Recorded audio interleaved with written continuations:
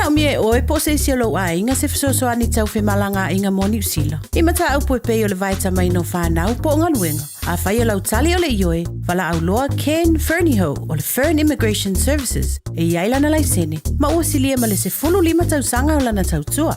E toa tele tangata o fesoasoani iai Ken, i mata upu tau whemalanga inga. E au fiai mata upu na o atu le tribunal, ma apili le minister.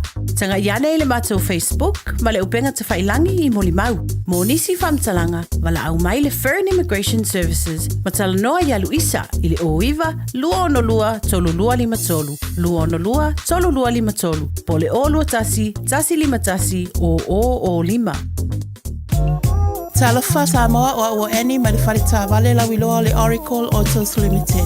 Fia whala wilo ato mato tā vale o lo whalu mia le mato la lai Penrose e mwhaina e filifili mai ai. A le aiso lai sene mwhaina mato whanga ina le passport o ai inga i le leilo ngaluenga le leilo tongi e tā lafu. Talia umai mato so se ngaluenga casual part-time o watu ma le whamasina. Ai whamania ina le finance o le ama watu ni so whamanianga. Food voucher lima selau tala ma le refill lima selau. Pafsota e mai eni le olua tasi o whaono pa whatasi lua pete suma ni mato ofisa autu fitulua tasi fitulua lima Grace Health Road Penrose. Taraflava o David Tua le nei o lo e whaafonga mai pei le Radio Samoa tasi lima i watolu a mo Samoa i manuia lau whaafonga ma lau whaasausaunga.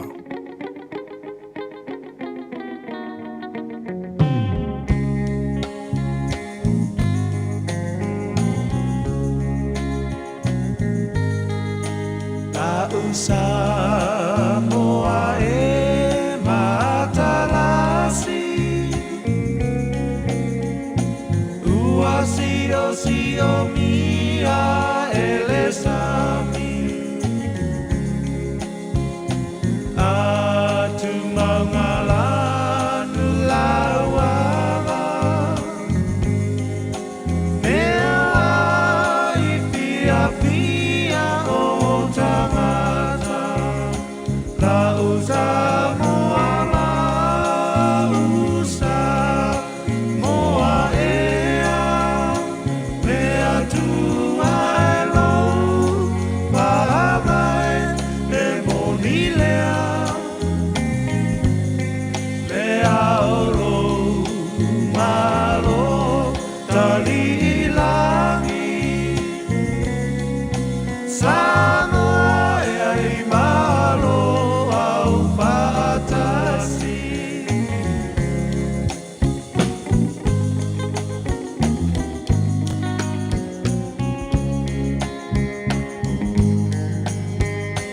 La tao e ile kueta e mapa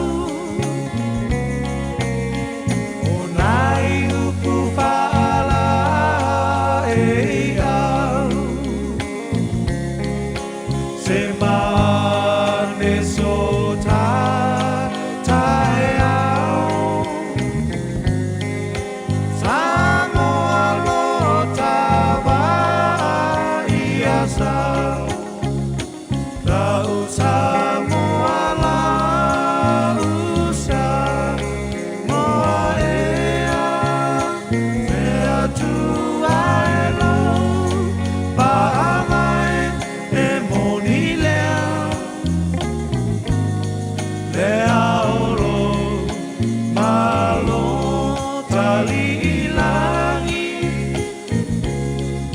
Samoa e ai malo au whaatasi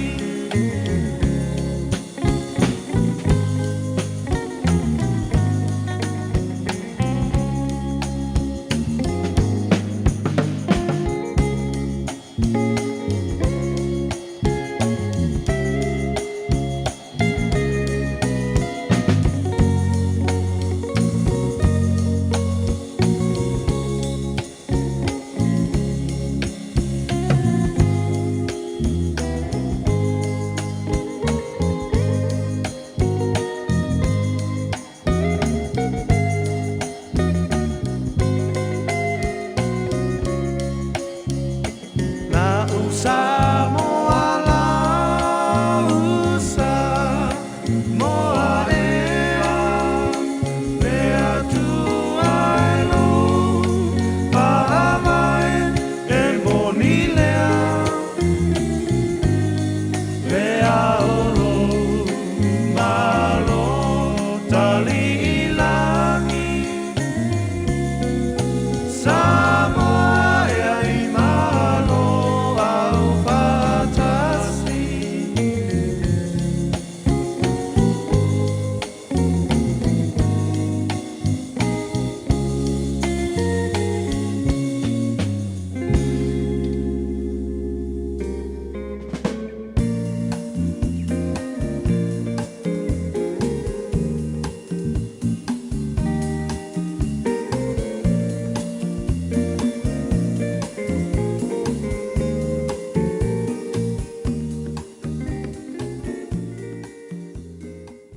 Ua na ole Radio Samoa se furulima iwa toru a mo e tautuaina o e ilangu ngana fitu aso le vai aso.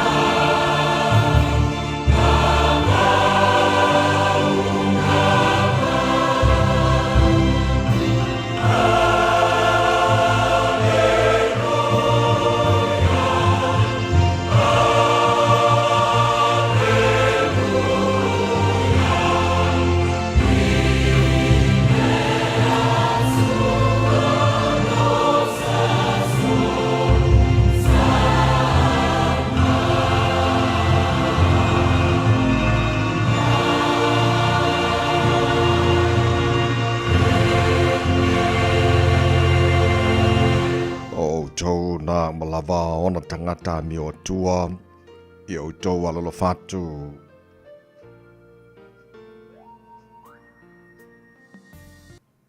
I o tau alolo fatu i le lii. E leo leo ina i le lii o e whamaoni. Ai matuata wia e ia o e a mio whamaolunga. O tau na malava o e whamoemoe i le lii. I nā whaaloto tele ia. E whaamalo sia fo e ia. O tau loto. Lo mātou tamai o le langi. Ia pa ia lo swafa. E siri ese lava oe e te tau maona mea i ante oe. Le vi inga pe o ra mātou ala usuai le nei tae ao. Se alanga ina vi inga e whaapale nai oelo mātua tua ma whaamanui nai o lo lava swafa siri ese. O le tua oe malia i mana oe menelei umalava. O le tua whaamaoni, o le tua lofa, o le tua i le liu o ranafi o le so tai hao, e o lava ngata anga me umalava. O le tua soifua ma le babau e o le whaamabau o le tua oe la e le vi inga o le mamalu o le tua oe pulupuru le matungo fi. Whaaftaila o mea lofa o le fau mātua maura nei tai hao. Whaaftaila o lofa mo mori ma te mai le wholaunga le tino nei tai hao sengi. Le ua ma le fua mai tapa au ma inga ma le whai fwoi whangunga le lei o auna. Pena mātua o wheala ma le fia o le mātua pese whaaftaile i ante oil o mātua tua whaaftai. Ue whaapopol nea sa whaudu whaita wina aso le sui fula tino ma le mātua wola. Wa mātua o li ai le nea sa whareile o sa fultasi a yaso o le masina yu lai o le wholaunga le neitu sanga. Ia o le mātua malangona ni yaso lo mātua tua o mātua tuinatu o ao whaamon mole se e tau te mai. I le wholaunga o whai nei. Awale tia whai wale a whengai mana tino. Le nei asa whauwai a mai. Mana tua pesa moa le tino e le mātua te talo. Anga lein whamaria le tino. Te pena mo lana whai ngā palota na masina lo manai. Te pena o te ngata lo mātua tua whapena fwoi mataitai. Ia le ngata le tofi te tai mai ante oi a ia whai fwoi marapoto. Whiliwhilinga le tino. Tu lai mai ni te tai ara lofa i ante oi matau tai sa moa moa ta he ao. Na ia mātua ainga mana ia mātua te ngata umai le ngata i sa moa o se tafora nei ki lope o lo alalan papa au aing. Ia iei le manui o lau fio lo mātua. Tua whamodia fwore nea tino o New Zealand. O lo mātua nofa mama waifa pena tino malavo nei lana langi. Ia, manuia fo ile. Tu mail mun panga o le tapo inga mal whaafunga anga nei mātua tu a sino le tino i maro maota malawara ni yaso. Tai tu roina pe lanto le mafana whana lo olofa nei veitau o le malulu. Whafo isia pelo lato sui fua laule le tino se te sili le nganga. Ia, o mea o mala whana mātua whaira ni yaso le tangata malana whai. Ia whai lava ina i fo i le vi inga i ate oi. Ta maa, whamodia mai. E le tautua rere sa mora nei aso a toa. Mātua wole mātua walau nei mea malawai ala. Swafa mana malo Yesu Kiriso. Lo mātua ri mora mātua whaola. Amen. Oh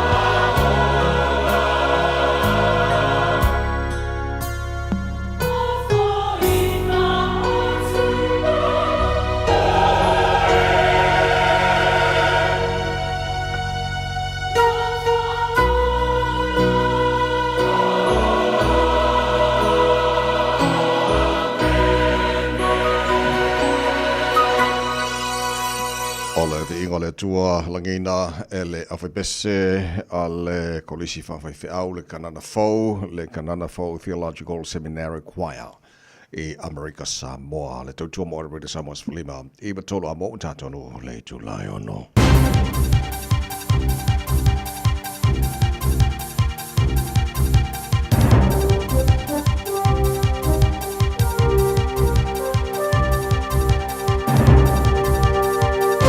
This update. A reminder, the grass isn't always greener on the other side as more New Zealanders take the leap to Australia. Stats NZ data shows 30,000 people crossed the ditch in the December 2024 year, a decade high. David Cooper, director of immigration firm Malcolm Pacific, says there are some unknown costs that people don't realise until they move. Go in with your eyes wide open. Make sure you've got enough money to keep you going if it's going to take you some time to get a job, because the Australian job market's getting tight as well. The Upper South Island is facing more heavy rain. Orange rain warnings have been issued for much of Nelson, Tasman and Marlborough, along with Northland, Auckland, the Coromandel, Waikato and Mount Taranaki. Another state of emergency has been declared in Nelson, Tasman. Local Civil Defence spokesperson Paul Shattuck says some areas have already been so badly damaged recently it will take time for them to recover. At the moment, we're just asking people, hey, you might want to pause on the cleanup and just get ready and just make sure that you're in the best possible situation to handle any additional rainfall that comes through. Belief all sectors will need to step up to deal with online scammers. The new Anti-Scam Alliance brings together government agencies, banks, telcos, digital platforms and consumer groups. The task force will share data about scams to shut them down in real time. The Royal Commission of Inquiry is wrapping up its first lot of public hearings today after a week of unpacking our pandemic response. The second phase is focusing on the 2021 lockdown, testing and vaccine mandate decisions. Te Pāti Māori has selected former broadcaster Oreni Kaipara as its candidate in the Tamaki Makaurau by-election. It was triggered by the death of Takutai Tash Kemp. Kaipara says she has a deep connection to the city and wants to uphold Takutai Tash Kemp's legacy. That's news. To sport, and Amanda Anisimova is into her first Grand Slam tennis final, knocking out world number one Aryna Sabalenka at Wimbledon. Craig Gabriel reports. Amanda Anisimova has maintained her winning record over Aryna Sabalenka. It's now 6-3. The American beat the world number one 6-4, 4-6, 6-4. The second game of the final set was crucial when Sabalenka didn't consolidate a break. Anisimova went up 5-2. Sabalenka had a small recovery, but Amanda broke the number one while she was trying to stay in the match. She'll meet Iga Swiatek in the final after her straight sets victory over Belinda Bencic. And Lydia Ko is tied for 76 after carding a 2-over par 73 in the opening round of the Evian Championship Golf Major. She's 8 strokes off the lead. That's sport. I'm Diana Vezic. Ua na ole Radio Samoa se furulima iwa toru a mo e tautuaina o e ilaungangana fitu aso le vai aso. Mole tai au no whaatalofa mo whaawhiloa I o te whaatu lima fo'i le abate le lava ma le whaaloalo sa mo le tino pele le pa ia ma le mamalo lau whaafongha kara nei tai au fau. Malo lava le soifua manuia whaamalo fo'i ia le tino I le whalau. Ia, ua manatu e whaatalofa swafa man malolo tātou ni whaolo Yesu Kiriso le o tātou maua I fo'i nei aso o le aso o whaia le tua tātou te ori ma tātou fia iai. Parapiti ailo na hanga lei u tātou maua nei tai au fau. O te whaatu lau fōi le whaasongo o amala te whalasa I o pa ia sau te whawhasa mo o la mala whaamai fōi le au whainga ruenga le tua. O au na tofi o le tātou ma taile langi o lo whaatu na paulia I so se vaenga au kilani ma New ma so se tafora nei ke lope. Au wale tautuaina o le tua mo lona whinangalo so se kanesia. O lo whaafale le manuai maruia le alo atu mo sauninga. O le whai ungara nei fōi wa yaso le whaafong wai le tua matausi sa o te mai tai malo sa luma le whanau lo tāra whaatasi le nei tai au fau. Ta lofa lava. Ya, a veile vi inga mana whaftai le tua o le fo o moni mailo tu si fo mana malosi o tātou sil whai fo I manua le o mala nei tai au le whai ungara nei veaso o tātou iai. Malo lava le folau le atino tātou whanono manuia I le tua ia tau tailo tātou matai le folau o nei aso ma tātou folau le lalo na lofa o tātou I le neas for reile se fulu matasi e aso le masino I lai o le tātou folau o le lua whenlua se fulu ma lima o se mai lofa fongo le pulakala me malo le tai au. Radio Samoa Svalima Eva Tolu Amo le whionga ngal mana Natasha vai loa so swani mai insignio le tanto Facebook ma YouTube Radio Samoa sera tasi pantea ma le whionga pesta aljo sio ma to ona nei tawai meni to toi no se pai le tula Eva le tai nei ya ma lo le se formulia ma lo so le tai fo le mana Whaamalo, fo ele langi mamai lau sisunga le aho ata vaivi, ia lava le tua, waulia mai fo ia le whai ungole nei fo a vai aso whatalo whati fo Samoa le atunu pele le nei tai au. Ma lo sorry, wo mari lo vai sorry. Waka ai fo I whala le vai aso kako ta vai. Ai sao le ya le atunu mo le am tainal nei tai au fo. Ya o se mai lau mai mo lau fa fonga ole lu tau mo le aso.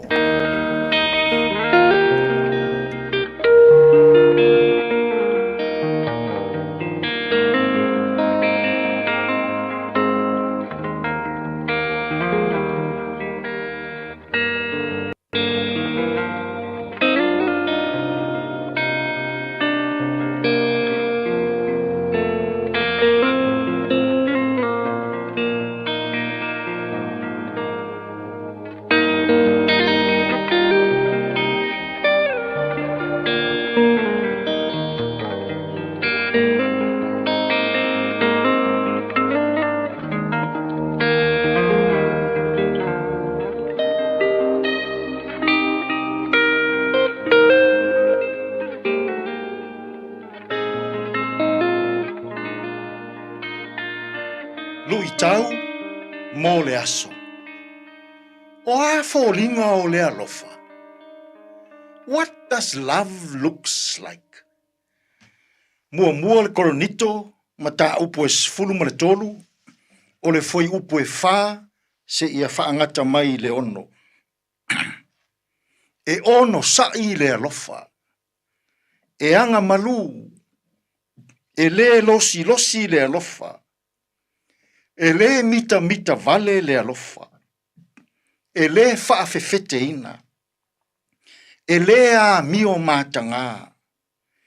E le sa ilia e ia ana lava mea. E le whaaita ngō fie. E le whaitau leanga. Wa tuu ina atu e nisi.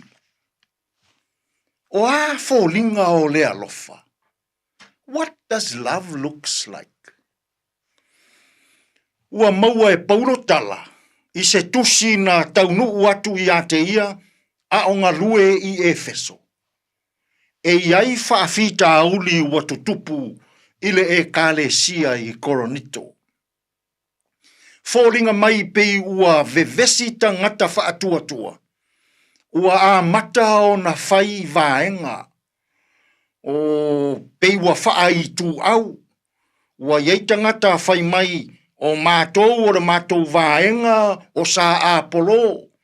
O mātou o le mātou vaenga, mātou te whaataua o ngā sa Paulo. O mātou te whaataua o ngā sa Keriso. Pei ua vai ai le e kalesia I Koronito. O le mafua anga lea. Na tusia I loa e Paulo lana tusi mua le nei ile e kalesia I Koronito. Se I wha tonu, se I toe ao atu, se I toe wha manatu atu. Le tā ua o le fina ngalo le atua I to tonu o se e kalesia. Fai mai Paulo ile e kalesia I Koronito. E ala ona ola fe vai ai se e kalesia. Ua le ai se alofa I to tonu o langa o tangata. Le ala a matalona pei e tau wha matala mai e Paulo. Pe wha pe I fōringa o le mea lea tau o le alofa. Whai mai Paulo I le e kalesia I Koronito. Koronito. O le alofa e ono sai. O le alofa e wha pale. O le alofa e le whaitau leanga o isi tangata. E anga malu O le alofa e le whaafewhete ina. O le alofa e le ita ngō fie. O le alofa e le whau leanga. O le alofa e le fia ina ua mālaia leisi tangata. Ai fia i le ami o tonu mai le atua. A o fia ngai nai whanau mai mālolonga o a onga i le nei fo i vai aso. Mātua, mānaia e whaamatala i nei whanau. Le tala le a Paulo whaingo fie malama e tau whaamatala ai. Fōringa o le nei upu e tau o le alofa. Mānaia le whaamatala ngā Paulo i le ekalesia i Kolenito. Mātua, whaavanoa nei soutaini. Whaavanoa lou afiafi. Whaavanoa lou ainga. Ia iai se taini mō lau whanau. Ai mānaia le lui tau le a Paulo e whaamatala i nei tamaiti. Pe whaape i fōringa o lea mea e tau o le alofa. For you children enjoying holidays this week, Paul is challenging us in his letter to the church in Corinth. What love looks like. Paul said, it looks like patient. It does not envy. Love is not boastful. Love rejoices in the truth. I le nei fo iaso i whiau mga luenga o whenga iai tātou. O le lui tau mō o tau mātua i le nei aso. Wa a matau na le aini whai ngā lotu i a fiafi a inga. E no nofo i lalo mātua whaafesa ngai mā lātou whanau e usu le pese. E whai tau le tusi pa ia. Ma whai le tatalo. Mā naia le pese si toia ina o vavai toma. E whai tau le tusi pa ia. Matatalo e le au noa. Te le mea nini i ai taua. E tātau o na whai. Samoa. Mātua. Mea nini ia ai taua. O whai ngā lotua a inga i a fiafi. Whaafesa ngai. Se i usu le pese. Se i whai le tatalo. Se i ave le tuua lalo. I lou a talii, ma lou a whawhine. I le neifo i vai aso o a onga. Tātou tatalo. Le atua pa i ai. O le ou le malosi umalava. Wa ala usu fo'i lo watunu I fe'au mga luenga o le ne yaso. Lilingi mai au whaamanuyanga, ia li matama itai o le ofisa whaasala lau nei. I le leitio ma le televise. Whaamanuia I nai tua a sina. Whaamanuia I nai whanau, ma mapu ma malo lo mai, ia o onga I le nei fo'i vai tau. Lea tuai. A o maia I nai whanau. Fōlinga o le alofa.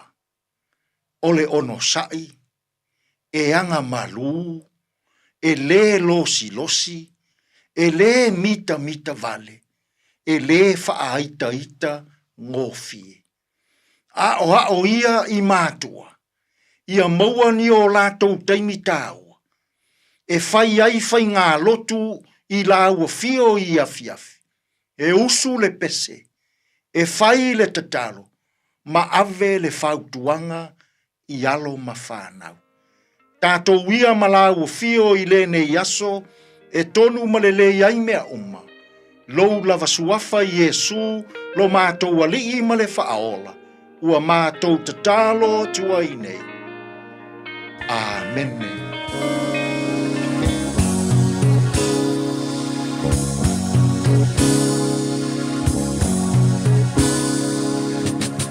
Tele fatali se matua ona ona wa ilea tele medeli altaua etata ona fai e fai taule tu si paia matatalo elea se imatua ona o waga lei matua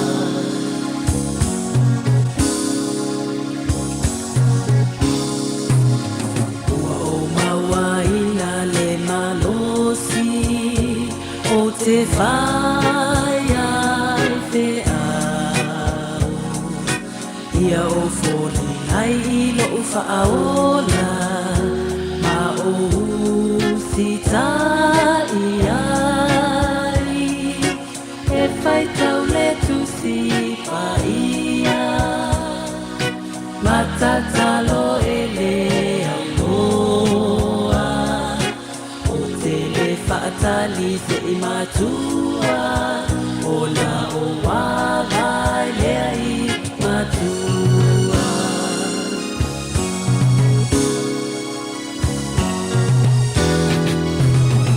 Fai e te alofa o matua o Iesu la valera o le usita I la valera na ia feta la iai e fai tau le tu si paia matatalo e le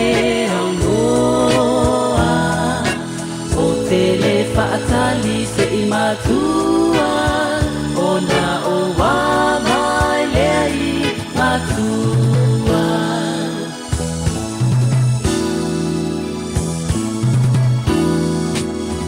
O Yesu lo fata ita inga ile ani o lele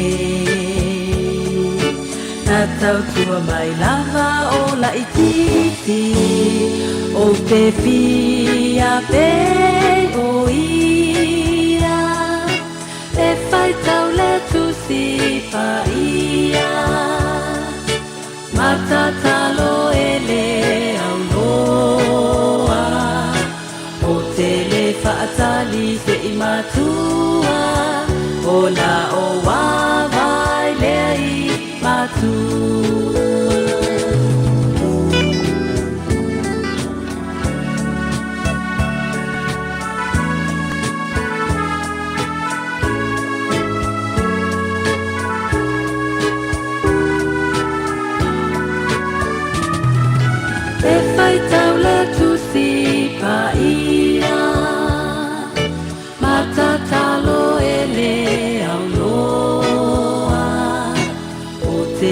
Fatali se imatua ona o wawai lei matua ona o wawai lei matua ona o wawai lei matua Puni lava a fai tau le tusipa ia fa mai ai ia loi tau mole aso nei foi tai au fo ia mole fa te tele so mal fa venga revenue so nga fa mole te penaina loi tau mole aso ia mo oe ma o matato o mal nei foi tai mal nei vai aso a toa se for male vale what ai nei le tu la e ono Ia nei minuto na whaakasolo fo leo tara musika sui fei filoi se mtrai whawhiawhia i ole nei tai au. Ia ma whaasiwa i maoe te ele maalili. Whaamala si au fo i lea tino lea lusi tuju mangaruenga na whaiunga o le vaiaso o tātou. Iai tu kwata le fitu le tai au nei. Whaamano mai so taimi mo le taurunga le nei vaiaso le tātou. Pukalame a reto leo la mai a Pastor Lafai le kopa. Today in history tātou wa whaipo ane mena tupu leso sutasi you like. Tilo tau sanga babai o le tai na fitu i le tātou nei. Whaponga telefoni ngara protania pēr tātou fitu le tātou nei o tātou pukalame a matanau nei fo i tai au fo. Ai tātou po babai po a mailunga la wala. Tātou le poti mailunga la wala. Talo whea ta vale le nei taimi o le tae au lunga o tātou au wala telefoi tātou rua ili poti o loo mai tau atu o loo matua ma lava le traffic e ulava foi na mai tau atu I whafo I o loo whaifo I sina to ulo na I wanga le nei taimi ia ai o leo loo mai tau atu o loo so lunga le lunga wa tātou wala te tele le ai se wha lava tau ta vale matua ngao lava le foi ili poti mai ele isia uo lea o loo whaimalanga atu le tae au kau le enka vale lunga la wala ia apta vale tau tua na pea le saunga le mu ma le sawa whatulanga ina I lunga la tele nei taimi o le tae au manuia le anga ia to la tunu mai la tau fo I wa manava le nei taimi o le tae au malua le tau radio Samoa luas fulu minuto te ai le tula e ono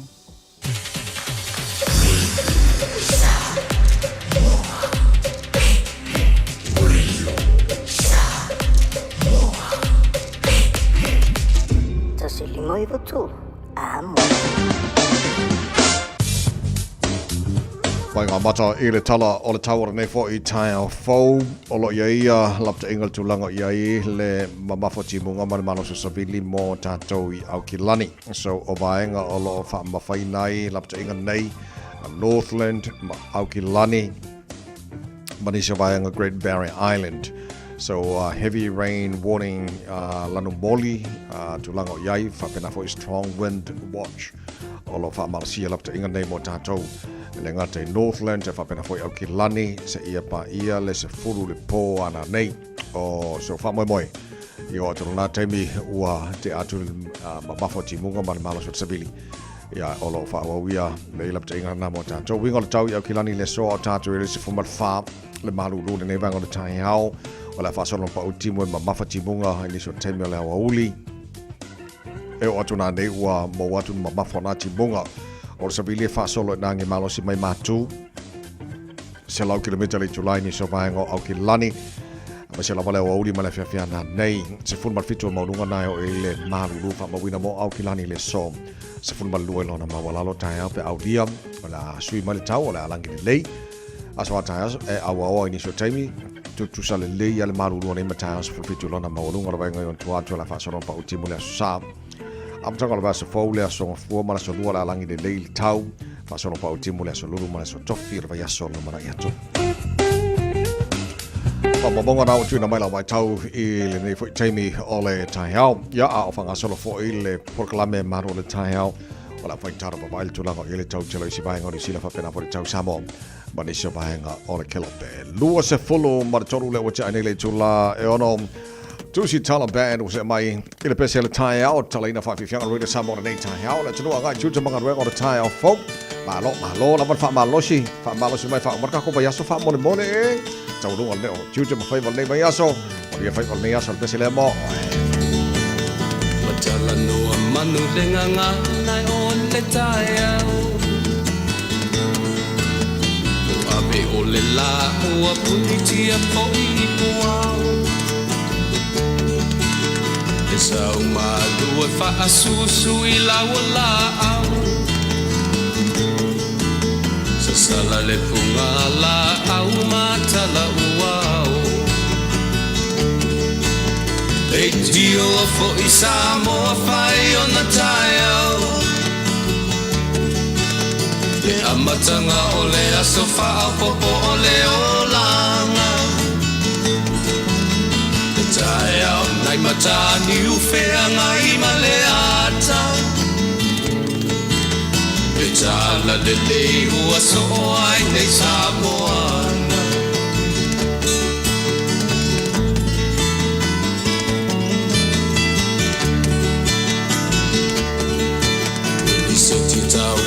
le sua malie o le vine ula Ma pau fonga o le lupe lunga o le moso oi pula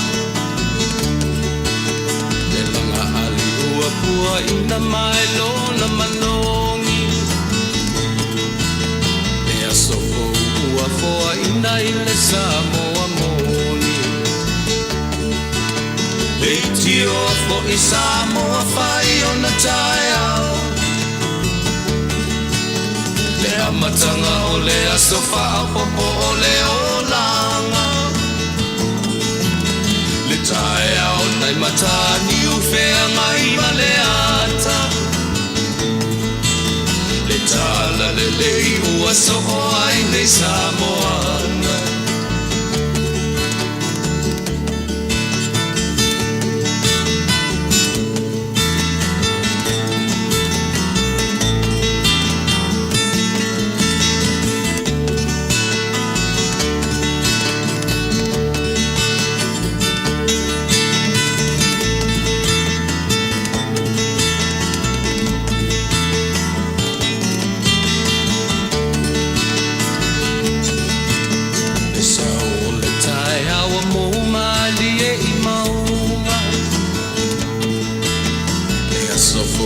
Valo ia I mapaupauna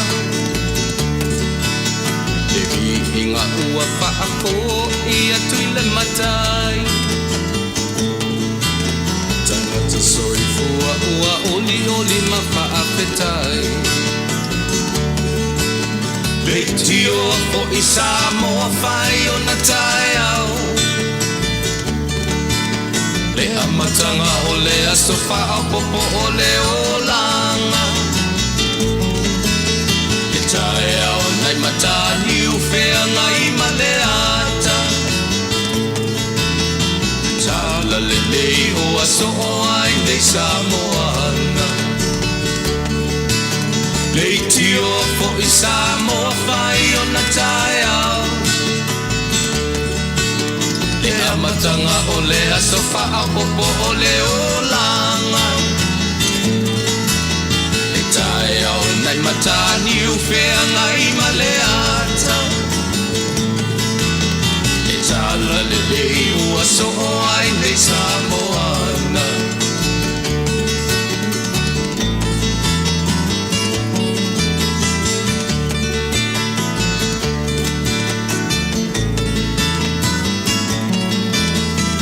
Silua tolo fa. Lo so mal fiti lo mo tai le tu lai ono.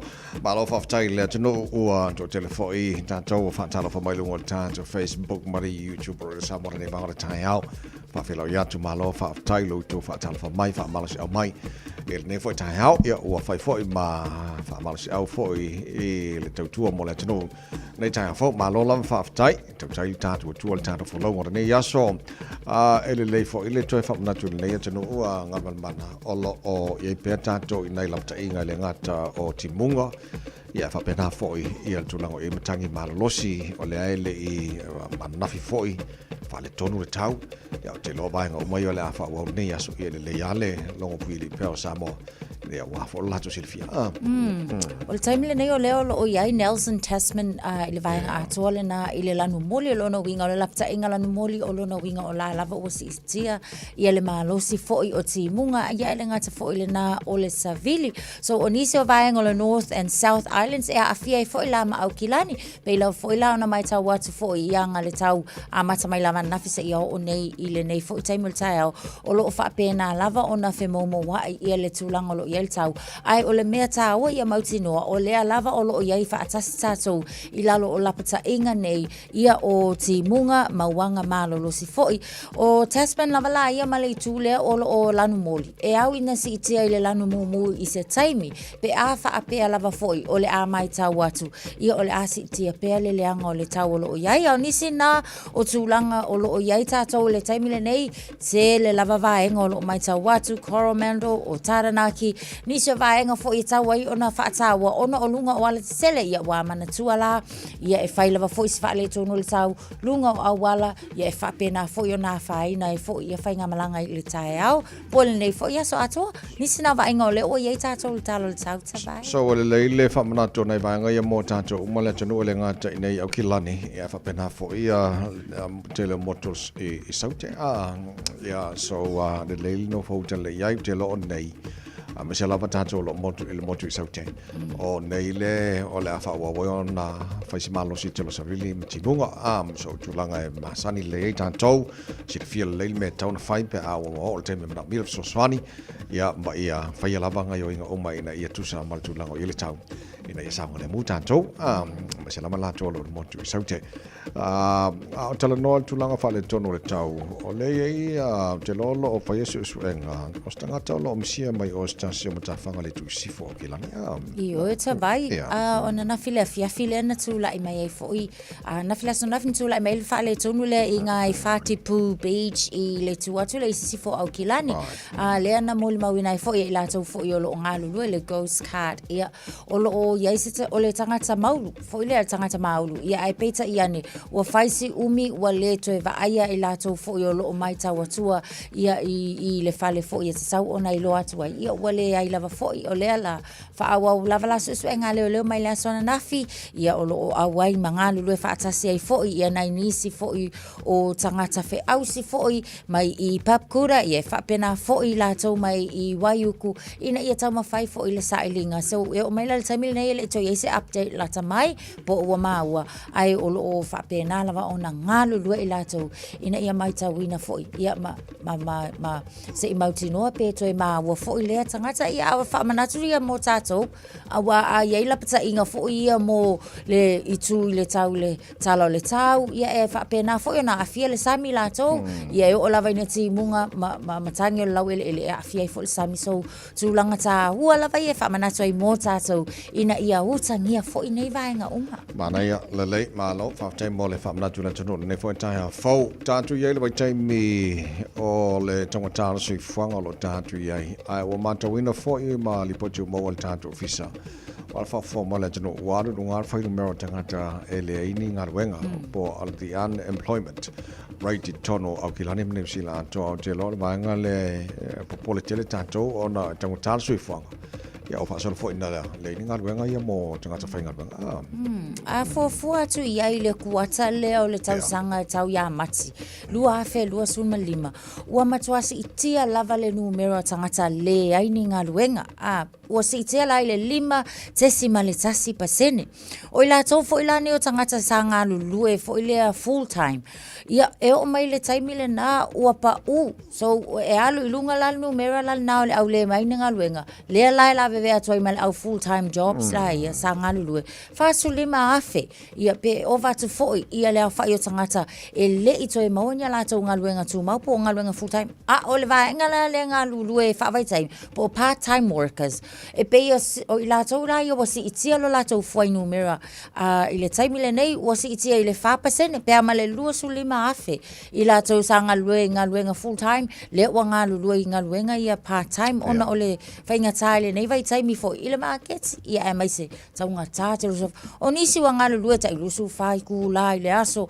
ia o nisi lava foi ia wa tele pe amale fitu ngā luenga le isi tangata le o moli mau mai sa ngā lue full time ne wa part time pe amale fiku ngā luenga ia lo tamo fai ngā lue ai ina ia mafai lava ona sustain fo ilele ma maua le income so wa fo le tau so fanga ne vai time ia sa le o lo ia le tel tunungo le malo o fa solo le economy New Zealand in to fa fo ilele lei e fo le tel tunungo le so sani le mo ia yo ngalwenga mo la to nei pe ona ta o tele la o le mo ngalwenga so fa mo ko recover mai le economy New Zealand wala mo se so sani ya mo ngalwenga mo la to nei o ko ke le ngalwenga mo ne pe temi no wonder why ma li poti olm ko ke la gu sila le wo of skadi ya le fai mo homework ya le tu wo nei ki fo la fa pe ai lang be makale le mukia yo la ko ye si dia kula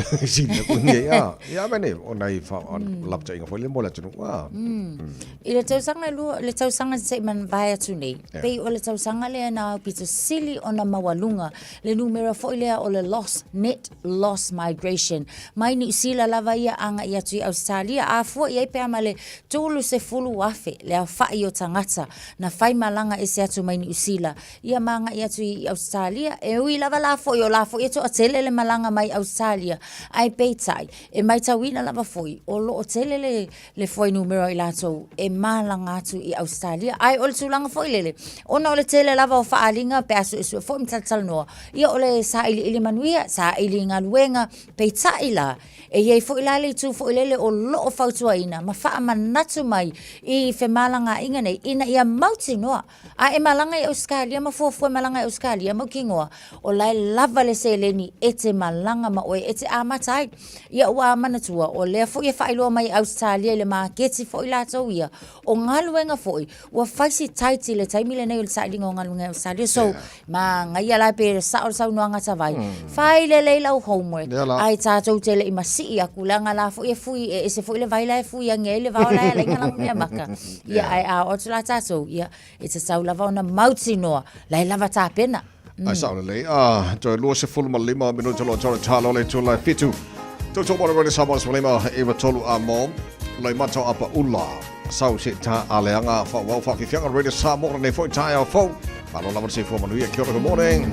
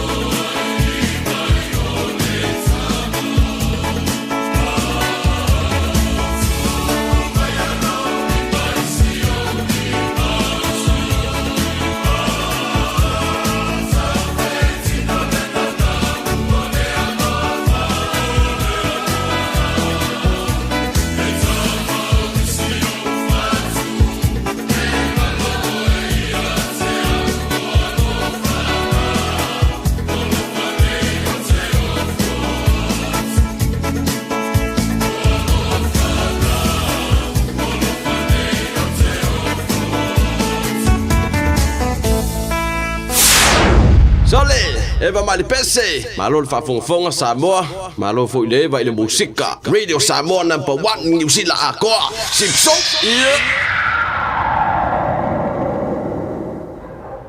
It's tough when roaming dogs don't get claimed by their owners. Often they're unregistered, so we have no way to reach them. He doesn't deserve it. He just wants to go home. He never should have been allowed out on his own.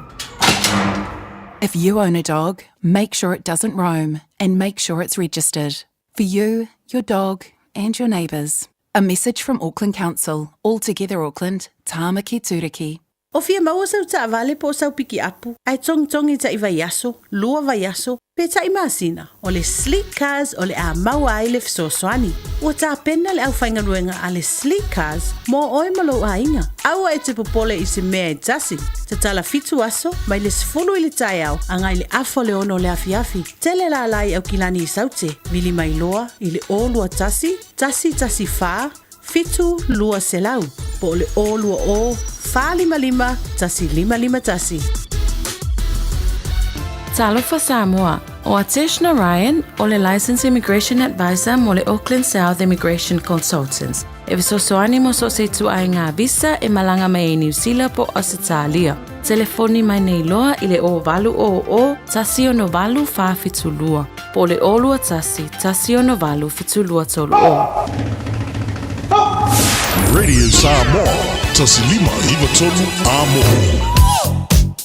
Nai nisi swinga le wa lunga le awala tele le time le nei Eden Terrace i tutono le CBD lo mai tau atu na ua feo lolo le pisi le na wa iai Great North Road faisi feo lolo fo i le time le nei lunga le tatu State Highway Sumaleono Central Motorway Junction to West Auckland le na ua feo lolo mama mafanisi o vaenga o le ala tele le time le nei fa pena fo i la i le vaenga le na Brigham Creek Road o le na fo i lo mai tau atu ua feo lolo le pisi le na o iai Southern Motorway Central Motorway Junction to Kaipa Pass ma le vaenga le nai viaduct o le wa mai tawatu ma mafa le traffic le na o o yei tātou le taimi le nei manu kawanga yatu i Papkura ia i lunga le State Highway 1 o lo mai tawatu taimi fo i le nei o le na ua whiorolo ma mafa nisi o vaenga o le tātou awala le na o yei i apta avale tautua na lo saunga le mu le nei taimi o le tai au ma lo le tai Radio Samoa to is full fitu minuta na tale o le tu lai fitu Radio Samoa. Taslima iwatolu amo. Talofa, we're the Katinas, and you're listening to Radio Samoa on 1593 AM.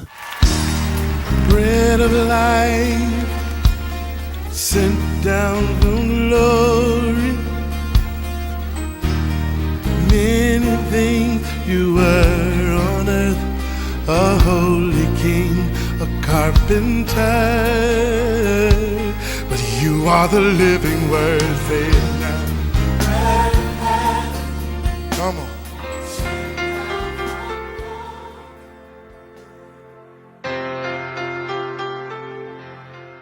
Alofa tātou atunuu, mai tātou polkalambe o le areto le ola le yaso, ma lo lava le soifua manuia.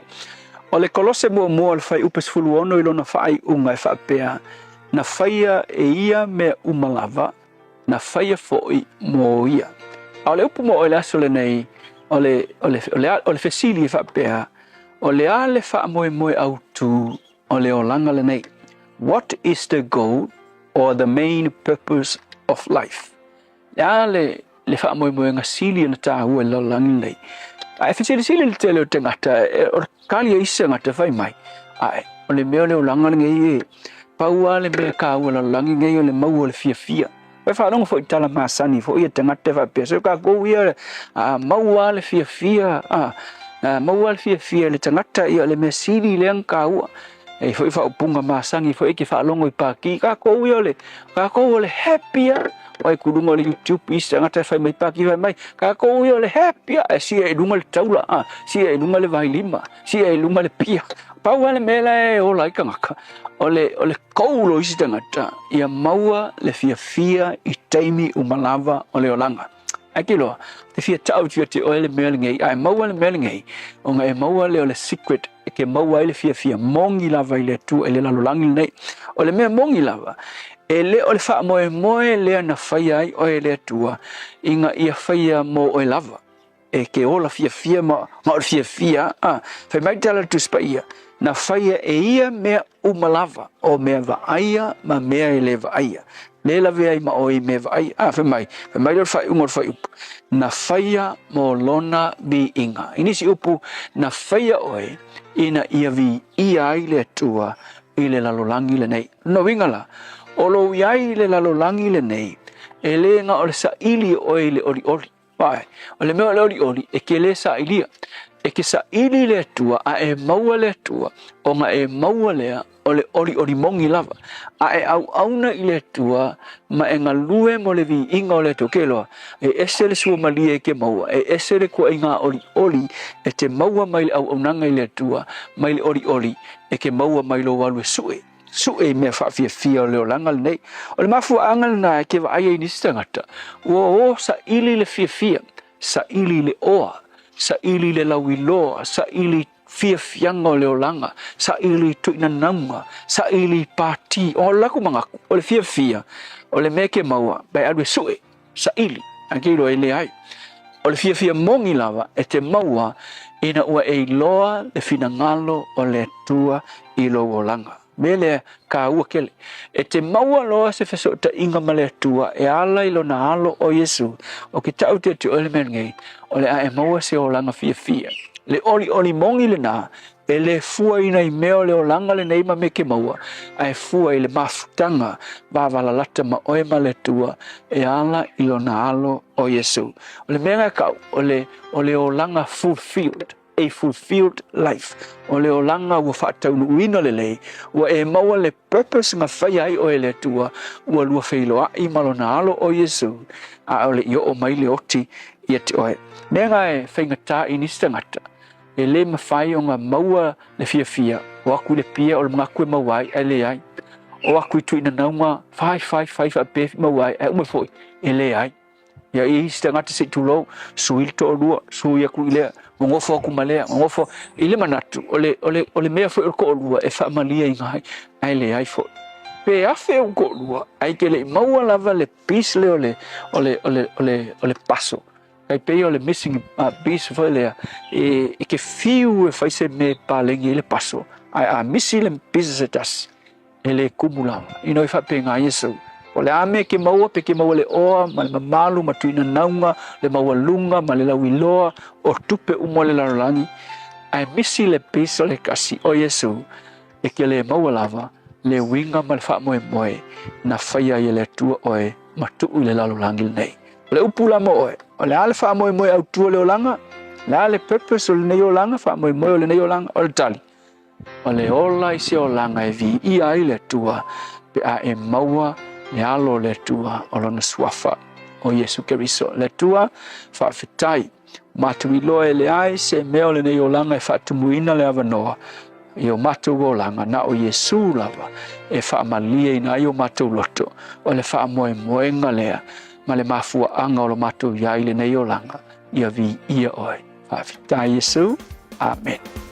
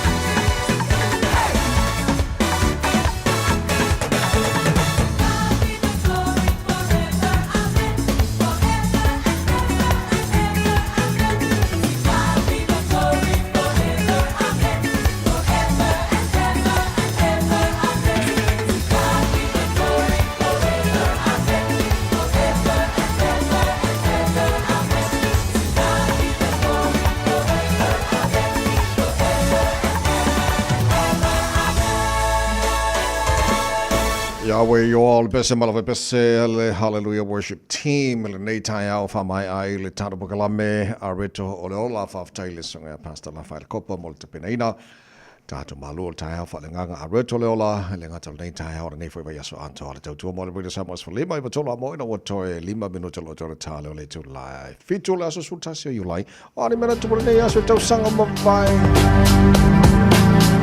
So sanga te siva valulua na manu malo ai Italia ia West Germany ila lata alonga muli i le FIFA World Cup final le nasa whataunuina i Spain. So siva valu so sanga le nei na haya ina i le lii fusulau iloa Mike Tyson le susunga ia Donald Trump e avea mana advisor. Ta siva i valima ia na whapena fo ina whalau iloa i stasio pese fo i fia i tuplang talavo ia so la bombastic ale susunga ia Shaki. Lua fe lua sumatolu lua fulu i lata una mali liu tono intia i le vaitaimi o ti munga mamafa i le ngata le na o lo longa mafaita sili whapenau tapunia foi awala pea ma le fitu se laut tono intia. Nisi na o vaingai mena tupile nei aso tau sanga ua mawai.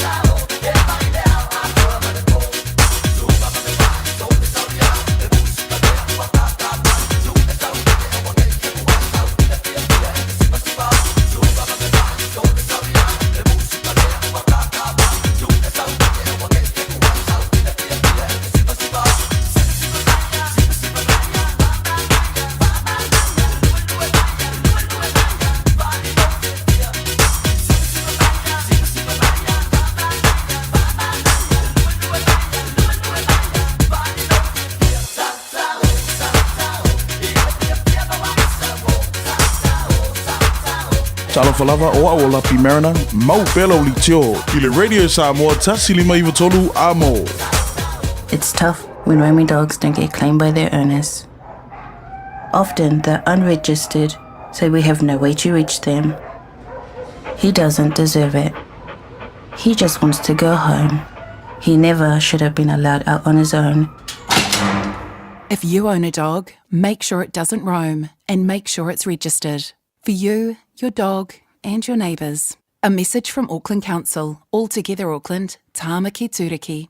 Awane e misiele tuisamo Manhattan Mid-Year Dance e whaiele stona I aso se fulmala iwa iulai. Am talia le tulai fitu le fiafi. Na le fastful lima talai le tangata e te fiwa tau mawhama e tau sami le po atoa. O la whawhiwhia i le tuisamo band. Awane ngalo le tua tusio le iwa fantasi a Dominion Road I Mount Roscoe. Whaoso ta I lola whale tui a Liz e le olua tasi o iwa tasi o fitu o valuvalu. Mo se laulau mo oe, maupa anga po o si o a inga. Le tuisamo Manhattan Mid-Year Dance le astonai aso se fulu iwa Iulai lua felua lima.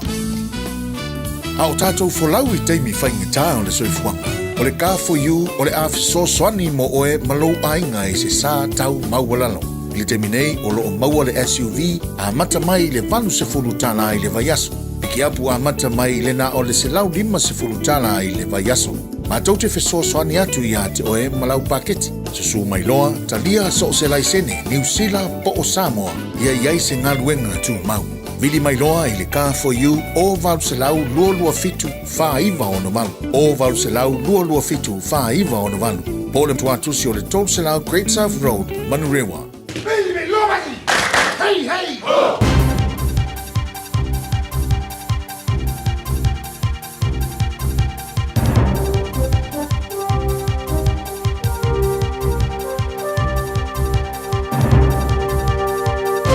In this update, artificial intelligence is leading to a surge in cheating in school exams. Education officials investigated 876 exam breaches last year, 250% more than in 2019. 59 investigations were officially linked to AI use. Nelson, Tasman is back under a state of emergency as it faces another bout of heavy rain. An orange rain warning's in effect until 11 tonight. Met Service says people should be prepared for flooding, slips and evacuations. Forecaster Tape Makabutanye says orange rain warnings have also been issued for Marlborough, Mount Taranaki, Waikato, the Coromandel, Auckland and Northland in the North Island. A large weather system moving over the country from the Tasman Sea with heavy rain and strong winds. The Royal Commission of Inquiry is wrapping up its first lot of public hearings today after a week of unpacking our pandemic response. The second phase is focusing on the 2021 lockdown, testing and vaccine mandate decisions. More competition in the media landscape has magazines fighting for their survival. The likes of The Listener, Women's Day and New Zealand Women's Weekly are up for sale. Media commentator Duncan Greaves says magazines used to be money-making machines generating premium advertising revenue. That kind of stuff has gone to other places now, even though there is still a robust, if ageing, audience for magazines. New insights into the origins of an ancient waka discovered in the Chatham Islands have been revealed. The Ministry for Culture and Heritage released a report on the partially excavated waka found in pieces on the coast of the Chathams. Deputy Secretary for Māori Crown Partnerships, Glenys Philip Barbara, says experts believe it came from a time when the Pacific was still being settled. So there's quite an important story for this waka to tell, not just to us, but to the Pacific and potentially the world. That's news. Sport, and Amanda Anisimova and Iga Swiatek will contest the women's singles final at Wimbledon after defeating Aryna Sabalenka and Belinda Bencic respectively. Anisimova says she feels vindicated after a mental health sabbatical in 2023. I think it goes to show that it is possible. That's a really special message that I think I've been able to show, because when I took my break, a lot of people told me that you would never make it to the top again. And France have shuffled nearly all of their run-on side for the second test against the All Blacks tomorrow night. Les Bleus had 8 debutants last week and 4 more have been added via the pack this time. Hooker Gatan Barlow takes over the captaincy from midfielder Gael Fiku, who is left out of the 23. That's sport. I'm Diana Vezic. Tasilima Ivatolu Amo Radio Samoa. Leo yesu swinga tele lungo tato awala ile time le nei pe ona fala ulo atfo ile time ile imavai tele atu ile mawatu ia na ona ivaenga lava na lungo tato state highway suma le ono leo mai tawa tu lava ia ole na olo fai lava sipisi mai nga ile central motorway junction ia o fai sipisi mai ya o ina time le nei olo tu mau pe la foi ia fa pena foi le vaenga le na le nga ia nei ina Kuiper Pass ia ma viaduct pa na nei vaenga ole na lava olo tu mau ia le mama fa o le traffic le nalo ia le time le nei o ni se vaenga o le na lava fo o lo ta to lava le awala i ta to nga file mu o le nei fo i tai au fio lolo ia le se fa lava ta vale ta na ta vale ta si si a pe lo saunga le mu lunga le awala nei time o le tai au ina o fa minute se ai le to life fitsu Sole, eva mali pese. Malo le whaafonga Samoa. Malo fo ile va ile musika. Radio Samoa #1 New Zealand akoa. Simpson.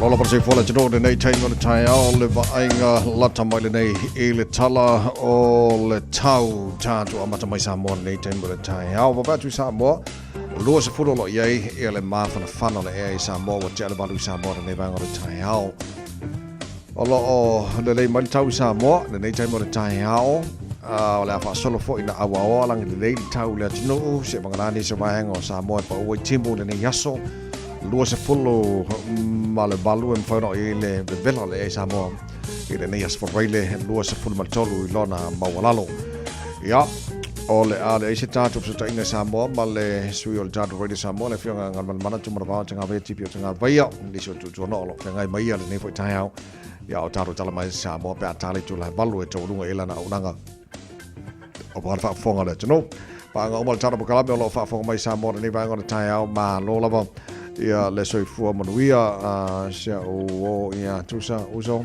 la fatele atu nei tai au fa tele fa tala fo mai e le nei foi tai au ia manuia la ka pe adu malai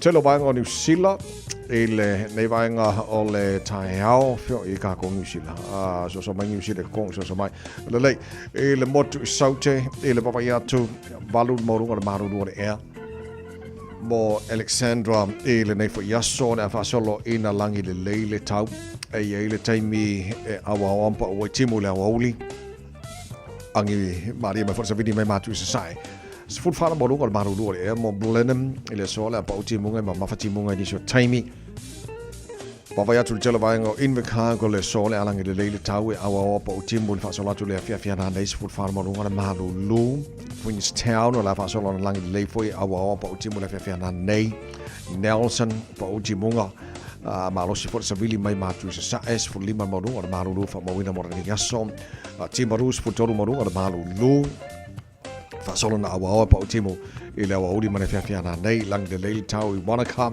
fa solo ina awa ma pa utimu le fia na nei ile papa ya tu Dunedin la langi le foi tau fa solo na awa ia le tau le awa uli fa solo nangi mari ma savini me matu sa es fu lor mo o malu fa mo wina mo le air e Dunedin le so le ayo fungala au kara stete good morning ma lola por si fu mo ia fa solo na awa o le tau langi le lei fo initial timing es fu toru mo o malu fa mo wina mo kala stete e le so tatu se mai le motu matu pito la bunga le motu matu I kai taia wala fa solo pa utimu ma mafati munga initial timing sa bilio fa solo nangi malo si mai matu sa e ile malo si sala kilomita tu la ini so time la wodi mana fia na nice football bodunga na yo ile maru do e mo kai taia ile so ile la mo Wellington malo si fo mo ile nei tai hao fa solo ina awa pa ultimo ini so time la woli as for lima bodunga maru do fa mo ina mo Wellington ile so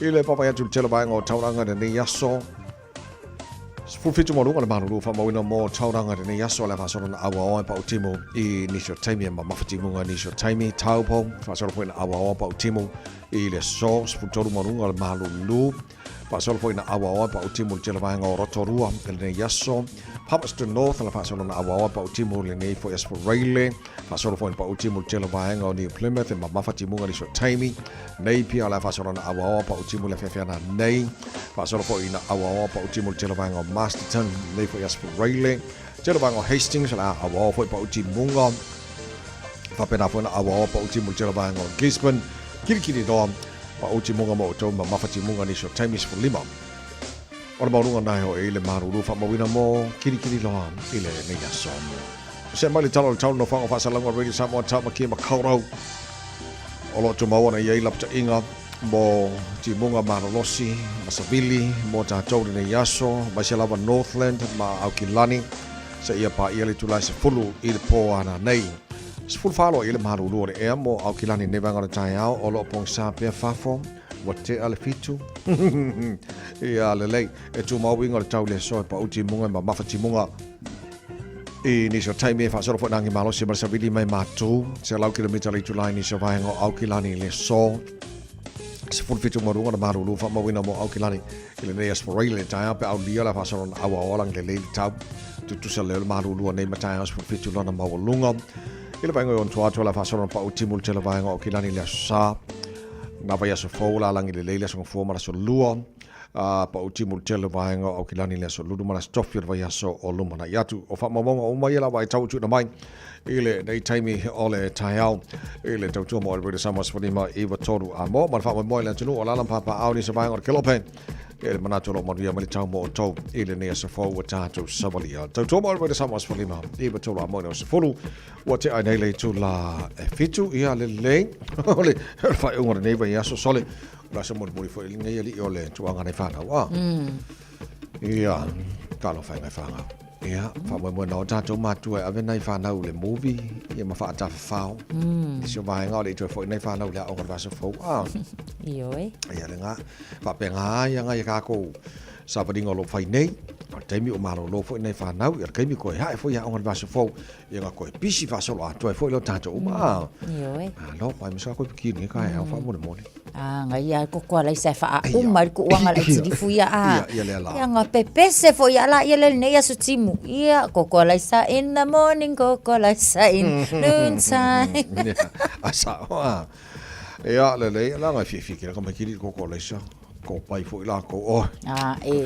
yoi ba ka kia ia ole tu langa na iai o se mele tele fa yo le piti o tai fa mo fa ya kwari kia ka mai ki la ko fa ka su mai ka ko la matu so sila te mana ia fo I tono ai ngole time family time ole no fo le la lo nei matu fa la tu piti ma mai mana ia wa tu la fono ma san telo ai nga fo lele all time family time no devices at all ma kwa ia ave le ko wa tablets mo ko ke phone ko fa le ia le poko ia mai se mo kwa spend le quality time ia time ma fu time ne ai nga which o se mele le tene ia ma ne fu pe fa ma san I tamo ti fa pena ia ke wala ngol time yo a mesa kami o breakfast le tai ao kami o le dina le fiafi pe o le lu taule na mangi ka ao o ka ulengi ai ngo ko fengi la ko a fiafi fale ainga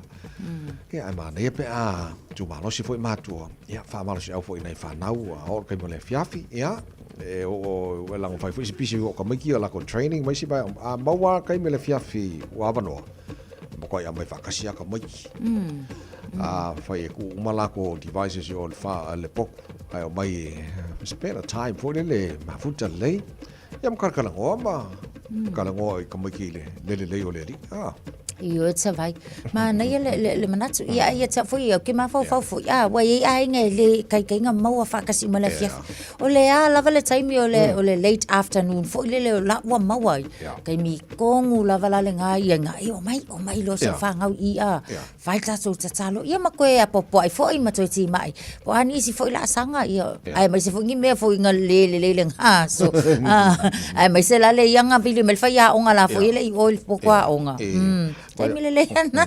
Vai ka fio po o po pa o song po kala ngoa fa le iai tala no fa le iai ia ma fais tu te talo se ka wanga fa ka sil tala no mal te talo e mana ia na e man via fo nei fa na mo tai hao ia wa pio me mana ia na lu tau ni fo aspirate of ka le fo ia mal te pena nei fa na to fo na fa ia so fo le onga ia ai on sai bai matua on sai mai wa la fo nga ia maro longa lu vai aso ia ko yo fo le vai aso ko pa o fo ka ko mo ka me kila o ka penga le ka me ka ya ka ko pele ki o mga piki o piki ka ko pele ki mo ta longa le tai ao o le host Wellington el ta longa le tai ao ka ko ba vai fo po la se ka la ia ile ba ba tu pe ao te loe la ti tana swinga ia na fa el fa ao mo o pele ki la ka vai ao ai ma ngai ia fo ila mana tol fa o fa ia o ngale o ia tai mi fo ile mo ta longa nei ia fa mai ta ta ona vavel ma fa fa o tamata alo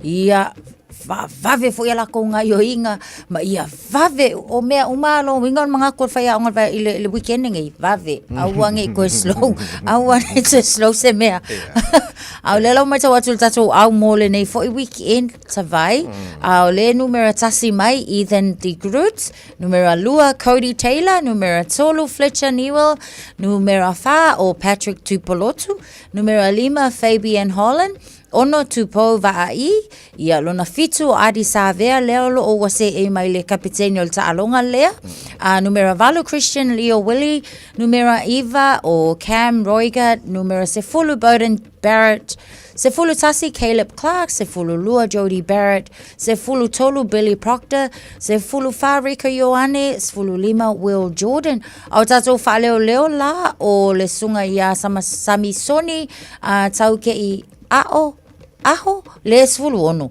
Ia sfulfitu Ollie Norris, se fulu valu Pasilio Tosi, se fulu Iva, o lo ia sami penifi nau luas fulu Duplessis Kirifi, numero lusu tasi Cortez Ratima, lusu malua Timosi Tava Nawai, ia ai lusu tolu lale e ai fo ia ma Damien Mackenzie. Tatou aula le na ma la tu fa leo le nei foi weekend. Mana ia so le tulanga na ile Ta'alonga mal pikino le tatu ol peleki so pe na swinga na le o ia ai kausia ia so ne Ta'alonga fa Ta'alonga tamal le o tupova ile ne malono wa tamal masalin ta alo loka fo le ia ia tele lo pole ale game plan ale fa ya ngale yai pole me fa nga ia loka tot wa wala nga fu ko umio kamale o piki ia ko le fama le lima la ko maleo ai yo kwa I le leifo ia kama ia le on peleki la to ia ma na ia lo Samoa na wa ma ne fo so Ta'alonga lua Christian Leo Willie ma na ia ia ai fa le lo mai ia le fo ia lo Samoa Duplessis Kirifi ia ma ko kele lo Samoa ia ma na ia ke le plak fo la ko fo mai le wingi Rico Ioane wingo wingi uma kama Samoa Rico Ioane ma le piko ai ke le plak o le piko o so ma ia so ia le o va fo le under 20 New Zealand sole ai se mo ka ki fo le under 20 New Zealand la iri man na ia tavai o le lawa qualify tato mo le semi finals io ile tau vanga lava fo ile po le Ta'alonga le under 20s le o le afa tau wina fo isi taimi o lumanai ai le na bani malo ile awa Ayalani ia la tau ai ono suma le iva ile lua suma makua ma ngai le Ta'alonga mai tini tavai ai pe o te le mai lua but o le o mana maua le tiu o le te ma salo ale se tonga o se Samoa le sa ave nei makapeteni ma ole o ave makapeteni mai lai I le vaenga le I Crusaders pole au fo ia Canterbury le sa ta alo ai fo ma na ia fo I le tamfai le nei fo I alo ia manisi uma o tamaiti nei o ta alo ia o tamaiti lava fo in filifili ai o le mela le o mai tawina le la wo qualify ta to mo semi finals o la fo e lead mai ia South Africa fo ila to ia ila la to pool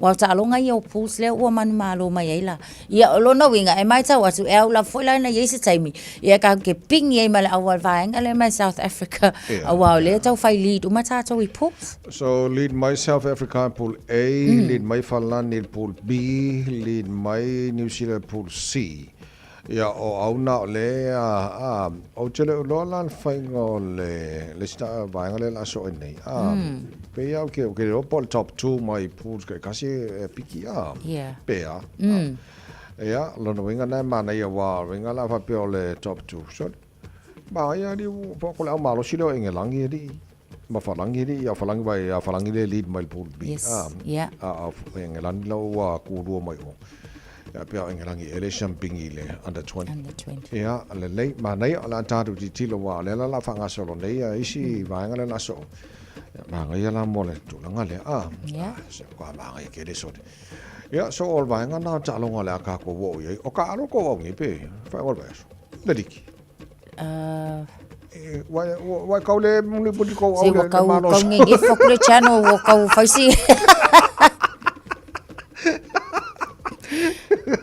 ia le lei se I va aku poka aloka ko Warriors il fa mo ba yaso ia la fo la so la tatu sa uni in ka ku ia ko nga evele madiu ia ma si ia ma ia ele o ka alo ia ita vai sorry ia so ia se sale se full tolu o you like Sukuru, ia la sala sa wi. Sa lea o lo ta alo ai. Ke le la tatou ta alonga le NRL.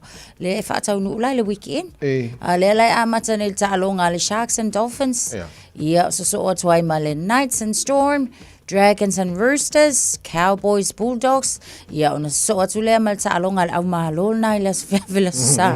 Warriors and West Tigers. Ia o Eels and Panthers. Ia and then Titans and Broncos. So ta alonga la ia le weekend. Ia so le ia le late so maria le alo to alo matama fana le tino mo tatu talonga fa ora ne foi ia so na onto fa manatu le avano mai sui o tanto radio Samoa pia le fionga ngal mana tu va tanga vaia tipo tanga vaia mo tatu talanoanga per masini es for ile veste tasi ia lo te pena mai mo tatu tar fo to lunga ilan to tu pe tale tu la balu i le tai nei tu mo radio Samoa for lima eva tolu mo for a mai whapipianga mai de Melissa Band o nei tai hau. Ia so idea mal tau runga lebe aso tana club ngal po tani think a minute. Malo of Taylor to no fatas mal nei tai hau tatu sanga luel pona po. O mai foi ngal sa fenga e malo fa malos. Corsiere mo se sia. Mo lunga sene. Mo lunga seleni. Good morning.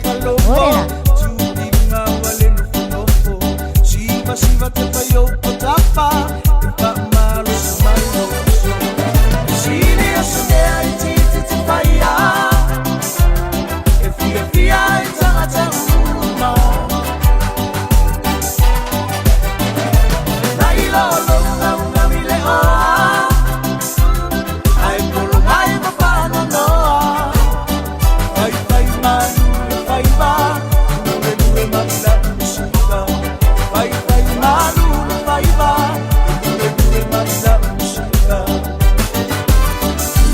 e a uscita e finisce una fagna e a uscita e I don't know se non li lo fa mossa ma fa malo le fai va sa il manu io mo aina o le au fai pata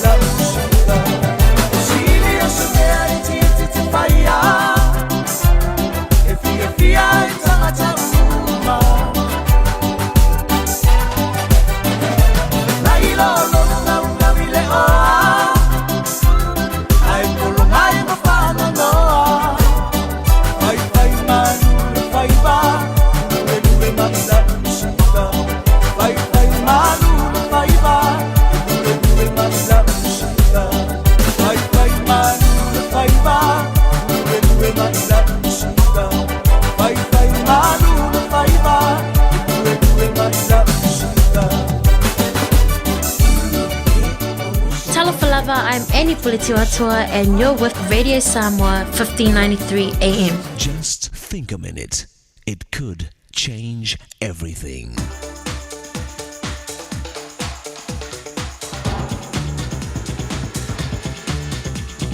Think a minute.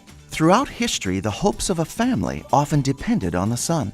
Parents and daughters would sacrifice to help the son succeed. Well, almost 200 years ago, a family in Yorkshire, England had 3 daughters and only 1 son, named Branwell. Branwell was considered the family's smartest child. At a young age, he showed amazing talents for art and literature. His drawings and paintings, as well as his poetry and other writings, promised him and his family a bright future. So for years, Branwell's 3 sisters worked and saved money to help their brother get the education and job experiences he needed to reach his great potential. But again and again, Branwell wasted the opportunities that his sisters worked so hard to give him. Even when their brother became a drug addict and alcoholic, his sisters still continued working and trying to help him succeed. Sadly, to this day, Branwell's paintings and writings remain unknown. It appeared that his sisters' many years of labor and devotion to their brother's dreams were wasted. But you see, during all those years, while they were working to finance and support their brother, in their spare time, usually at night by candlelight, his sisters themselves tried to do their own writing and live up to their brother's writing ability. But unlike their brother, they succeeded. In fact, all 3 sisters wrote famous books. Anne wrote the novel Agnes Grey. Emily was the author of the classic Wuthering Heights. And Charlotte wrote the famous Jane Eyre. Anne, Emily, and Charlotte Bronte. It's wrong when parents choose a favorite child. But God never fails to love each of his children completely the same. In fact, every child of God is his favorite, son and daughter. Only God is able to love like that. So why not ask the perfect Father to be your father? Today you can become his child. Just ask him to forgive you for living your own way and to take control of your heart and life every day. Then the rest of your life, you will have the privilege and joy of being his favorite child. Just think a minute. If you'd like a free CD of our top 40 programs, write to us on the internet at www.thinkaminute.com and catch us tomorrow at this same time when we stop and think a minute.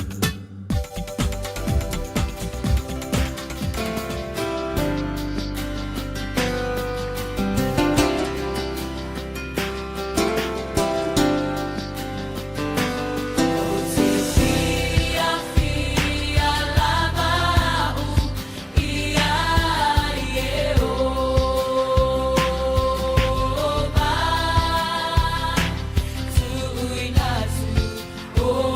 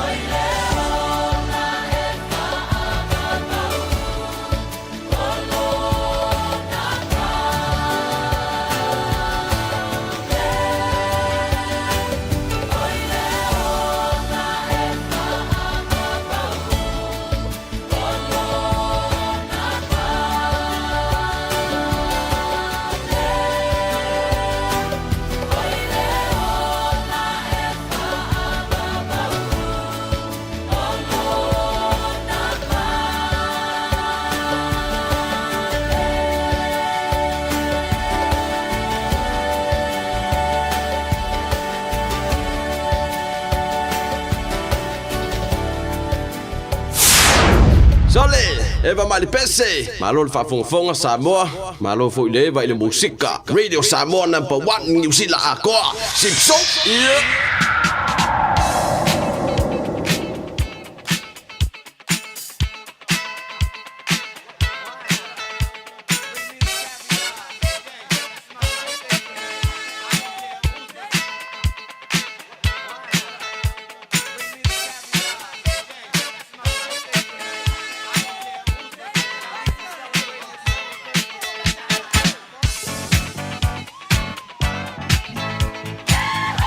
Ngas whanaola so wharoile nei sa fultase you lai wa matala le telefoni mo oe tolu fitu tasi lima iwa tolu.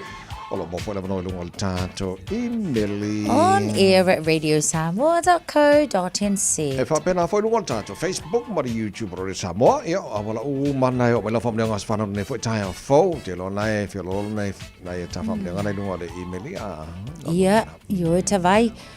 O iai fo i mal tatou whaamanianga lele wa taunu mai lunga le tatou apia fōlinga whaamua atu mai a Simanu a Iosefa o le alofaanga o le aso whanau se ua whawhine o to o ono Iosefa whangota o le aso e ato ailo na lua se fuluwalu tausanga whamanuia le atua i lo waso soifua alofa le atua ia whaopopo ni si aso se tele e te ola ma soifua ai pea a wale tausinga o le whanau ma le ainga ai mai saile ngā luenga a le atua o lo ngā lulue ma au nā tuai o lo whaanga ia o lo utama ma lo tina o uso ma o tuangane mo oe le awhawhine. God bless. Se fa natu lanta telefoni mo mone fa mone mana leu ta mana si fua. Ya lange mai lau sunga la wa o mai sfort kausala. Ya. Ya o asa fa nge le masanga ka mai kai lea. O Maria Mareta. Yo nyalo foi fa singo wa ya ke le asau mo fiso. Astinga ya funga mo so ya sau. Ya mai so man rewe ngi mahia.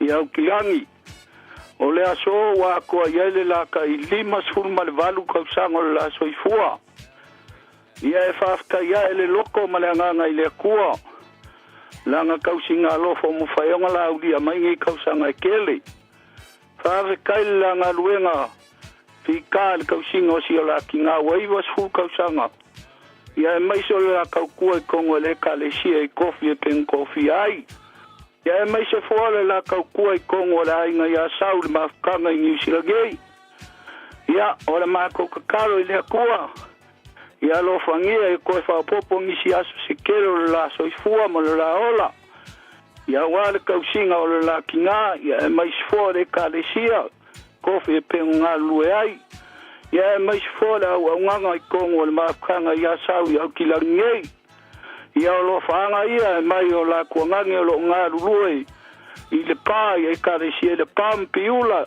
ia ka vika maseloka ia mai so la kuangangi ia uskalia ia la salo malainga ia salo I afiskalia ia mai soa inga u malava I sa moi upolu masavai ia mai so kupai masalai I upolu ia o lo momoni mai fo lo fanga sunga ya la ku mal ku finga seka o le o ku angei ya o ko malanga ku sa mo kanu malanga mai ia war ku le malo sunga ya kingo kio la uso mal ku ngange ia lo momoni mai pero fanga mo rua ia mai so ka ku nga ko la ya ki la ngel ma fanga sa ia mai so lo fanga fo yo le ko ia e fa si lo fanga o si lo kinga alu so ifua mo feo la mayela ngei ia lo mo pero nga malosi ia la kakuli maliko kufunga mo masoi fa kailava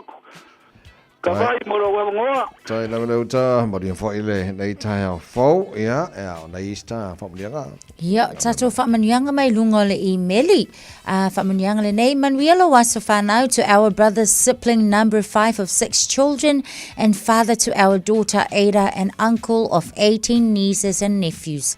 James Fafoi isa ako Solomona I West Harbour. Happy 36 years old today. Thank you for always being a great brother and uncle beautiful. You always spoil our kids and we are grateful. Remember, we spoiled you too when you were young. We saved our little money to buy you Air Jordans when you were 5. So you can blame us because you love to go Nike shopping now. Alofa tele mo oe, ia alofa anga mai your siblings, Helen in Pukekohe, Sabrina in Henderson, Maria in Texas, Christina in Epsom, and Christian in West Harbour. O leisio tātou whaamanianga mai a pele whaalili. Whaamanuianga o le sefulu walu tausanga o le aso whanau si o niece and dearest goddaughter o Dakota Jane Agnes Whaalili o Melbourne.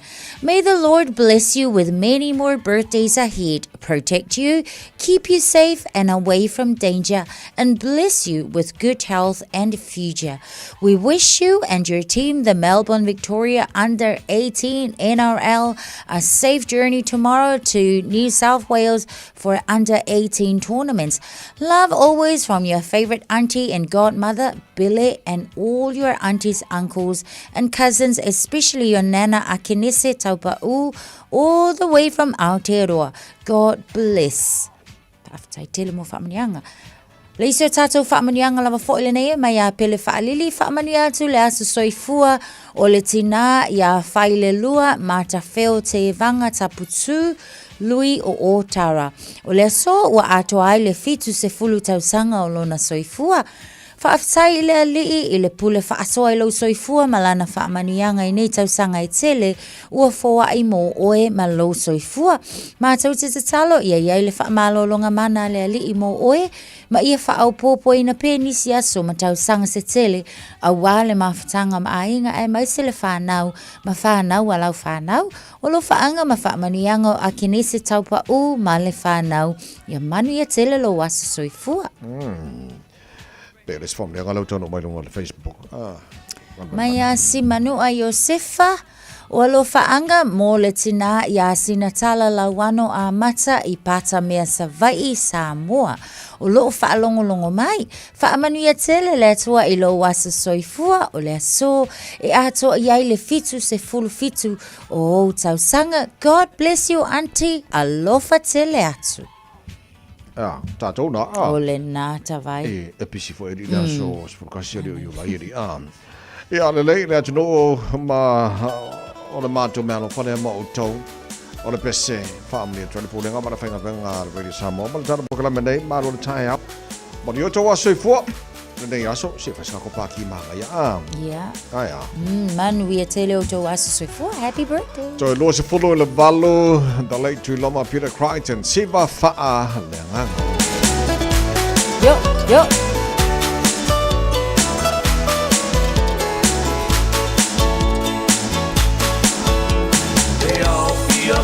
Poto mai Tato si le papetai mua mo le vina Ya Yesu lo tato matai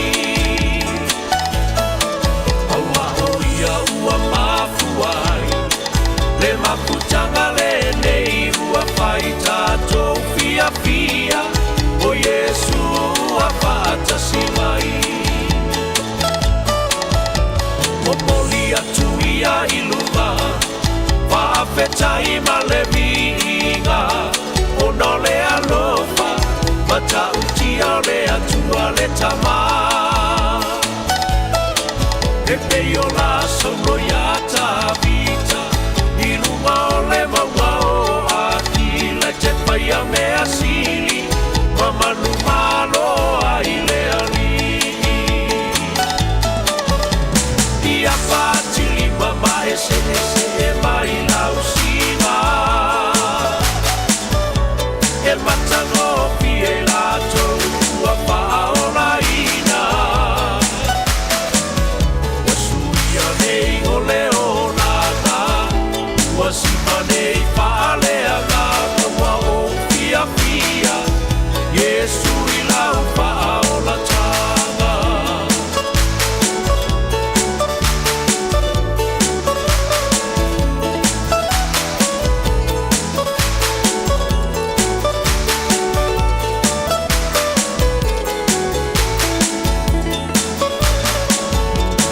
Tato tu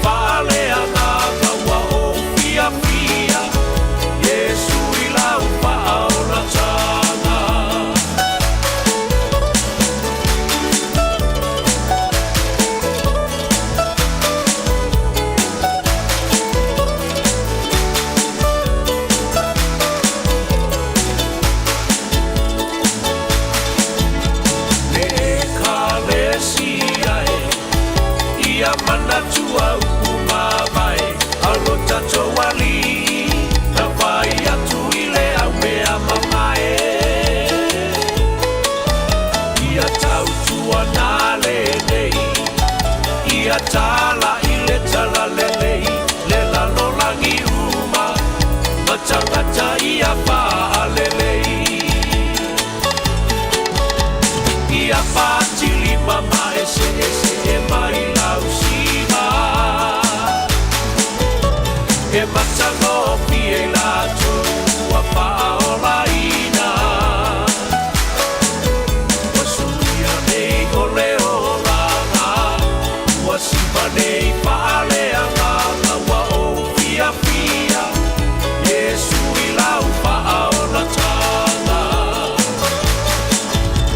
ia pa'atili mama ese e mai lau sima e matango pie lato ua pa'aolaina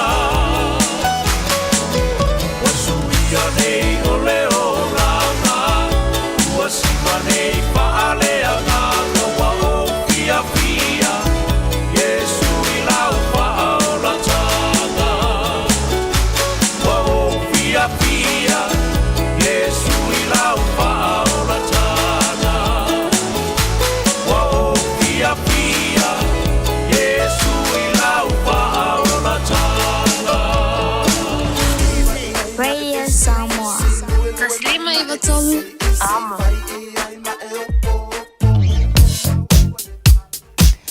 Randwick Park i le whaitu atu le Manurewa o lo mai tau atu whaisi pisi ma whio lolo le traffic le nao lo iai le time le nei on Great South Road northbound ma Ramarama Road o lo mai tau atu fōi ia o le nā fōi o lo o ua whio lolo le pisi le nao lo o iai mō tātou avata vale mai tau atu on State Highway 1 Ellerslie Panmure Highway interchange o le nā fōi ua whio lolo ma pisi i le time le nei on the southbound mai tau atu mō tātou fōi lo ngai atu Newmarket Viaduct o le nafo i wapisi lunga o le awala i le taimi le nei.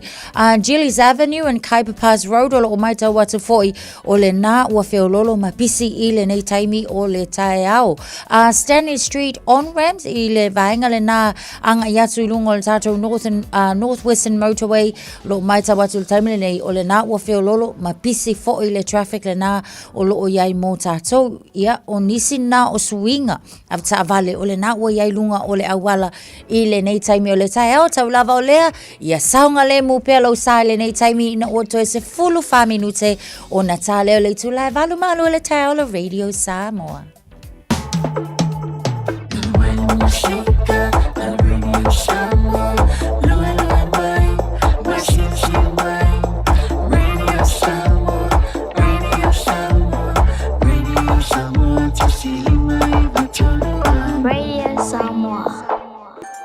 Alofa Samoa, i mawhai na whasoasoani atu Dr. Chen pe a whai te a fiele mai suka, tauta mawalunga, le maua se whanau, mai sela, whatu ngao, ti ngā le ua po tuli, whaalusi le tino puta, ka nesa, ma le tino mangeso.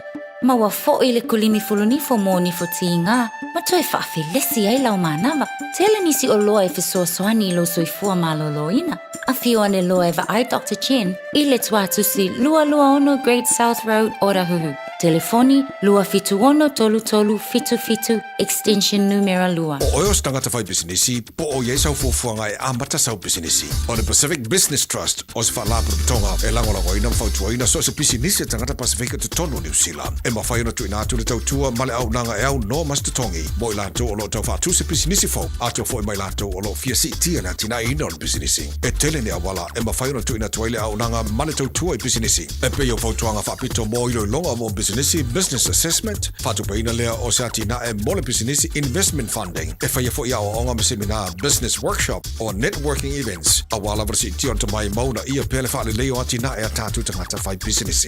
A whaia lo tau sa Elisef Soswani e ori tangata whai business, a wala no whai, a wala aule a whionga ia tuala Victor Audi Mosef Soswani, ile telefoni o lua tasi fitu, whātoro lua whamalu, po le telefoni le eise te tongi o Varselau, lua waru fitu, fitu lima lua ono. Pe te hanga ilunga o le pengata whailangi website, ile www.pacificbusiness.co.nz Marisi Talai. Tātou ngāru lua whatasi e ati na e pisinisi mo se luma na e marui o tātou tangata. Talofa lava, mai le tanika kas. A fio mai e fili sau piki apu, taporke, o komeki, pe suikia, to e le da ono foa. E lua se furu lea e mawa i le teminei, mai le lua se furu afe tala, iwa se lau iwa se furu mali, mai le tausanga lua afe se furu maliwa, e o i le lua o lua tolu. Bahala au mai misa i le lua fitu o, pe fio mai i le tanika kas, i le fitu tasi fitu, Great South Road i Papa Toi Toi. Wala au mai misa i le lua fitu o, fa o.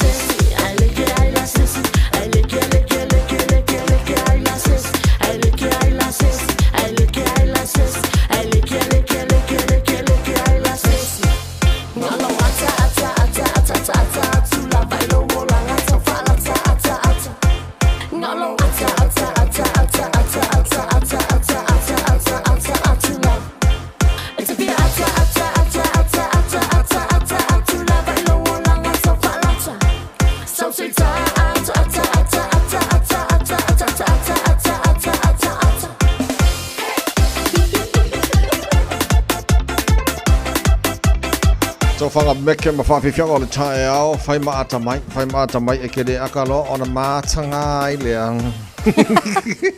E le atalo tātou o na mātanga i leang.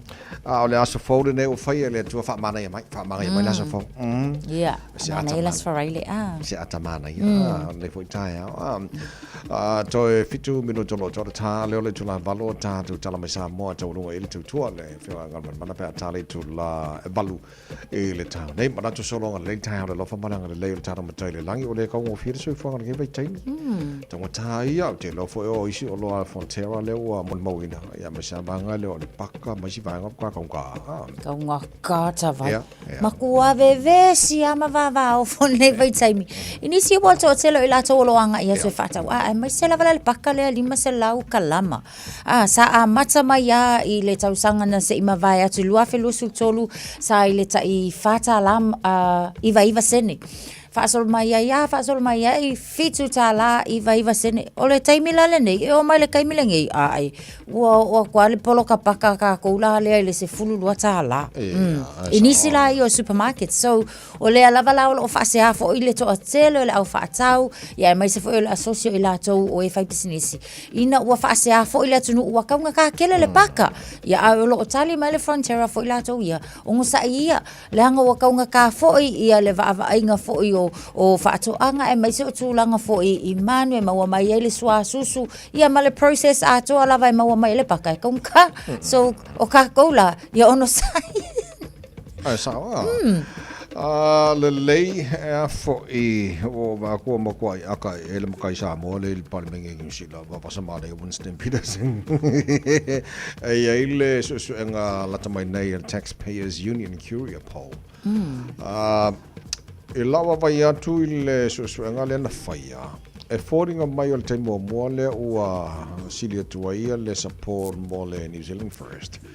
Nai lo vanga le act o tele o isi polls in masanina tala no tara pokala me e ke le paseng le act for le support a lo diti lot o tembo mo le o makua I pasi e luma le New Zealand First e vanga le act so good news mo papa mare Winston Peters mananga paki yeah mana ya so ole mo le sifio le atunu o le so ngale na fai nei le va le so ru yu lai le so no o le New Zealand First la le mo ko si kia I lunga 3.7%.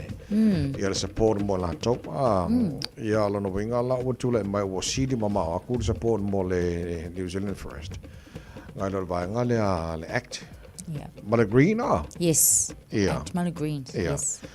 So swinga more major parties national 0.4 Bodo ngai support koru kisi maripa pasen ke do leipa pe ala pa ora kiki la pa o le tolu tes male lua pasen so la no for tolu su tasi tes male ono yeah pasene ya ma tu langa na e te party Māori la for 0.2% la ko increase but still, ele titula tu e makua I siri mama kwa support mo New Zealand First. Pe afua ko e minor parties here nei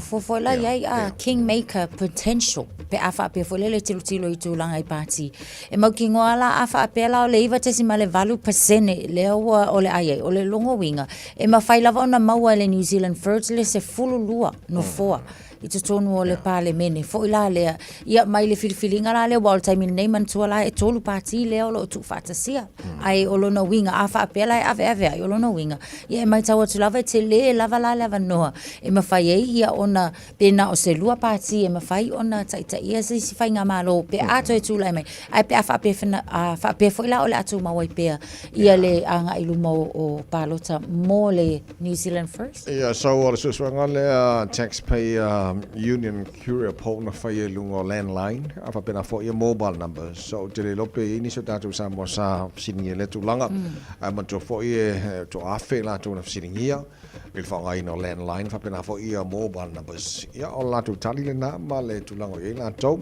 so afa la fa a palota New Zealand nei ia tu maua on fa tu joina le coalition government lo ia le National New Zealand First Act ia tau pina fainga malo ma le sidi ma la kung fu ngai lo le leipa ma le green ma le te party Māori so na banga na mo le nei tai au fo tai au le fan day tatu mon sa mo le no felo ile tunu mal tatu au mon sa mo le o Tara Town Centre mai le lua le odi nga usu kamba ko ringi kai au yang fatau mai lo le la odi mai fu nga mo ia mana ia le lei o le afali tara fa marostino le lei tai au fo fa mai fo le va yaso se ya lo fa ye fa ma fa ile fa marostino na ia o mo fa marostino so mal tau o taro tala mai sa mo le va yaso nga mo wa ka ko ia se foi hello na ia Yeah, what's up? Lumba, yeah, Atsana, palusi malia mai au. Alu, saya. Alu luma. Wili le wila i luma. Yay. Alu ya tafa.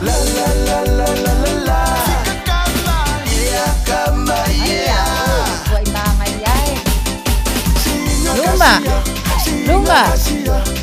Aya.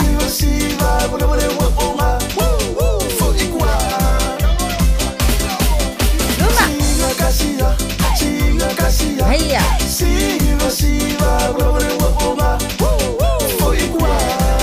Aya, aya, aya. Lua. Tasi, tasi. Lua. Tasi, lua. Luma. Tasi, tasi. Lua. Alu yai.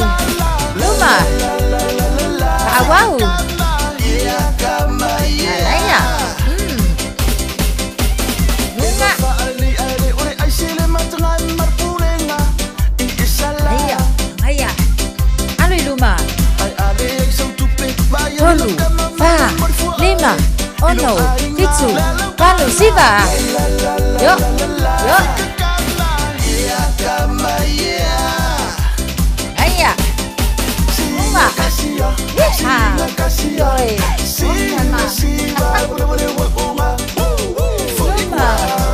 Se forse con Iya, sawi luma saso. Iya malo. Mana vai tsono? Mana vai fafo? Tsono. Vai fafo, manu ia tsele fa ngola mai aso. Soifua.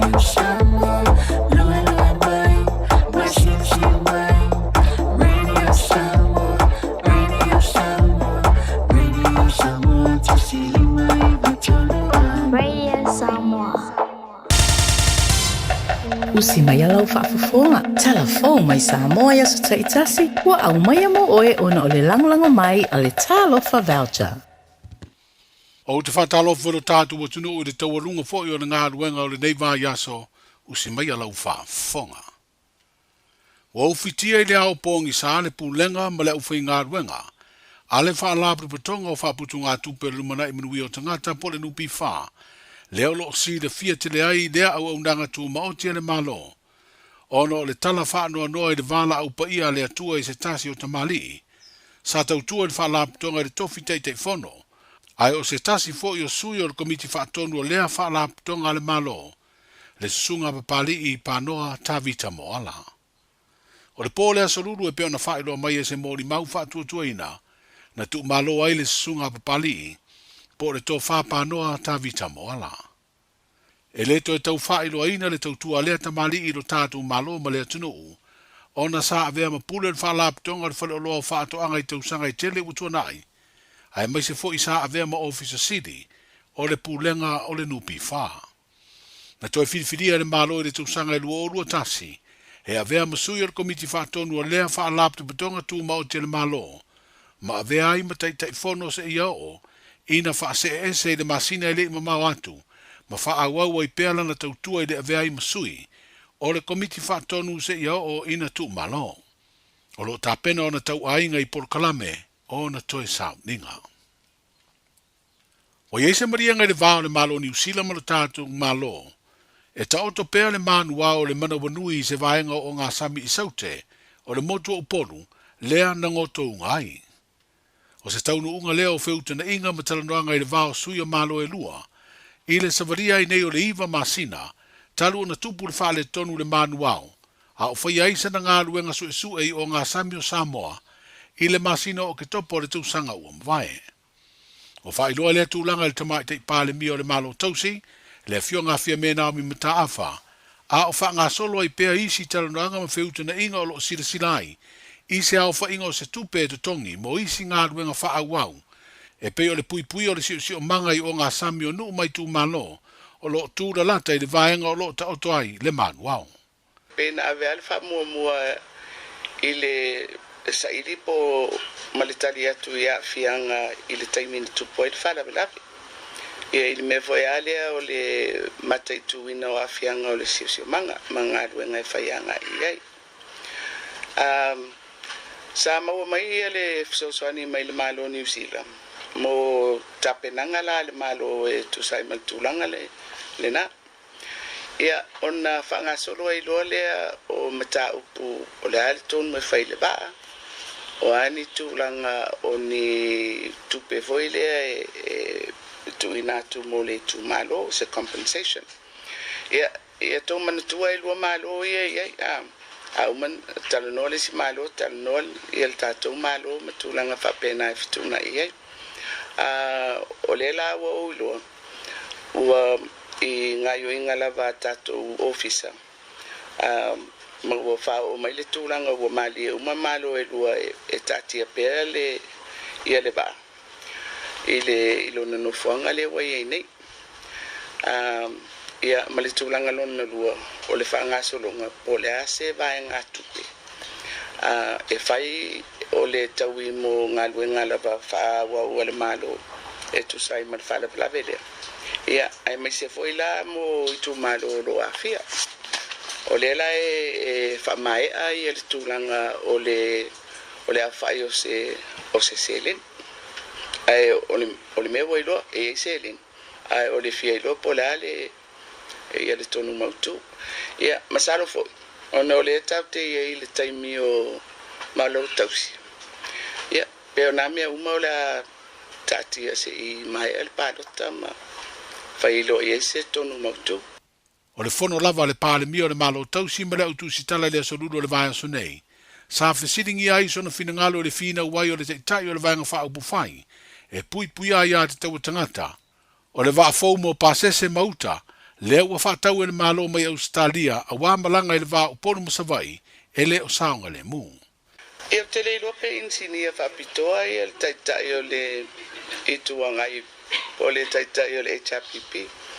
Ai o le o whamaumonga uma o le vā i le awala mua mai titono o le committee foi le o CDC ma o mai e le kabineta ua familia ina i e tūlanga i o lo iai.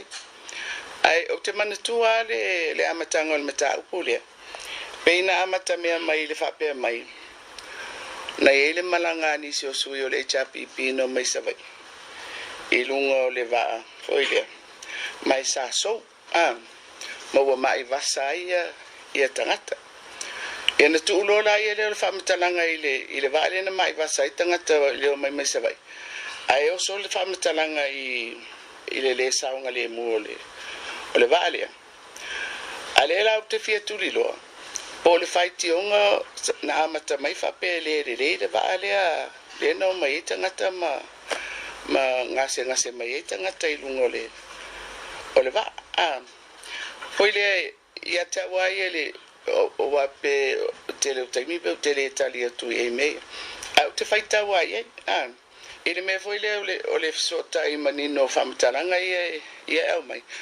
O te leilo la, pe lai whaiti o le vaale nei. Ia, matasolo ani ai, matoe whaiti o fo i le vaale e fuafua le ua whai unga au mai. Ia, o le whamoe au tu ai, o le tapena ina mai o le vaale e au nanga nei. Poi le ia whale le ai le au nanga mo le wheo ai le vao motu. Poi le ai mai se ia le anga ia tu se whai. Le fionga i le pale mio le malo tausi, le fionga a fia mena o mi mata afa, i le whilo inga matu sitale le asolulu o le vaya so nei. Wa whailo le teitai o le vanga wha upu whai o le wha tua i le atua sa mo o tasi. Se tasi o fuafuanga le pati wha upu whai pe ato e whidiwhidia e vea mo whai ngā malo, i le mai o le palo tau au ia au kuso. O le ngangana lafo maisi ngā o inga ua wha o ngā ia nisi fiso ta inga televavave, po le social media e oso wha ia isi tangata. Mo whalia le teitai le sunga la audi le mali atoa po la te Valfosi Smith o le awha tino iai se ngā duenga. E peo na sira fio se suinga tele lei au wala o fiso ta inga wha ona po nei, ua avea le sao le tonga tu sao no tangata e wha o ngā ia fiso ta inga. Ma ava no ua wha tino ai maisi tu a inga o soli tu la fono, e mafua le wha o ngā ina o ia au wala o whasara launga. Le mātou la tape nanga whaare malo wa ai po o whea tosi ele leina tua o i mea ia. I mea i tau whaetu e apo mai sa mo e te tonu e toe pui. Toe malu ma toe patu po le wheme e te tau na tu o le malo e tausi whire mu. Matule malo e tausi le awala e mau o mai tangata uma le compromise ina ia file mu tatou. E nei fai tatou file mu alanga e tofu al tangata malona langona. Pe a tatou wo le mele wa mai nei o le ia te tau a tangata. E pe ono fai atu sa moa ia o umana tofi. Me lona inga we lona tama we lona fale upolu. Na ia i topi itanga le atu. Tau te mala malama i la upule fai atu. O le mātou la tā penanga, tā pena mo le mele ua. Le mai le usau le atunu, o le mai e tātou te toe o istu langa, tātou te le mana mia. O malteimi o le mai atunu i whafo mapule tātou. Colonial time is over. Alalmena ovai. Wa maliu o tātou mātua. Na masa ai toto tātou mātua le tulingo le mele teimi na. Ala tu e whai mai foila. La tātou tu e whiu wai la tātou ia tātou. Wa umale o mai o tangata mai whafo o mai e pule sea tātou. Ale la tātou tu e whiu wai ia tātou mo tātou. Tau whai tēnā ingo manatu malangona. O le winga o la utala le melea. O le ale mea le fast e whai melea. O tā penanga na mo mea umale tu te mori mawina. O se finangalo le sunga ia la auli le mali e toa pala te vau le ua tea Fosi Schmidt. I lana fulasanga i lea o ngā tuisitala ma le au whaasara lau. E te pena ai, a wā le whaasara lauina o le palo ta tele o lo mā Samoa. O le vaenga fo i leo lea o ngā tuisitala e te pena ai mo le lipo te ina o tau urumanga o le whainga palota, na whero i aima le teitai o le vaenga e pui pui ai a te tau tangata le stofi, le sunga atu i le epa lupe sori aisa i lele maria lea ngaoi. E le moa se avanoa o taitai o isi pati i wha whaina o i ai, le vala au whaalo ano. O leo mai a tālonga lai te le Pasifika sa tari malo ai le tunu o Palau, o leo toi fo i mai le au masi e Samoa ma se tala fia, i lana tau mawhainga le sao whai ai nei le tūlanga tolu, i le au whainga ono sfutasi pine na manu malo ai. O fiti wa tūlanga lua ma tau whai tutusa tātou i le au whainga o pine aulo e tai lua sfutfitu. Pei tai e varu sfutasi le au whainga o pine a fiti, ai o le tunu o tahiti wa tūlanga mua, e se lau fast furulua le au whai o na pine, ai fitus fululua pine auro na manu malo ai le auta alo le atu no. O Australia wa maua le tūlanga wha, Amerika Samoa wa maua le tūlanga valu ma New Zealand lua pine aulo a iwa le au whai o ana pine e na manu malo ai, ma ua sao whai le tūlanga sifuru mariwa. O le atu no o le atu kuki le atani malo i tālonga lai te le Pasifika i le tausanga e lua o duiva. O le au Samoa i le nei tausanga ia tālonga e lua sifuru fitu ana pine aulo, se furu wha pine siriva, ai tolu se fulu pine apa me mea. Manuia le whai ungo le vai aso i sio tātou mutunu o tātou wheroa i le nā vai aso fau, saifua. Talofa, we're the Katinas. Talofa, this is Pat Lam. Talofa lava o a ola pi marina, mau pelo li tio. I le radio Samoa, tasi lima iwa tolu amo.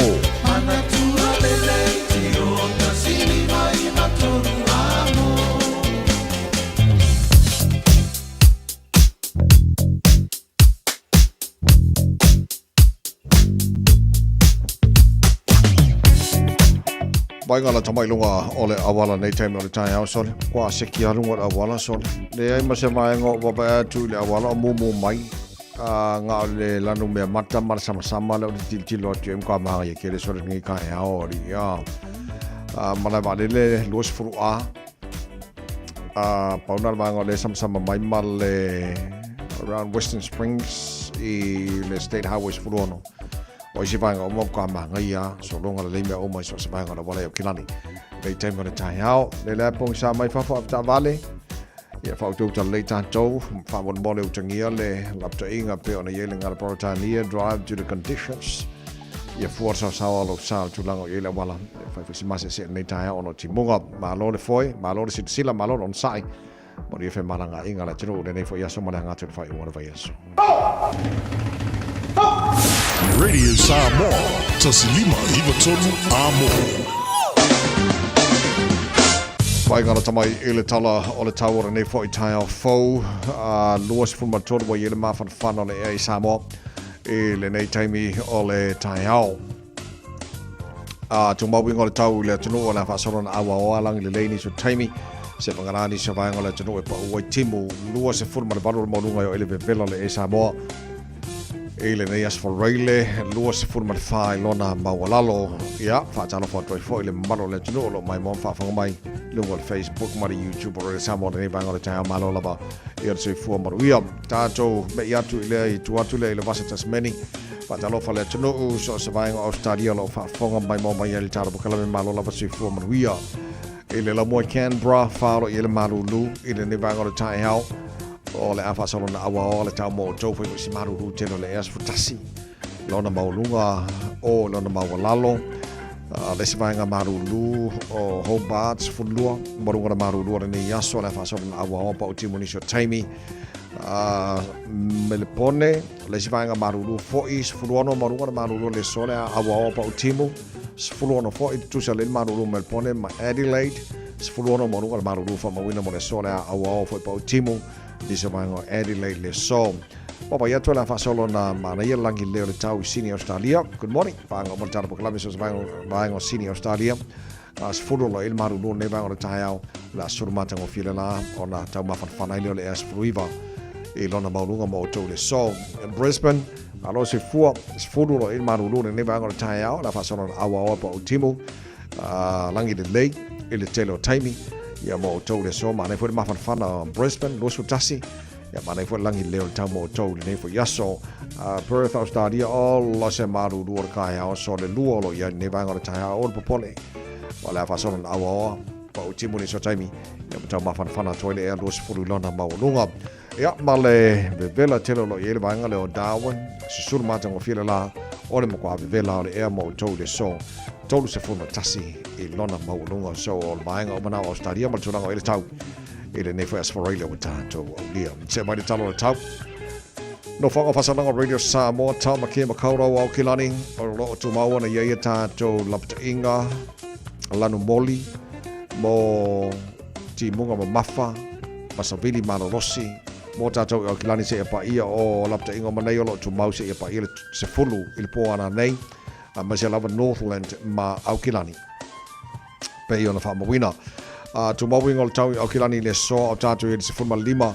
le maru lu ne vanga o tai la fa solon pa utimu ma mafati munga ni so taimi marsavili yang malosi mai matu se lau kilomita le tu la ya o le te va ya tu stemil po ana nei o le amo tuaina ti munga ma le malosi savili ya va fe lo tau winga na tau la so ato la pa utimunga ya maro si forse vili tai up audio la fasono na awa lang le tau se fufitu mo rupa maru rufa ma wina mo Aukilani le swa tai au pa ngo tu fasono pa utimu le tero bango Aukilani le sa lang le le son forma la sonua va se fo pa utimu la sonua mo la stofi o le nava ya solo mana ya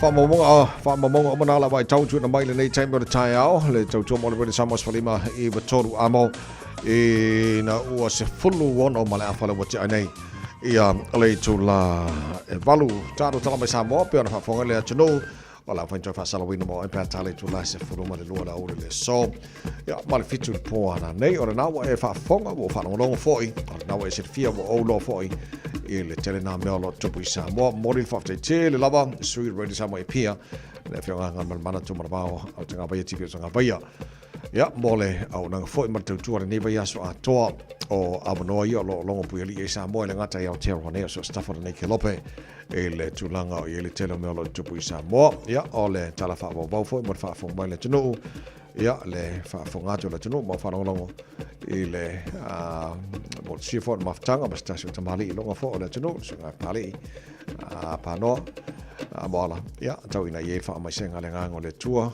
ya mo na inga wo mai masani ya ono le foi tu langa bo e fo launga ni foi bai tema tu sanga ya a ona mai ngai sa mo mo fa fo mai le tunu ile fa o ne va so ta tu yai e no ua se fulu valu le wote anele tu la valu se mai lo fa fonga o le taulunga o ta tu mau fa samo ole nei foi vai aso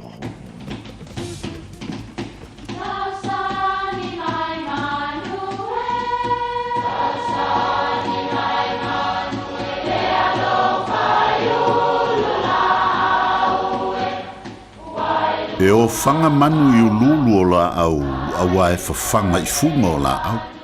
A o le tangata, e whawhanga i upu matala. O le mawhileo o alanga upu mamuanga ngana Samoa maona whaapongai, e a fua ilo na sio mianga. O lona lea sao i le whaatufunganga o le iloa whaale aso, mai le tautua se ia o ina pule. O alanga upu mamuanga ngana, ua lanto mamanuina le tō whamanino a Samoa, mana tua foi, e tāo fitau muli le atunu. Fetutu nai muni ao. O le muni ao e whapele tala, o le whasila au e whaalava i le upenga seu lupe. Ina ia mautinoa o whala pe matala tu maule upenga, pe a seu lupe ali seu. O le whasila au la le nei e te tau o na mata i tū, ma ia fetutu nai ina ia mautinoa e mawaini lupe. E whamatala ai le winga o leo langa e te tau o na soifua i tangata, o la fua maanga o le tau. E iai le whautoanga e masani ai le mtanga luenga saunia tau I mo whalewelewe tupu whafua se I New Zealand o le ACC e whapea. I lunga o wale tele, ia ave lau ta vale fua ianga o le tau o lo o aluai lau ta vale. A whai o le awala e se lau kilomita lo na sawa, whaatulanga ina. A whai e timunga msavili le awala. Awane I tuli ina ile na se lau kilomita. A e fetu na I e oe na le ave ta vale le sawa e aluai se tūlanga saunga le mu. Ia whaale mu le ta vale ina ne tupu se whaale velafi. E iei fo se tasi o mau I le upule nei fetu na I muni ao. E whabea o le muni ao, o ka lafa po au tafa o le ao le tula fale, o lo o sao whai le whatau. E masani le whatau, e le whaasanga sao, le o langaina le whatau I lo na fale upolu. Ae na o na whaatawhatafa I le tula fale o lo talanoa iai. E talanoa mawhengeno ai au tafa po o muni ao le fale upolu, o ina e mawai le upu lea. O na whapele o le upu a tasi le whatau. O lea sa whetuna I nei muni ao I le whatau pa ia, ma ua tasi le whawhitinga o aleanga. O au o le a molia le whawhitai o wale so. Whetu tu na I muni ao. Ia manuia lau whasaunga I le nei aso.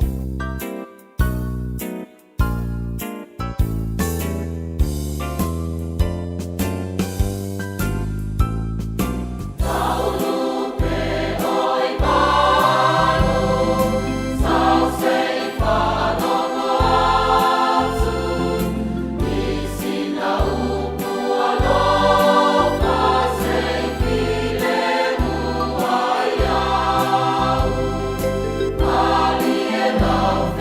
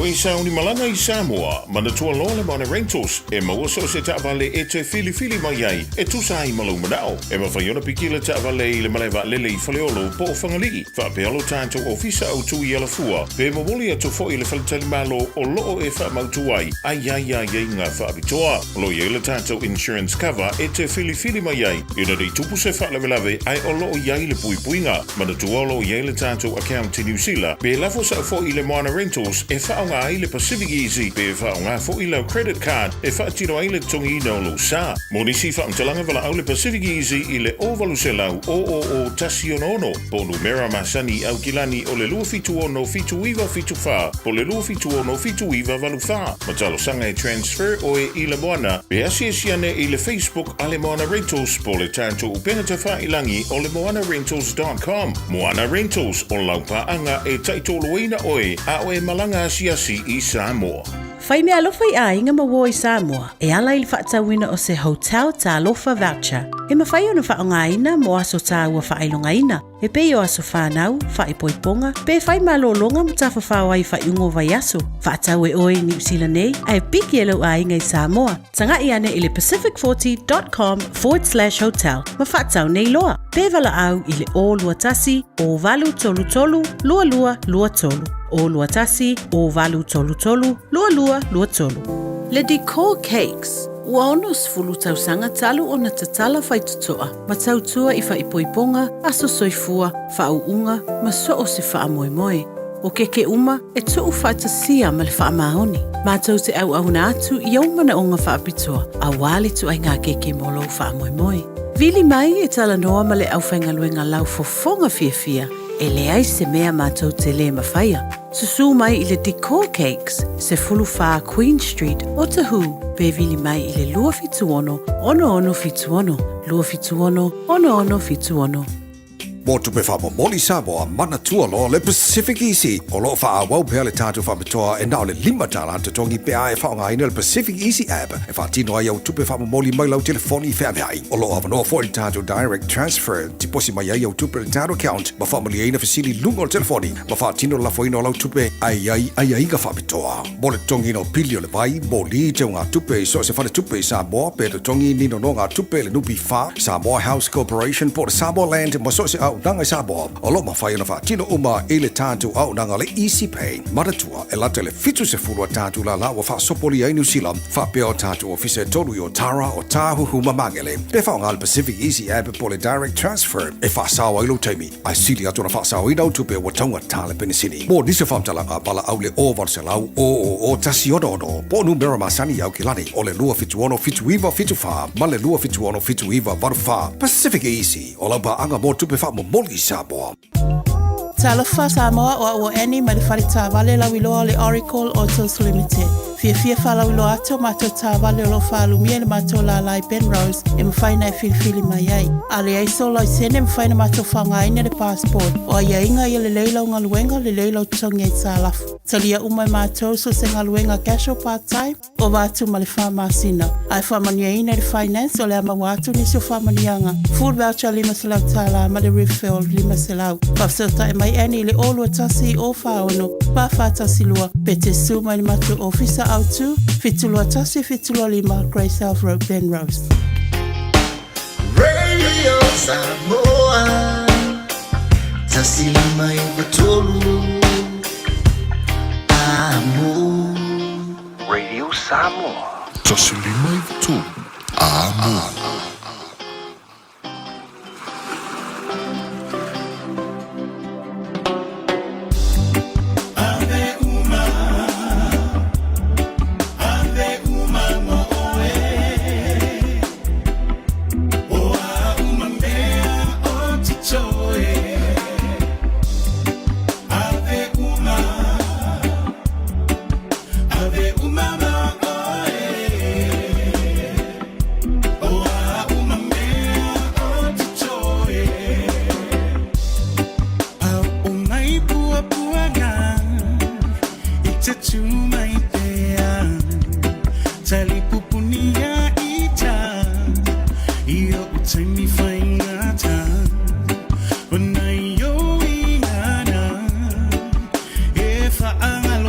Time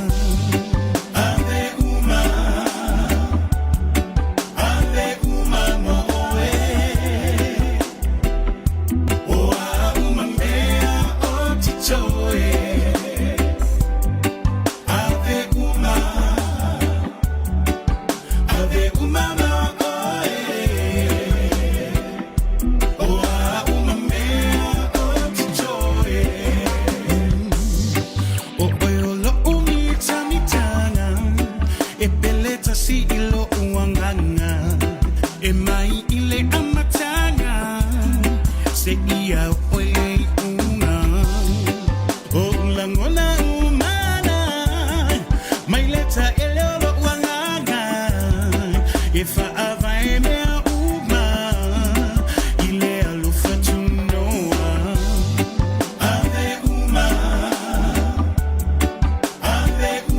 mo oe oa uma mea o titoe ave uma mo oe oa uma mea o titoe ave uma mo oe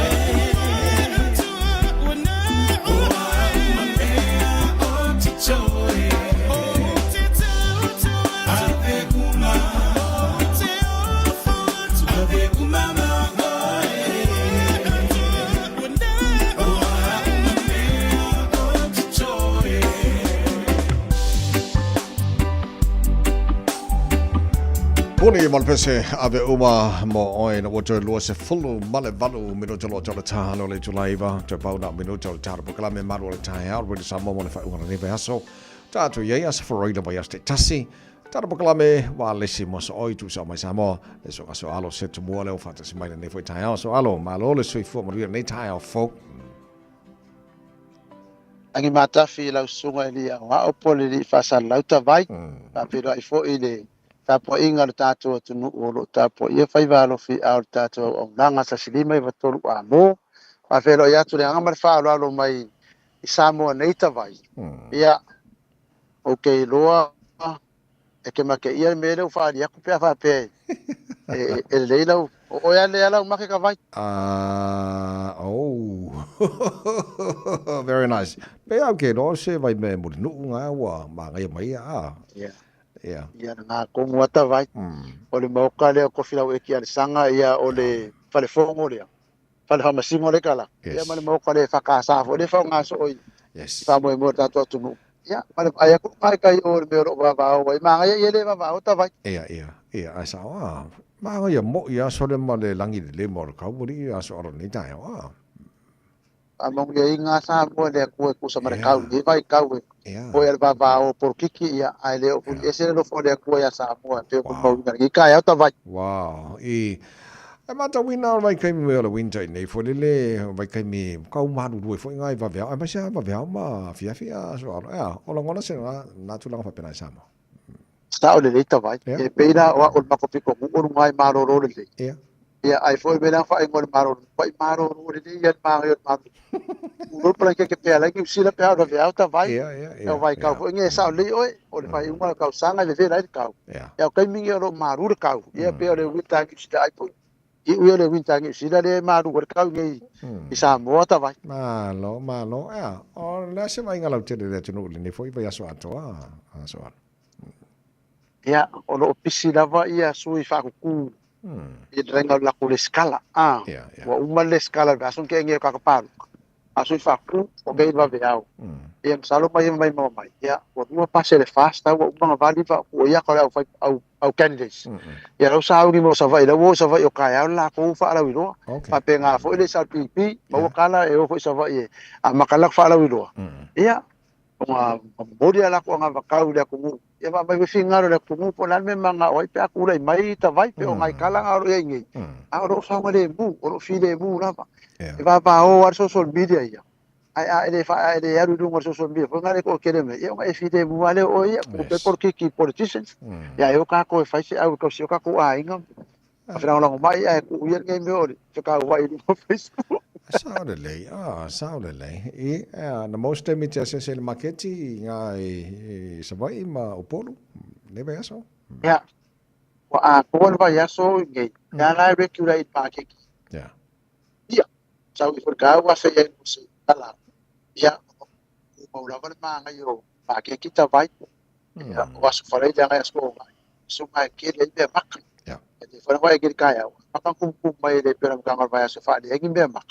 Ya, ku ban ma ke ki do au fa ka o ke fala au fai ku ka fai sua o ia fala au pai o kele fo le modi ka vai le nga ko in market o kele da wala kele modi le vai sa vai le mu senga la o le sa pe pasa le no ka pe lu mara wala wa e lu ka mala ku ka a ko ki o ku pera ai ka o fa sa lu ko fo na ku ni fa ka ko ku na nga ren market ta vai e ma me ka lima ya las ko mai foi ai ke do ke fu ngala au ke fu ai forsa e wa au pa ka ke ma forsa mori forsa pa ki ta vai o umiri fo ta mori so ano no ko fa no no aku wa penga maka mai al masinga ki aku ngiri o ma ngai ke le ala mori ri ya o fa si umi sa le ya oi fa si umi fa ka mo wa fa kai fo i mori u ya so ya ka se ago fa ka sa ka bingi ya ngale mo ko paris fa ka ya ko urmai des ya ko des ya na de ko sa mo ba nga de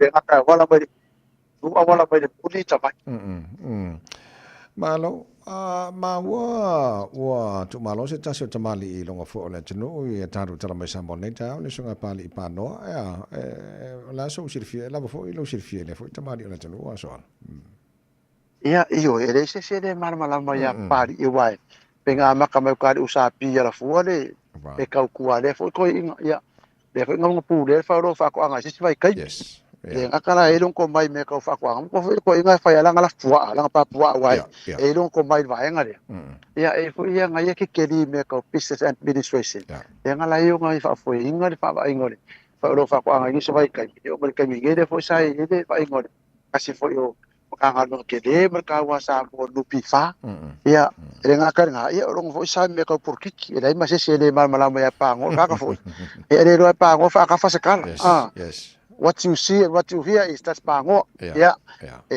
body fo fa mai senga de ai ka fango manai u fa ko se pa ro wa fa ko se mai yo so enga fa inga sko inga ya ama fa nga le ko ai nga fa va wa fo ni va ngo por ki kimbenga kai mi ngai kai mo le nga ngore ku manai le le ya ole ai se kana ka manga I se po o so ro le manga po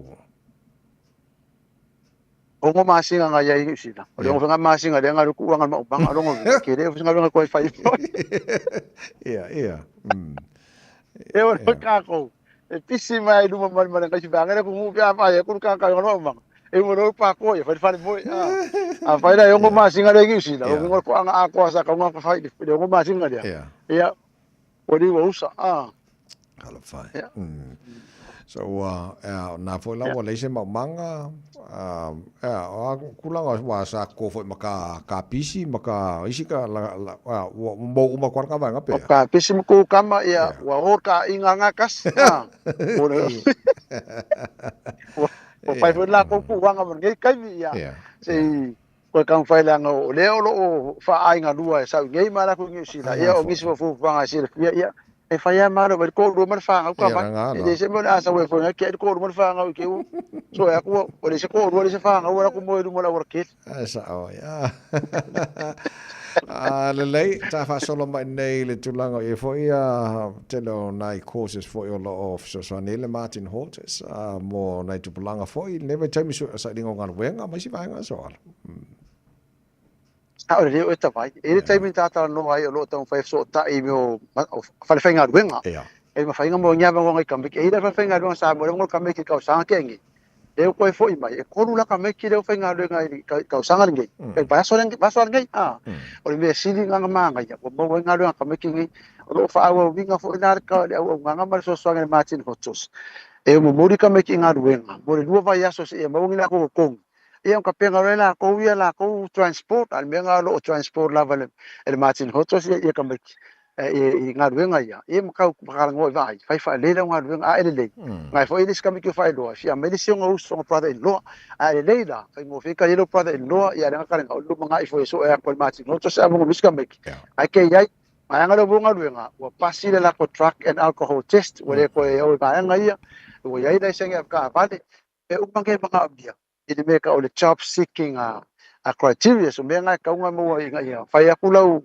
interview o ye me nga fa mo fi lang mo nga nga o nga la we la senga ka vale la senga verifi ya o le ko ka ngo fo la fa sai ya o fi nga fu na e fa nga nga fa be ba ya supervisor ya ko fa ka ngo ba ya ai ma sangi ngai awala poine nga kulanga lo ele matin hotos ka vai ngai vai kau ile so soangi alu fanga o sa ile ku ngarwenga ia so so ngai ngai ma ko lo fa fonga mai a via ave kame ke senga ngarwenga ia so soangi alo sma ngai me fala fa sainga ia marka pa ma male aba ia ai ia ko ngai fa fitness fa lai senga ka vale ia ma finga wa a dei oi nga mo lu mga imo fa nga se uso le sa ngi mai ta vai ma no fa tai de le e ni si fa na sa mo fa umalta por clave le ta ya ya pe ngo kakalango o le fa ki nga lu pa nga paro yes ele nga kala fa nga paro ka ngi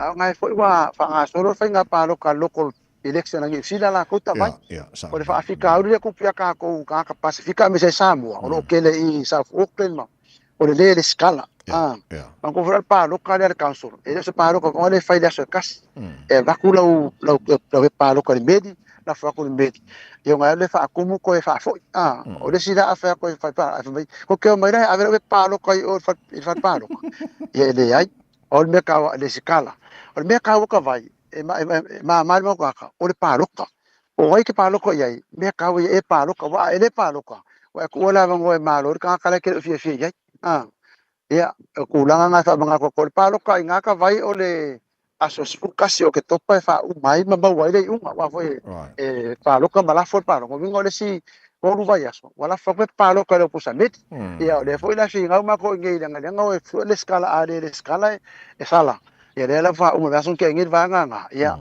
e wa nga ia ko le skala candidates ia on ka penga fa ka le ko ia ka mangwe le fa mo Samoa hape fa mo ka kalongo fongi sila wale fa pengo fongi sila ai le o fa palo kai so so aki o fongi sila ta vai ia pero kala ku ngar ngai vai aso ia mo ko murungu ngai o fongi le ko ma ka ngo fior ka pe vai mai ia o malal fa ku nga ka nge Samoa le o ma ngai ka ma so alo fa mo le ta por clame ne foi ta fo ja, manuia le to tali wanted mo tele sala face time foi ka ko fela foi leva so pa audia pa fitaita vai no fongia foi le to le yaso e mesera nga ya tu ta paki mo kiu ke fa se au fongia yaso ka vai le alo fatu le nei tai ole so alo se tu mo mal tar bokala me wala si mo so tu sa mai sa mo nei foi tai fo in order to profit mo to talo le tu la eva por clave balon ta radio Samoa Svalima e Vitoru amo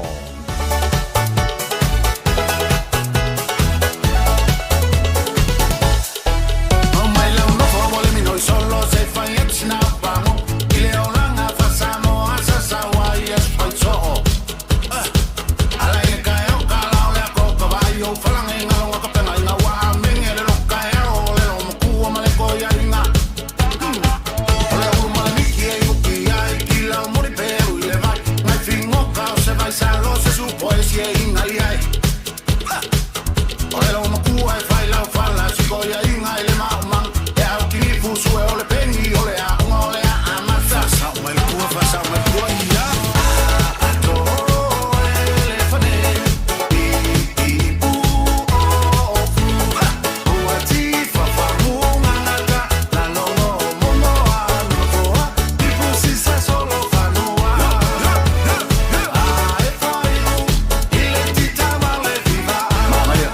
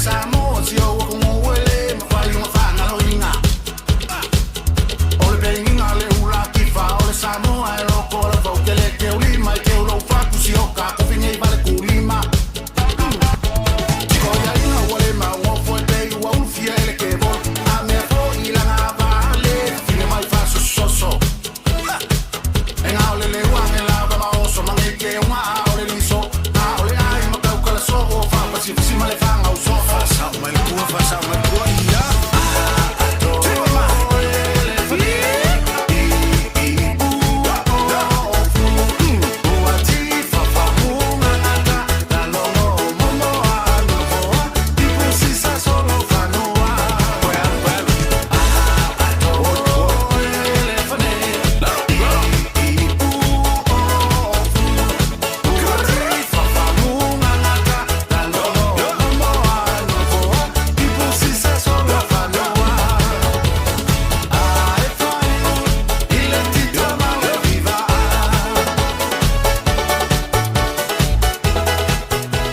Nai batia juna bai lua ia lenga a sofa kim wanga a atoa e povi oi e elefane marco kusamo ia na umai fo ele o la kimu ia man manu lu a vai mota tole sauni malanga i Samoa ele leilo malanga i Samoa ma avela sim card digicel ia lo ye fo ia tato bundles fo ye bundles e fine so swani mo la wifi e ke Facebook mai i Samoa nei ia mai lo ko po la po mai lo malanga i Samoa so lo fata smart sunga de pule o digicel mo tato wa report le fo tai ao lo pepe ma lo fata tele mo tai nei tai ma lo sifo ia e fatal lo sunga la wa vai ane fo ia le tapo inga Samoa le nei tai ao fa filo e fo i wo ma e ma sani o ma futo mai lunga le o penga te whailangi ma lo le se fo manuia ia e uile tau whapea mai fo i o le tau ia ai ele ia le a malo o le fo i ma tau whalai titi whio ai lunga la wala ta vai te ua whale tonu ses ia ai misa tata ue le vai ai alu le sema sa le ia o ani vai ngata o fo i o le tau tua tau na wha manatu la tunu le tai au wha mone ia a ole o se tala tatu tau tua non toi fe wha manatu tu la vale a mafutanga fastouta ia le tatu a tau sala le fai i le aso tona i le aso duas fu ma leo nol masina le nei ia i mauta sa mo se fulu tai au ia o le a me o le a e ma au ia i ma e foa i le aso ia o le tatu tau langa na o le a ave ia waranga luenga o le falsa ia o lo whapeona whaatinoina i so tatu nul fastouta ia o lo whapea te fia whafsouta i mai ia o le tatou numero le onu atasi lima ono tolu fafa onu atasi lima ono tolu fafa ia so tai mai ai le tulaga ai o le e fia faailoa tutulaga foi le faigapaaga foi le tatou tigisau ma le click-x atavai o le te vai atu latou rate la foi tupe i Samoa i le aso nei e tālao na tasi ia a o iai nisi o mafaufau foi e fia la forse leni ia tasi ate me te apalai e lau ClickX account online ia na whaunga leo lau internet banking ia po lau Visa po lau Mastercard ina e la foi lau se leni so se teimi lava o lo i ele tatou limit e lima fele aso le mea mwhai ona lafo ia ai o tūlanga na ona le latou rate e tāla on tasi ia moi latou o lo mafuta mai au se tālia ia e tāla valusfulu tatou rate la foto il tupe bai au se tālia ia nga ai le telefoni te tisao li Samoa e whaunga ai le tatou ClickX ia au ne ngalo na fo mwhai ona la foi ma le top up i le tatou website le ClickX mo la tou o ro fo ia la fo ia top up anga i Samoa ia nan fa fatau mo le faloloa mo ai so se dairy so se supermarket ia fa pena fo e tatou pampensin fai ona la fo le se fulu duas fulu tolus fulu ma le limas fulu ia o la tou e fia la fo top up online ia fa ngar tatou ClickX ia pe fa ngar fo Digital Pacific ia po le Michael top up ia o tatou website na fai ona e le stalai ia malafo ile top up anga i Samoa ia le fisa ta o tupai la to lo fufu malanga i Samoa ia o le ala vai fasa le watu tatou pando nos futa la le na masalo po le fas New Zealand ia ai mo wela wonos fulu gigabyte ia te mo masalo nos fu minute fena to e vidi mai i New Zealand ma o se talia mai Samoa ia o la to fu Samoa lo fia malanga mai New Zealand ma Australia ia te sa ua malau numero te tisau ia wai fai ona e romi nei o le ai ele tatou pando fasu iwa ta la nai e mo ela 5 gigabyte ma se lau 2 minute ia fai ona e vili so se numero e New Zealand ia fai fona vili e numero ai ai Samoa. Ia malto tau whatau fo i o sau SIM card. Ia o le tātou ofisa o nei le mauta Samoa mangele. Ia mwhai o nā whea tupe a pana mia fo sosoani tūlanga nā. Mwhai fo mātou sosoani le stala. I le ClickX, ia sau account. Ia pāwhai o whawhinga tā ona e alue. Le stala lau account i ClickX. Ina ia mawhai ona la foi ia lau se leni. Ia ai o le tātou numero ana o le onu atasi limono. Tolu whawha.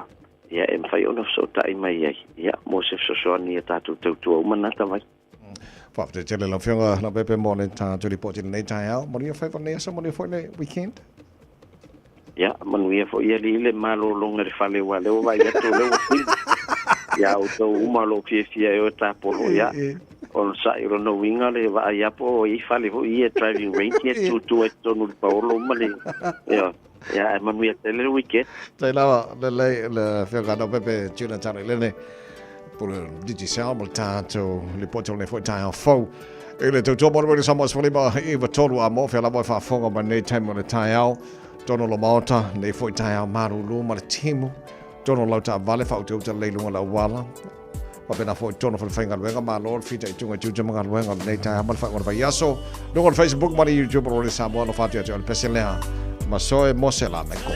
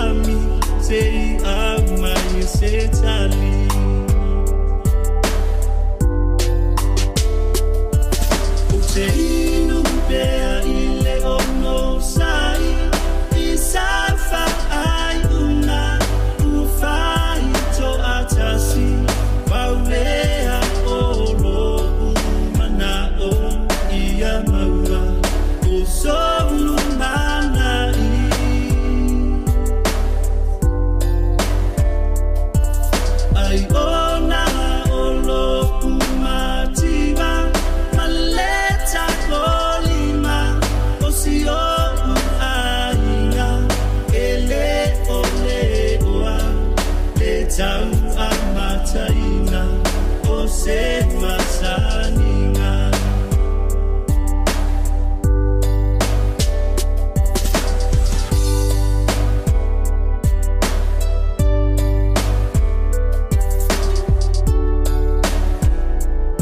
Samola tino pele baila yelo awa tino lima ta fa to far nei tai au le fa mata filita proclame malo le tai au alo fatele mo le songa le sea o si noti Samoa Paulo Yeli ma si fo fa finga ngam fa le tua la to yo le sa take part on the poll il proclame the Lifewise Big Sleep Out o Our life so swane mo la to fo nei le ni ainga po homeless I tona New Zealand ma lo fa fetai lo fangie le tua e le fa mai mo nei fo yaso ya ma ia lo fangie ne tua ma se fo le nei fo ya tino ya yesip so swane mo la to the homeless I tona nei fo ya tino o New Zealand ta bo kala mena mo nei ta ma nei fo yaso ato ala se pati o sala ya bala po tala volta tai ai lea toa atu I liu lo sa Maria tele la pani aso fa tele tala mo ta po inga malau fa fonga Samoa tatu tatu fo pe tale iva I le tau nei so I mal po kala me fi mal songa te te fa lo tu tia a wal fa wo wino te tour with Samoa mo o ne timo ta vale fa te te longa wala fa mole mole Maria la pani aso mo weekend to ona de tamai meni so for my Maria ole a ote ola ole basa neli pole belefi ei halo mai samo siata ele e mana tua vai pea le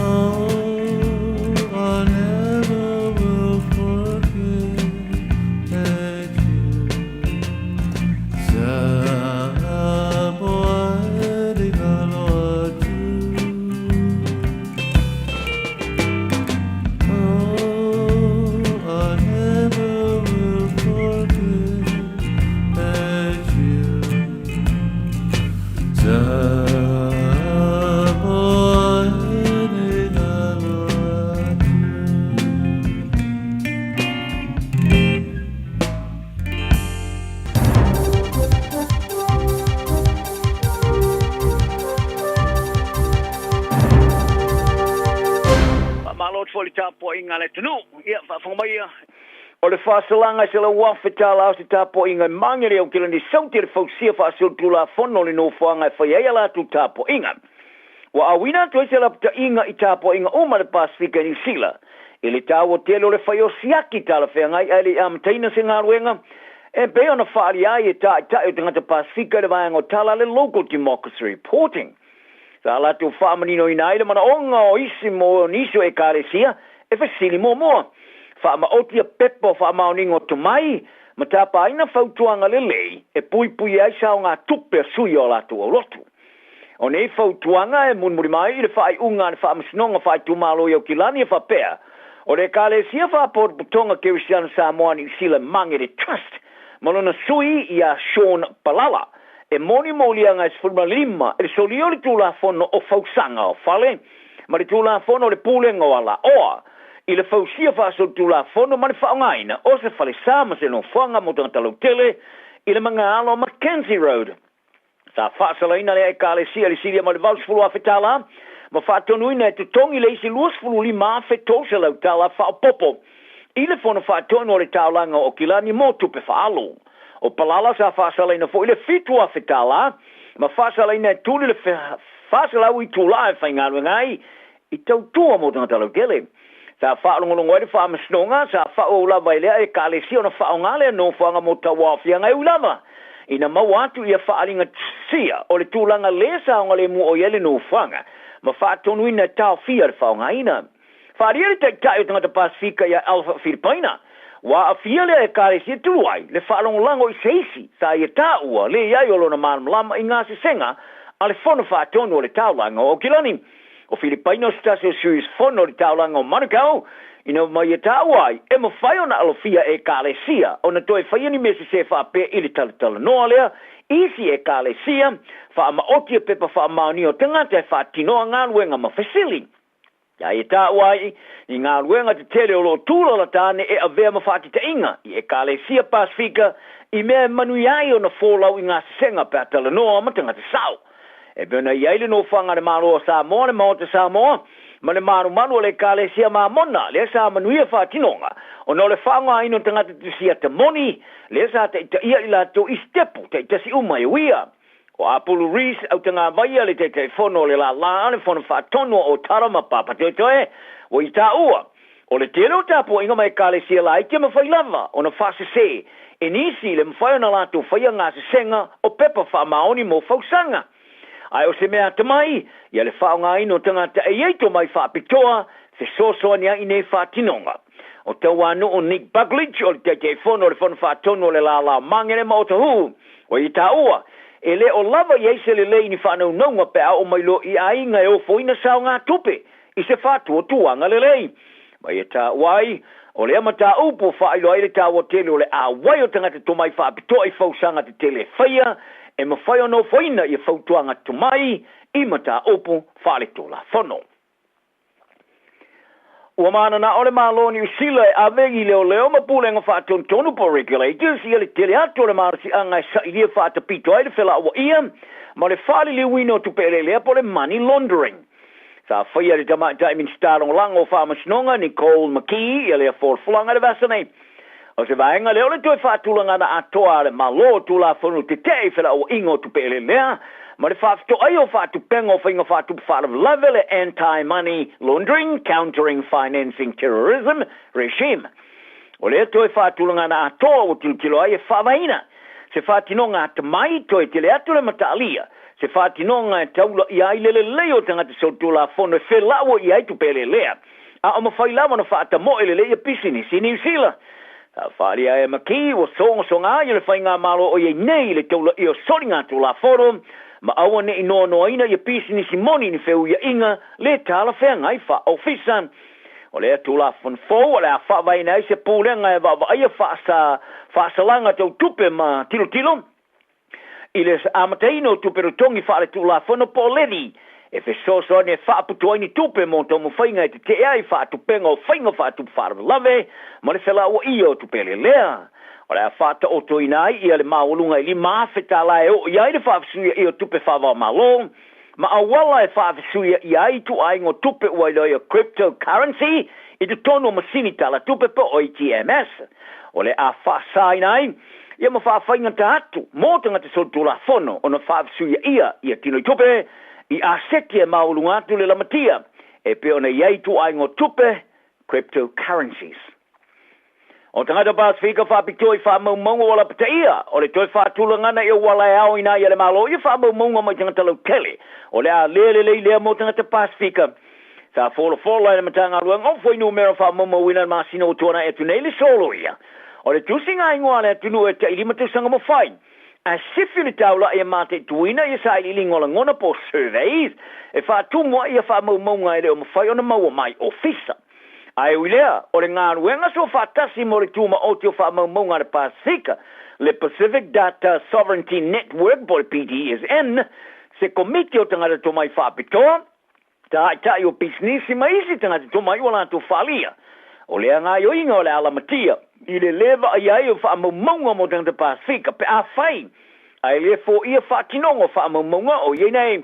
O lo tilo i le malo e whaatino tu singa i ngoi o wala whaona ponei. I se taula inga e whaawawai o na whaatpaina. Mo le whaasawino tupe o le a turi ai le malo i le walo le a wino whaamaumonga mo e officer po le administrative data. Manisa ai lilingo la ngona la iti ese te tau sanga mo whaia. Whaaria le matanga ruanga o whai numero whaamamawina ni sila. O le a whainga o le a CTI le whesuisui inga marikalia te ngata. Ni a whaamalia ina mo whaalele ai le o whaamamonga e oina.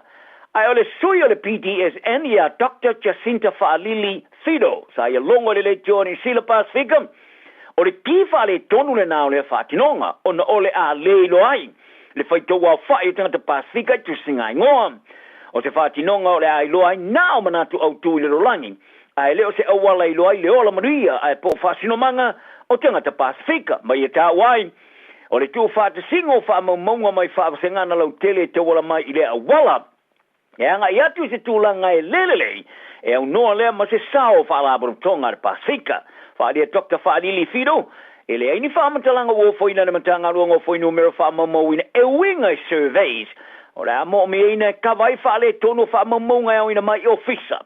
Ma o te taua nei tai o tangata Pasifika o na sāfu whaai lau o pulenga. E lo ai pe whapewhea i nei whaatinonga fōu tu singa ingoa.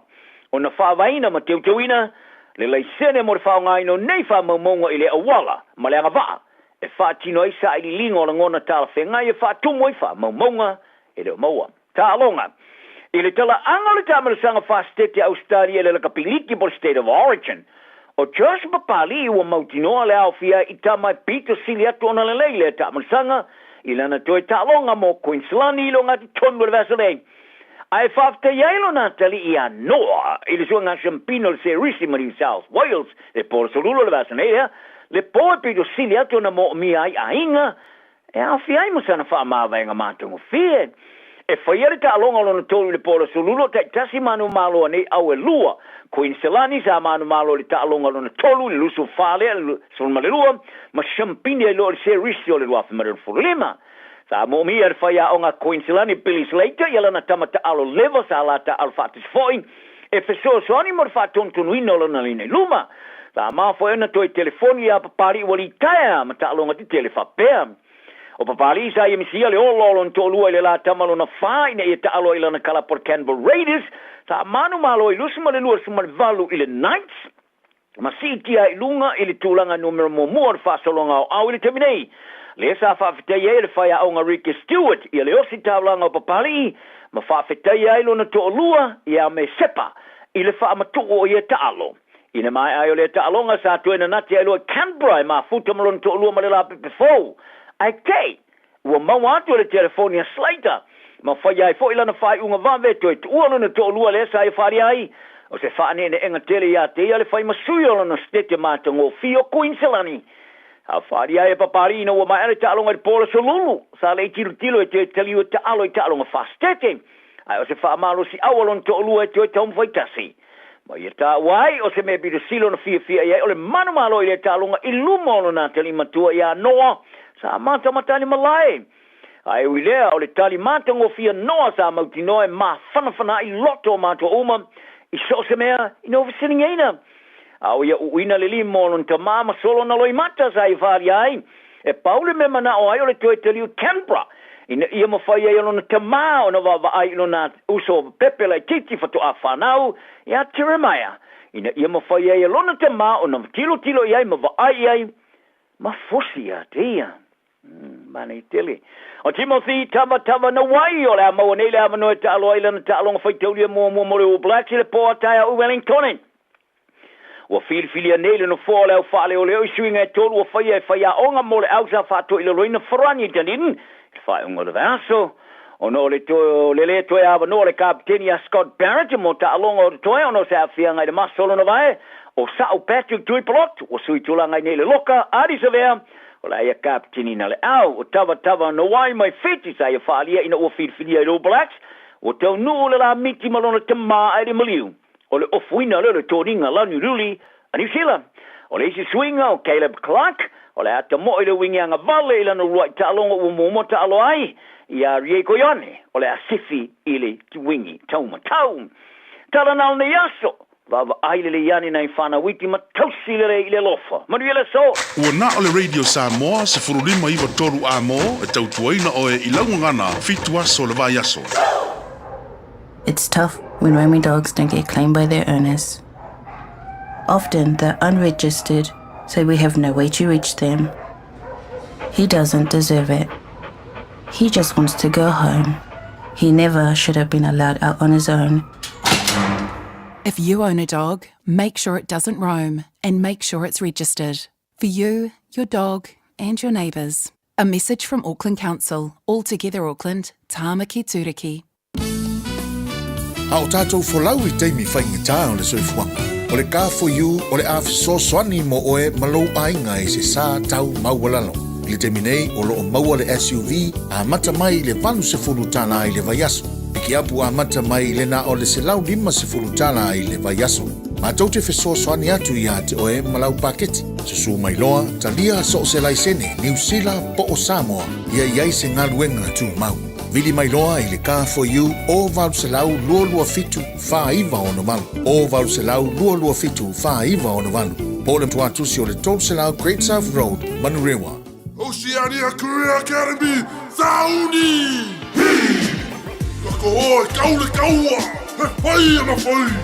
Wāste lumangai maguia!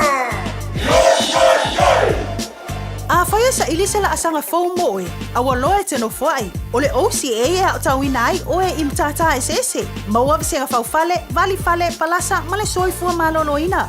O le nei avanoa e anga wa aitanga tano whamau masiti seni New Zealand o loo halala I au kilani. Le sitala nei loa I le OCA, I le go.oca.nz/apply, po le vili mai I le o varselau ono lua valo fitu tasi. O varselau ono lua valo fitu tasi.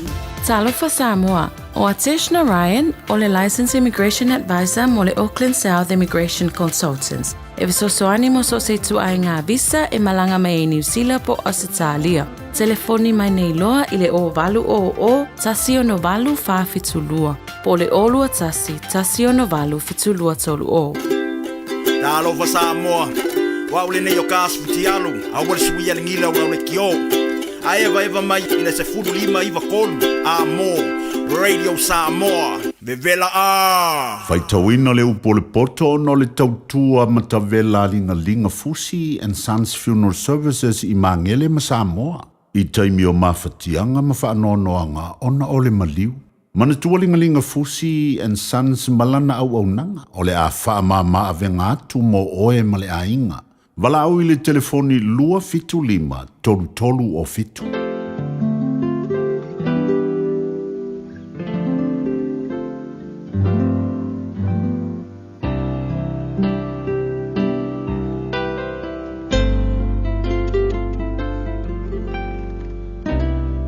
O fua whaatautau whaimango e no sia ia eleali. A ole me fua I a toa o lona lea fia. A saule whaamaolunga, o na sawai lea o le maa, a o ye le poto ye whaamaulalo. O le amio sa o e amio tonu e taita inai I la tau, a le whapio pi o e amio le tonu e whano ai I la tau. E lea o ngale o loa I lea solto sa, a o le amio tonu, e la vea I lea nai le oti. O le amio tonu a le o sa o e whaalau le inai lonala, a o la na amio leanga, e pa uaile o amio leanga. O le amio tonu e amio sa o e la vea inai I la tau, a o e whapio pio, e maua I la tau ia la tau amio pa a.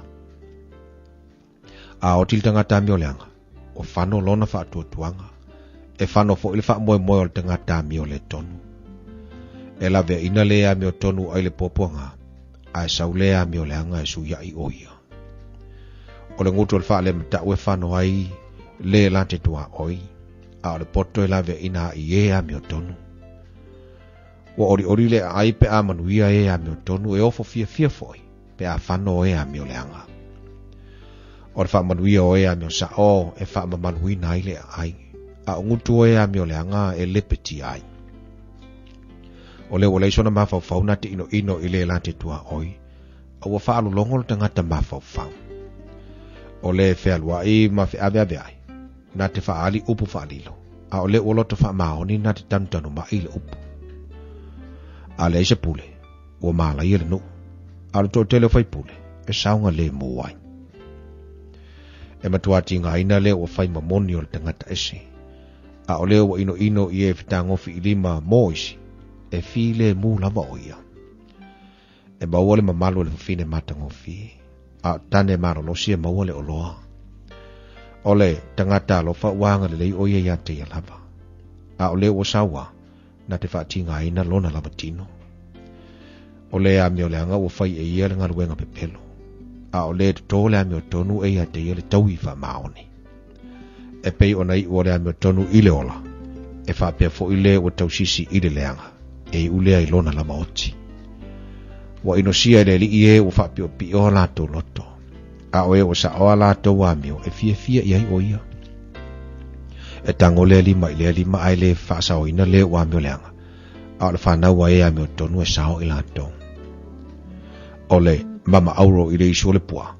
O le whawhine la le leile o te amane mawhau whau. O le mana o e a meo tonu wana ona leilea.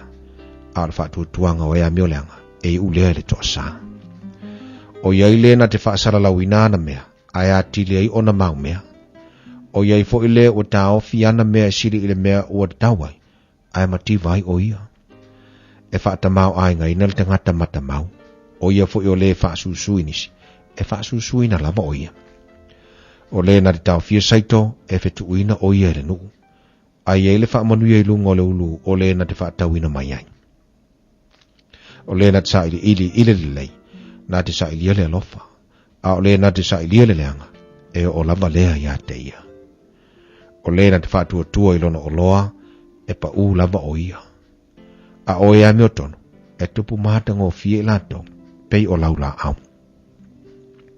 O le na te whaatinga ina lona ainga. E whai mona tofi le matangi. E au na fo I le vale. I le ua potolo na loto.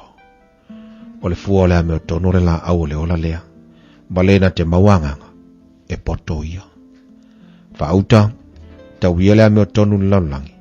E siri fo ora tau ia o lea meo leanga. Ma leanga sala.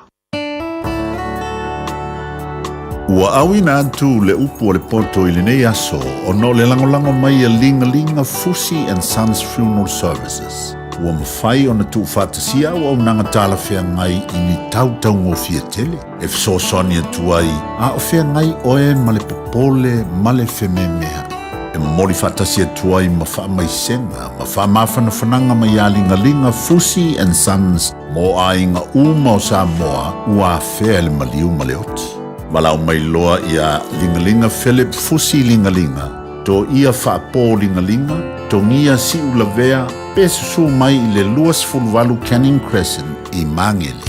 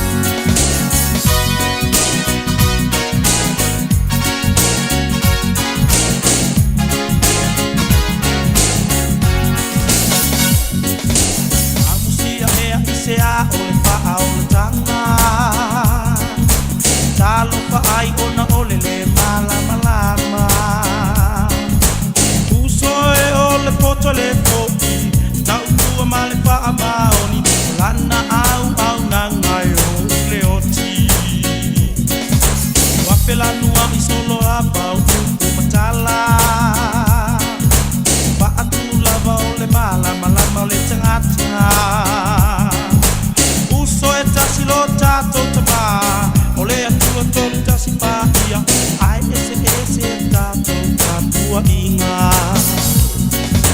lotu ne te talo nei bibi I ato malama ai le mawhai le sili malama o tangata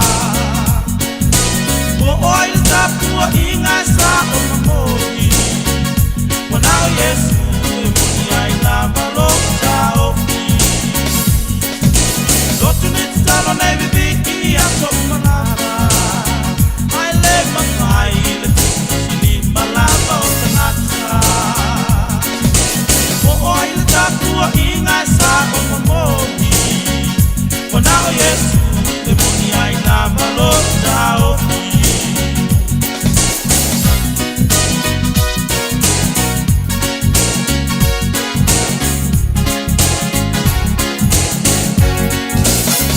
Talofa, we're the Katinas, and you're listening to Radio Samoa on 1593 AM. Taraflava o David Tua le nei, o lo e whaafonga mai pēi le Radio Samoa, tasi lima I watolu a mo, Samoa I manuia lau whaafonga ma lau whaasausaunga.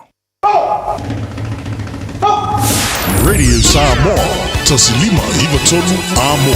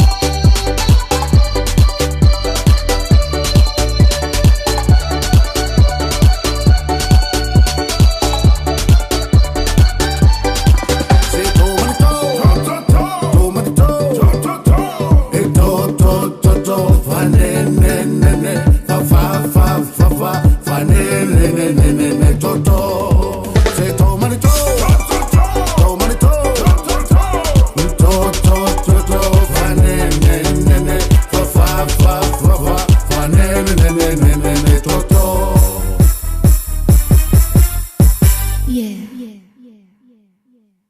Los fu wona minute lo te nei ia le tu lai vai lunga tau tu la danga si fonga rede sa mo te sima tolo amole nei fu te mele tai au ia ile tau tu ma sandi si fonga rede sa mo pa kala me fifia mai pe on fa fonga ile tato tunu le mai atu disio tato pa kala me amata tai au nei pe na ile por poto mo tato amata li fo i tato maftanga ia mata walunga fo ile tato pa kala me nei vai yaso vai tawina le por poto mo tato le tu sel fata otolo no tapo small tasi fonga ina to sunga la eta vai meni alo fa te te la va sa mo la tu pele ia ile talia ina fo le nei po kala me ta ua mo tato ile aso male aso fa malo si au ia oi malo savalinga le tato se mai fa ngol vai aso la to ta pena tato mo fa ngol vai aso diso fo fonga ba se le sapati e fa taile tua le lo mo le bondoa se fa fonga ai mo fa ngol ngoi le por poto ia le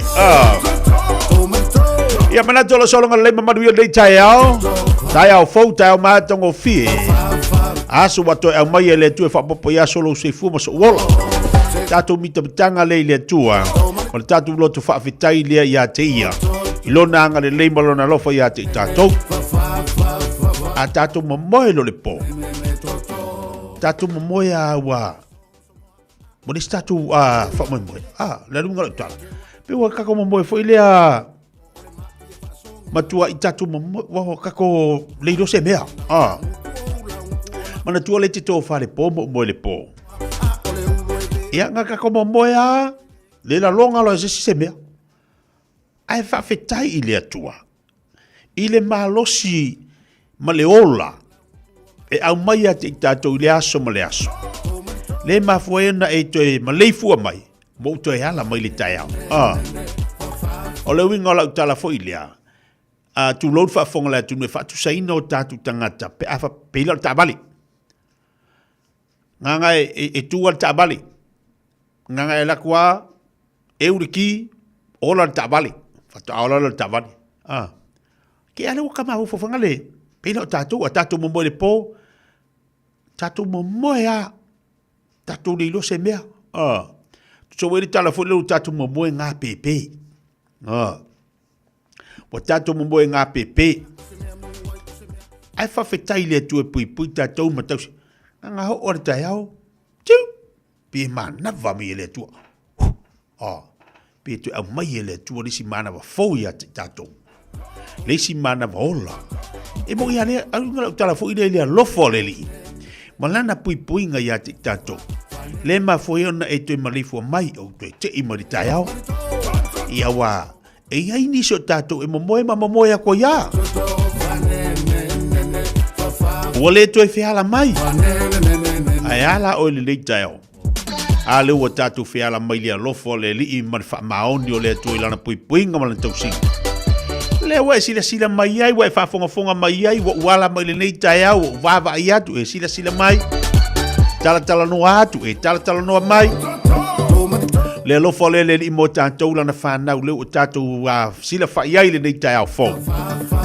Ma tatou toi mafuta i lunga le tau tuama lau nanga rida sa moman pokala me whanga solo.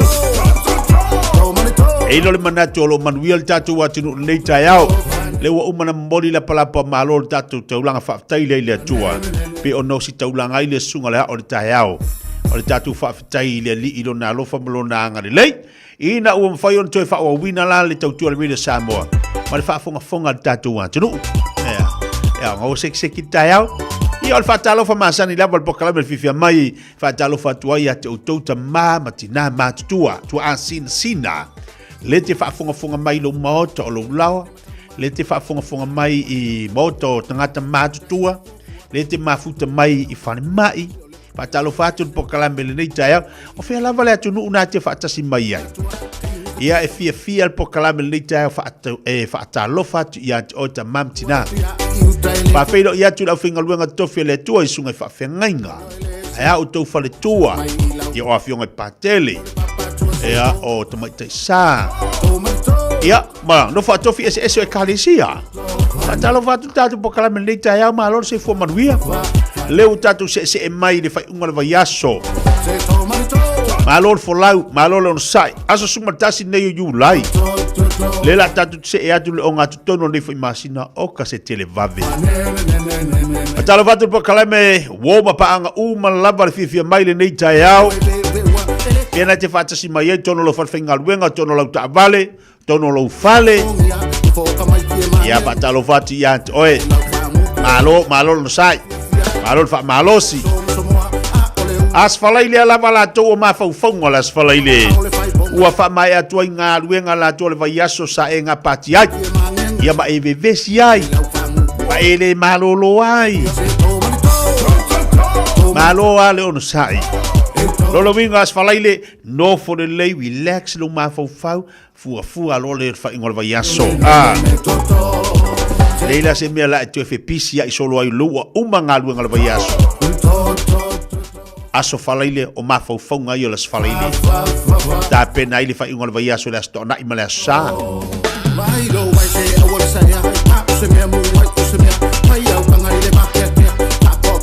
La tau le nau usua i ngā luenga le tai au. Ma ngai o kau mafanga mai a sau marikimu oka. Ia iso ia. Pe kimu pe la ke usua le tai au. Ma lurupe ma farfara e te usua le tai au. Paule me o le whaatai le li. Whaatai fo le tapo ingane e tatu mātua mātutua. Ia bale lolo le tatu watunu. Ia, nenga. Fai malua o fai valas falaile. O a foi ni fita ba finga taule nei vai aso ai baiso lu tau le so. Mau pele to vai. On sai lo loto. Leo fa mai anga ruenga nei vai aso. Ele sa manuia le songa fua, ma ngai le so lu la usu, se ki mai le so lu ma ngai la usu. Ese au le leo la stofi la usu. Ai o mai las falaile pe ese pe ka fa ku unu elo ma fa le alal me la ko vesi ai. A fa pena manuia le songa fua tau la stofi. Kau foi nga sili akula ngei. Kau foi la sili atu manui o nei. Le winga le tala au te fa vevesi le aso. Seki malia le aso la tou. Fai malua o fai va.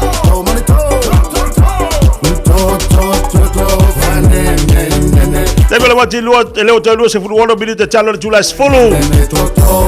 Tale tula sfulu ona watu leo te fasalwino tatu tale vai farua. Ile tau tuama na udanga foi ale fionga se uli mo lauto. Luga leo la tau tuama nei vai aso. Se bai sila fa fia fianga e fa do file mu wele tai au la tau.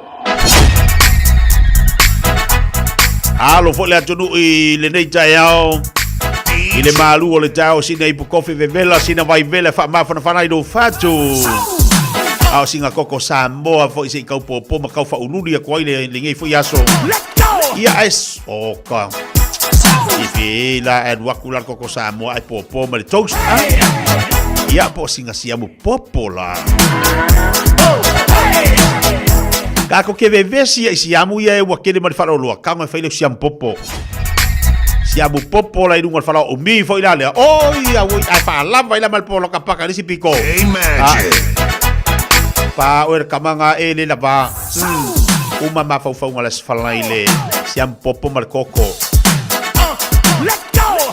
So luas fulu lima brita chala julas fulu. Pa fau fau ngalas fala ile. Me ile mu.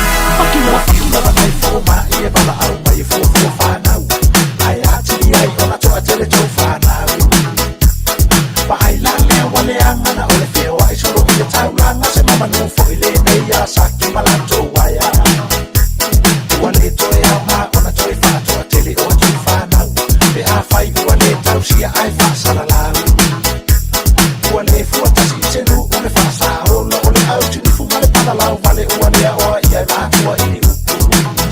Osi e a fisi, osi e tawhawhale au whetalofi. Wale e tafu lātou te se alanga tō. Osi e a fisi, osi e tawhawhale au whetalofi. Wale e tafu lātou te se alanga tō.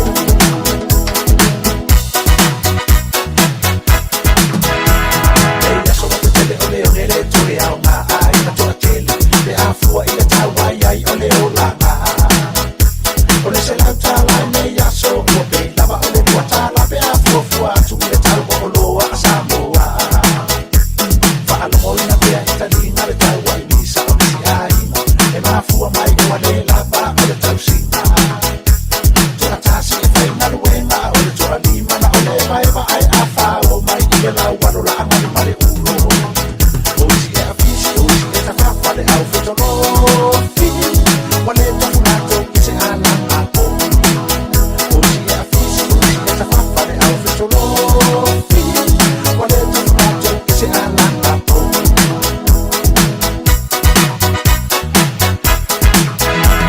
A whai po I tua toa tele ia e tausi male whapele pele. A oa o I ai le talo I se o se aso. A whai ua lea o onga ia la tau loa o le whao la e ala mai ai manu ia ai le e whaau sosonga. Ale le mai le susunga a mani e toa. O le a whaia ana pongi I a Samoa. E tano sia o mātu ai maunungani I o la masa o na whai. Awa ua la tau le loa la tau mea sa whai.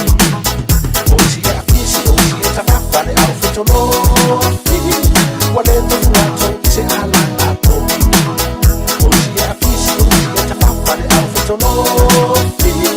Wale e tafu lātou I se alanga po.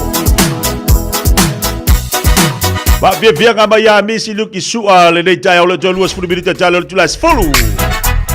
Tau le zino makua. Ale boy ke fo ko inga ni ka ba.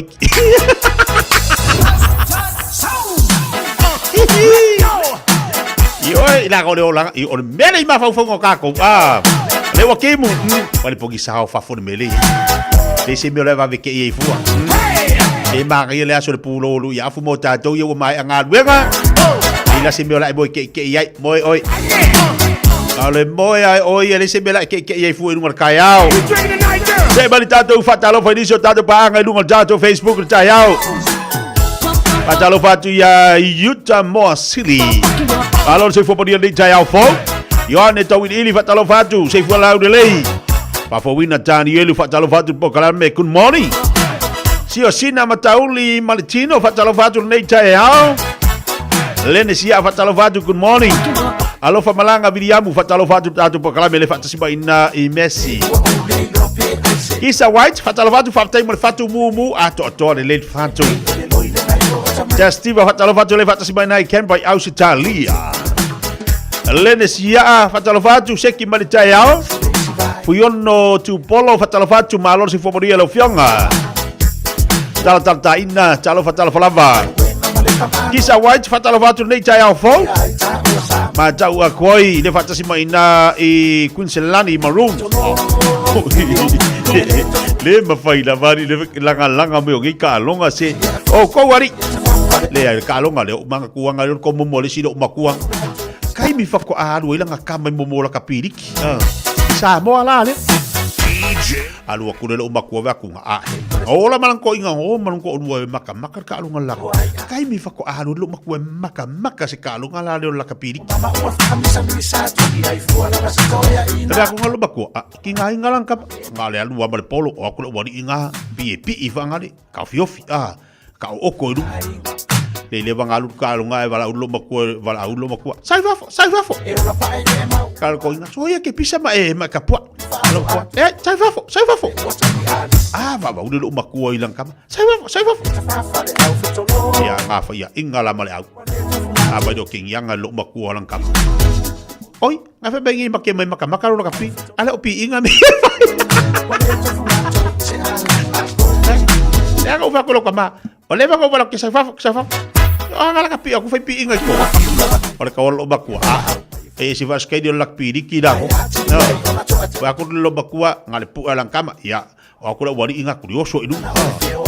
kauri ma fo lo ko pi inga me le ika malo ko wasa ngai ko adu lapi e lo ngilo kapi pi inga me fa mera le ngam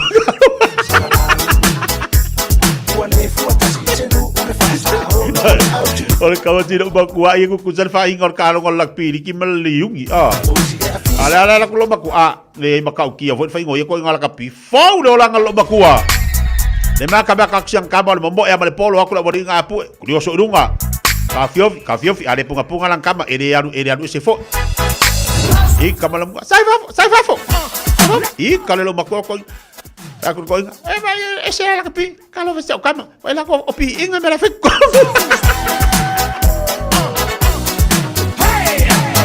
Etoyoso foi lela awa to te ma fau mo nei tau sanga etoi fai foi oi awa ko malo pi inga nge vai nge kau sanga ia ko ka penga mai pi inga la kau sanga oi batalo batia lene Isa Moliana fatalo fatu tatu proclame fatalo fatu ya to umalava na San Jose California Mario Baptanga talo fatalo falava alo fatu ya tolu farsi la vea fatalo fatu proclame le tayao seta afu fatalo fatu le tayao fo se ale malu lo ai masi kamole malu pio alo faku brother leo se ainga Natole lia tawar sa so lau fatalo fatu le jayao Marietta si lau fatalo fatu proclame tana moa levat si mai dai Alaska Fuyono tu polo fatalo fatu tatu proclame ya ngata fo ilea alo fatu ya John Reed Se fo manuia le nei jayao le fatu si mai fea I Amerika Kalau fa ya John Leota malo se fo manuia John Leota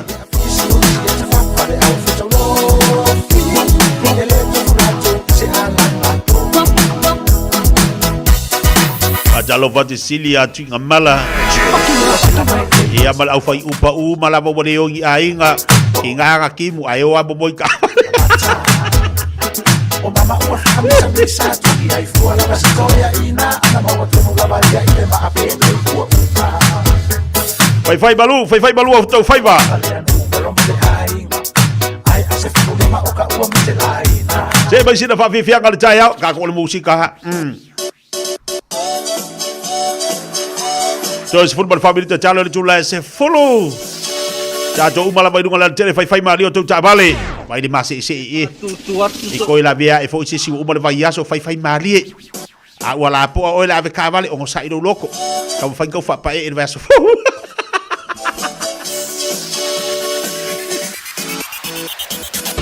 Ia e fa tu so o monat.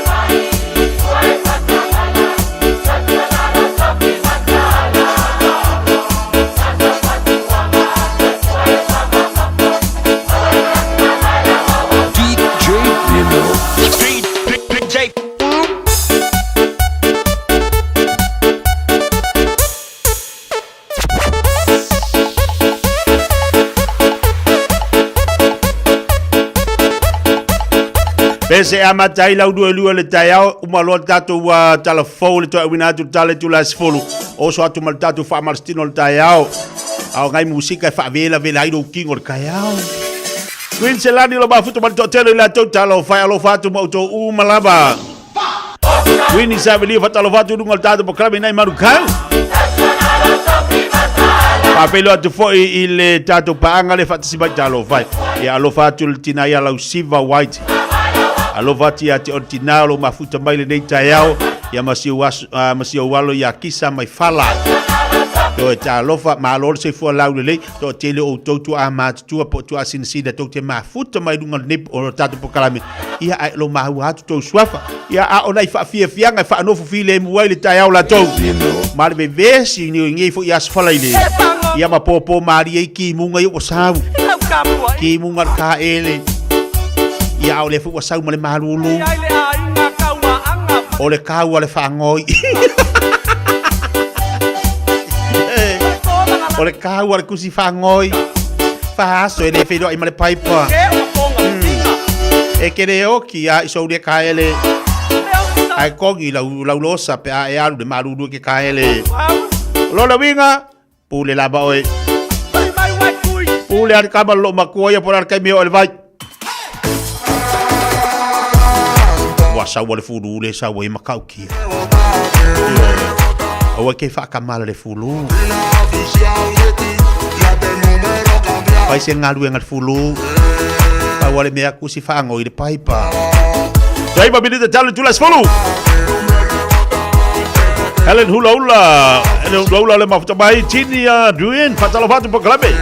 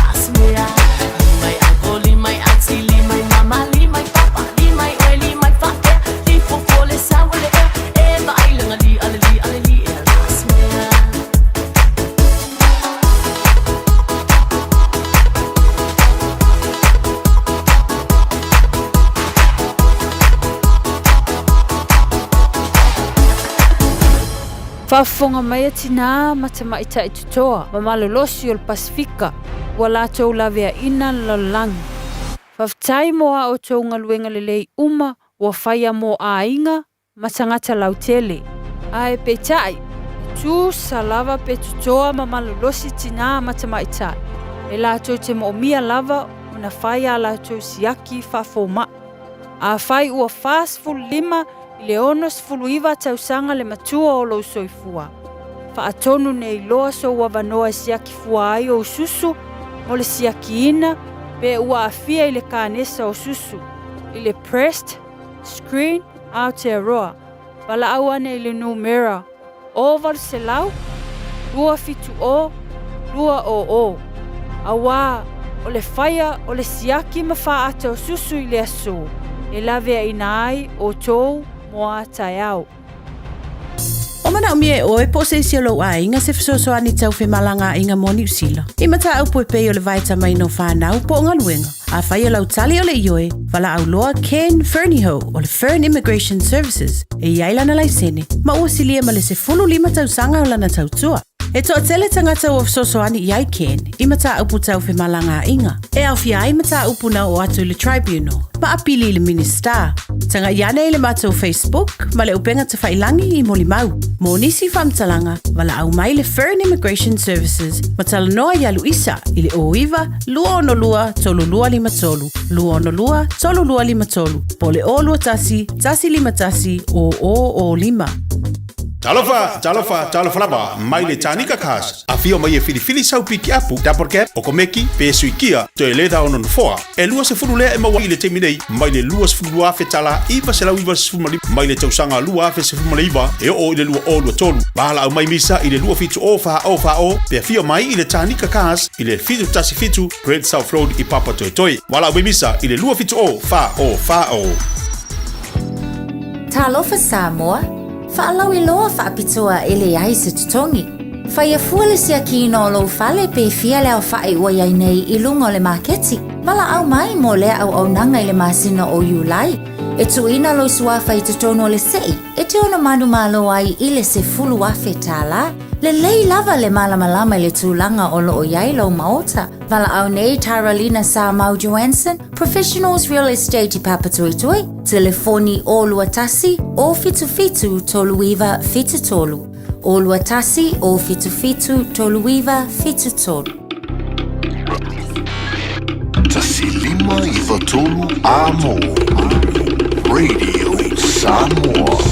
Tolu bini tona tale o leitu la e se fulu inu kona tau tumna unanga si funga lubina Samoa tasima tolu amo. Fatalo fatu ya Rupi Lewis, fatalo fatu leita yao. Tofine Amelia, alo fatu sista manuia nga luenga, penga ia wa utole leita yao fau. Fabalotu ya lapa aita oto. Malolo seifua manuia. Mase se ele awala. Fabalotu totelo ila tolo fenga tiutu mga luenga le so. Malolo fabalosi, malolo tawatai, malolo on sai. Mami,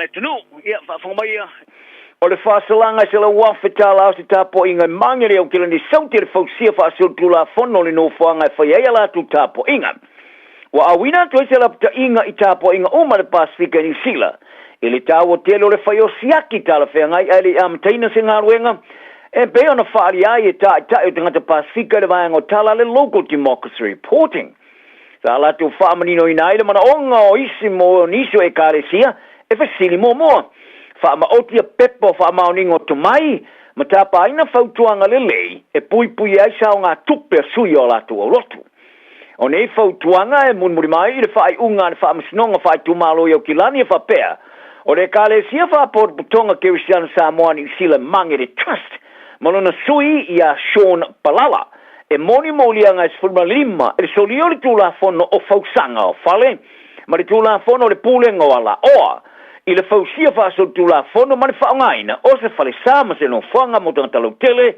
i le mangalo Mackenzie Road sa fa salaina le kale sia le sia ma le vals fulu afetala ma fa tonu ina te tongi le si luas fulu lima afeto se la tala fa popo i le fono fa tonu le taulanga o kilani mo tu pe fa alo o palala sa fa salaina fo i le fitu afetala ma fa salaina tu le fa salawi tu la fa ngalo ngai i tau tua mo tanga tele sa fa longo le fa masnonga sa fa o la vai le e kalesi ona fa ngale no fa nga mota wa fia ngai ulava ina mawatu ia fa alinga sia o le tulanga lesa o le mu o yele no fanga ma fa tonu ina ta fia fa ngaina fa ria te tai tanga Pasifika ya Alpha Filipina wa fia le kalesi tuai le fa longo i seisi sa ia ta ua le ia yo lona malama inga se senga ale fono fa tonu le taulanga o kilani o Filipino stasio suis fono di taulanga o Manukau ina mai tawai e mo fai ona alofia e kalesia ona toi fai ni mesi se fa pe ili tala no alea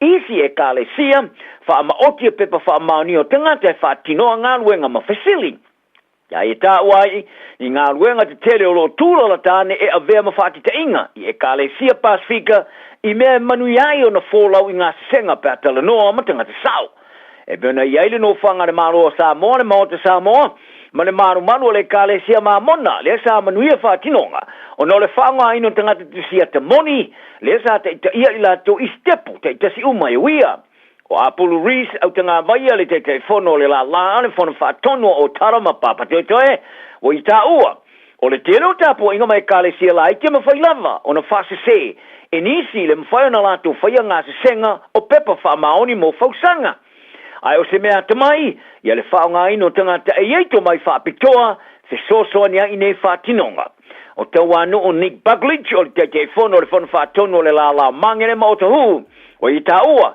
e le o lava i eise le lei ni whanau naunga pe a o mai lo i ainga e o foina sao ngā tupe i se whatua tuanga le lei mai e ta wai o le amata upo whailo ai le ta o tele o le a wai o tanga te tomai whapitoa i whausanga te tele whaia e mawhai ono whaina i whautuanga tumai i mata opo whaletola whono.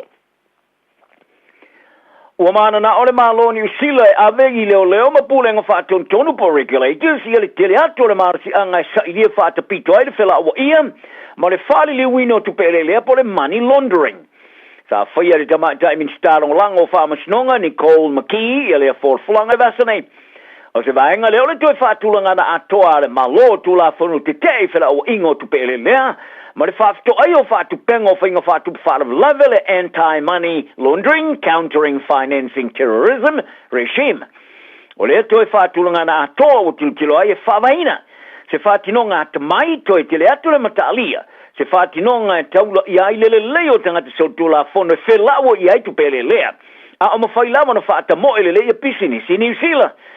Wharia e maki o songa i le whainga malo o ye nei le taula i o soringa tu la forum ma awa ne ino ina i pisi ni simoni ni feu ia inga le tala whenga i wha ofisan o le tu la fun fo o le a wha vaina i se pūlenga e wawa ai a wha salanga tau tupe ma tilo i le amateino tupe rutongi wha le tu la fun po ledi e fe so ne fa puto ni tupe mo to mo fainga te ai fa tu pengo fainga fa tu far lave mo le fela o io tu pele lea ora fa to o to inai ia le maulunga li ma feta la e o ia le fa su io tupe fa va malo ma awala e fa su ia tu ai ngo tupe o le cryptocurrency I te tono masini tala tupe po o TMS.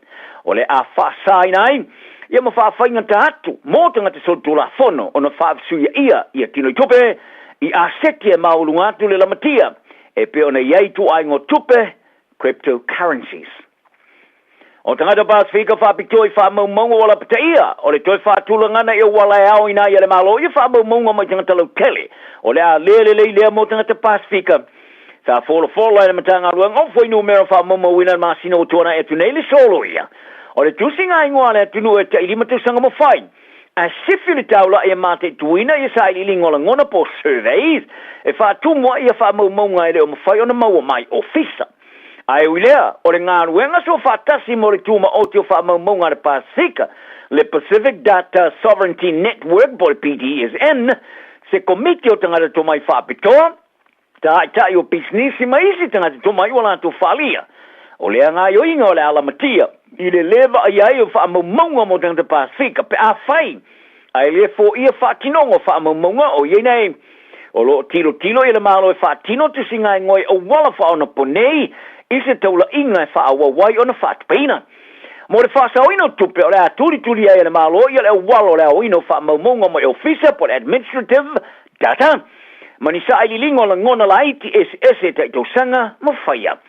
Whaaria le matanga ruanga o whaino mera whaamaumaunga ni sila. O le a whainga o le a CTI le whesui inga ma le kali e tangata. Ni e whaamalia ina ma whaalele ai le o whaamaumaunga e oina. Ai ole sui ole PDSN ia Dr. Jacinta Fa'alili Fido, sa ia longo le Johnny Sila Pasifika, ole kifa le tonu le nao le whaatinonga, ona ole a leilo ai, le whaitoa whai o tangata Pasifika tu singa ingoa, o te whaatinonga ole a ilo ai nao manatu au tui le rolangi, ai leo se awala ilo ai le ola maria, ai po whaasinomanga o tangata Pasifika, mai e tā wai, ole tu whaatasingo whaamaumaunga mai whaasengana lau tele te wala mai i le awala, e anga i atu se tūlanga e lelelei, e au noa lea ma se sao whaalabaru tonga le Pasifika, whaalia Dr. Fa'alili Fido, e le aini whaamatalanga wofoina na matanga ruanga wofoina umero whaamamauina e winga i surveys, o le amo mi eina e kawai whaale tono whaamamaunga e oina mai ofisa, ma o te taua nei tai o tangata Pasifika o na sāfu whaai lau pulenga, e ilo ai pe whapewhea i nei whaatinonga fōu tu singa ingoa, o na whaavaina ma teuteuina, le laisene mo le whaongaino nei whaamaumaunga i le awala, ma le angawaa,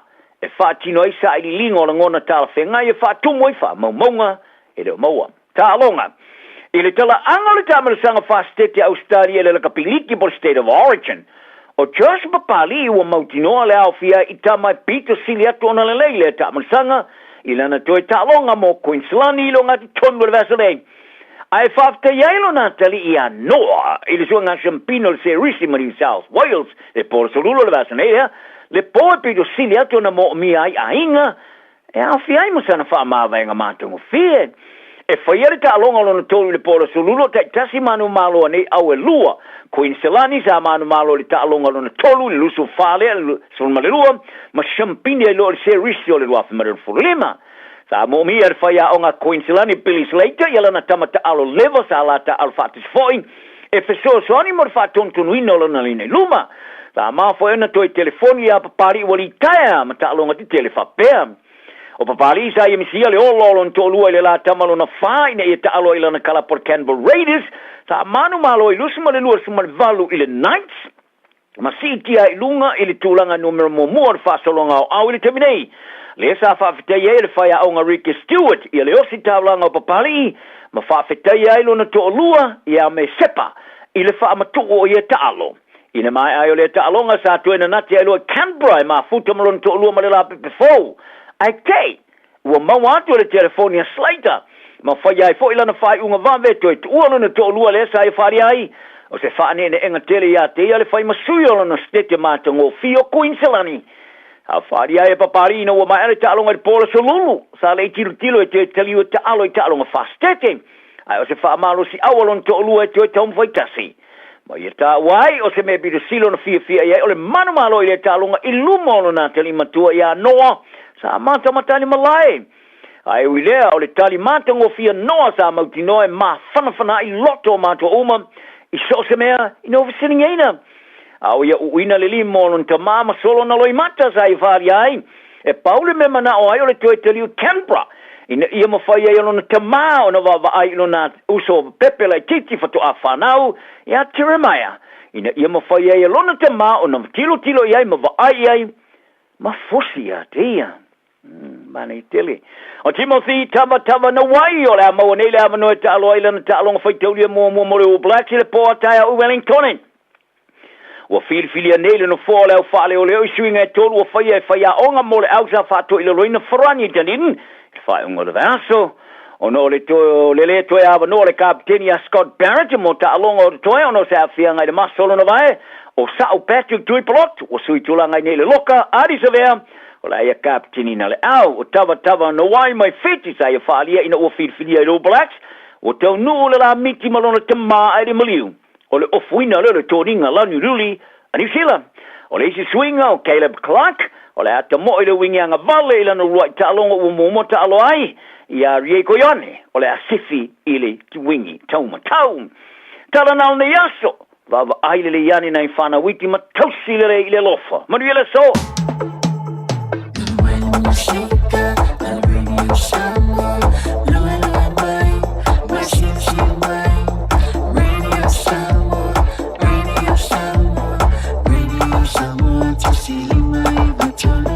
Radio Samoa. Jeshua, Jeshale, Waifa alele nambea. Jeshua, Jeshale, DJ, Waifa alele nambea. So we are. Aile tala no po shefe o le yaluloa.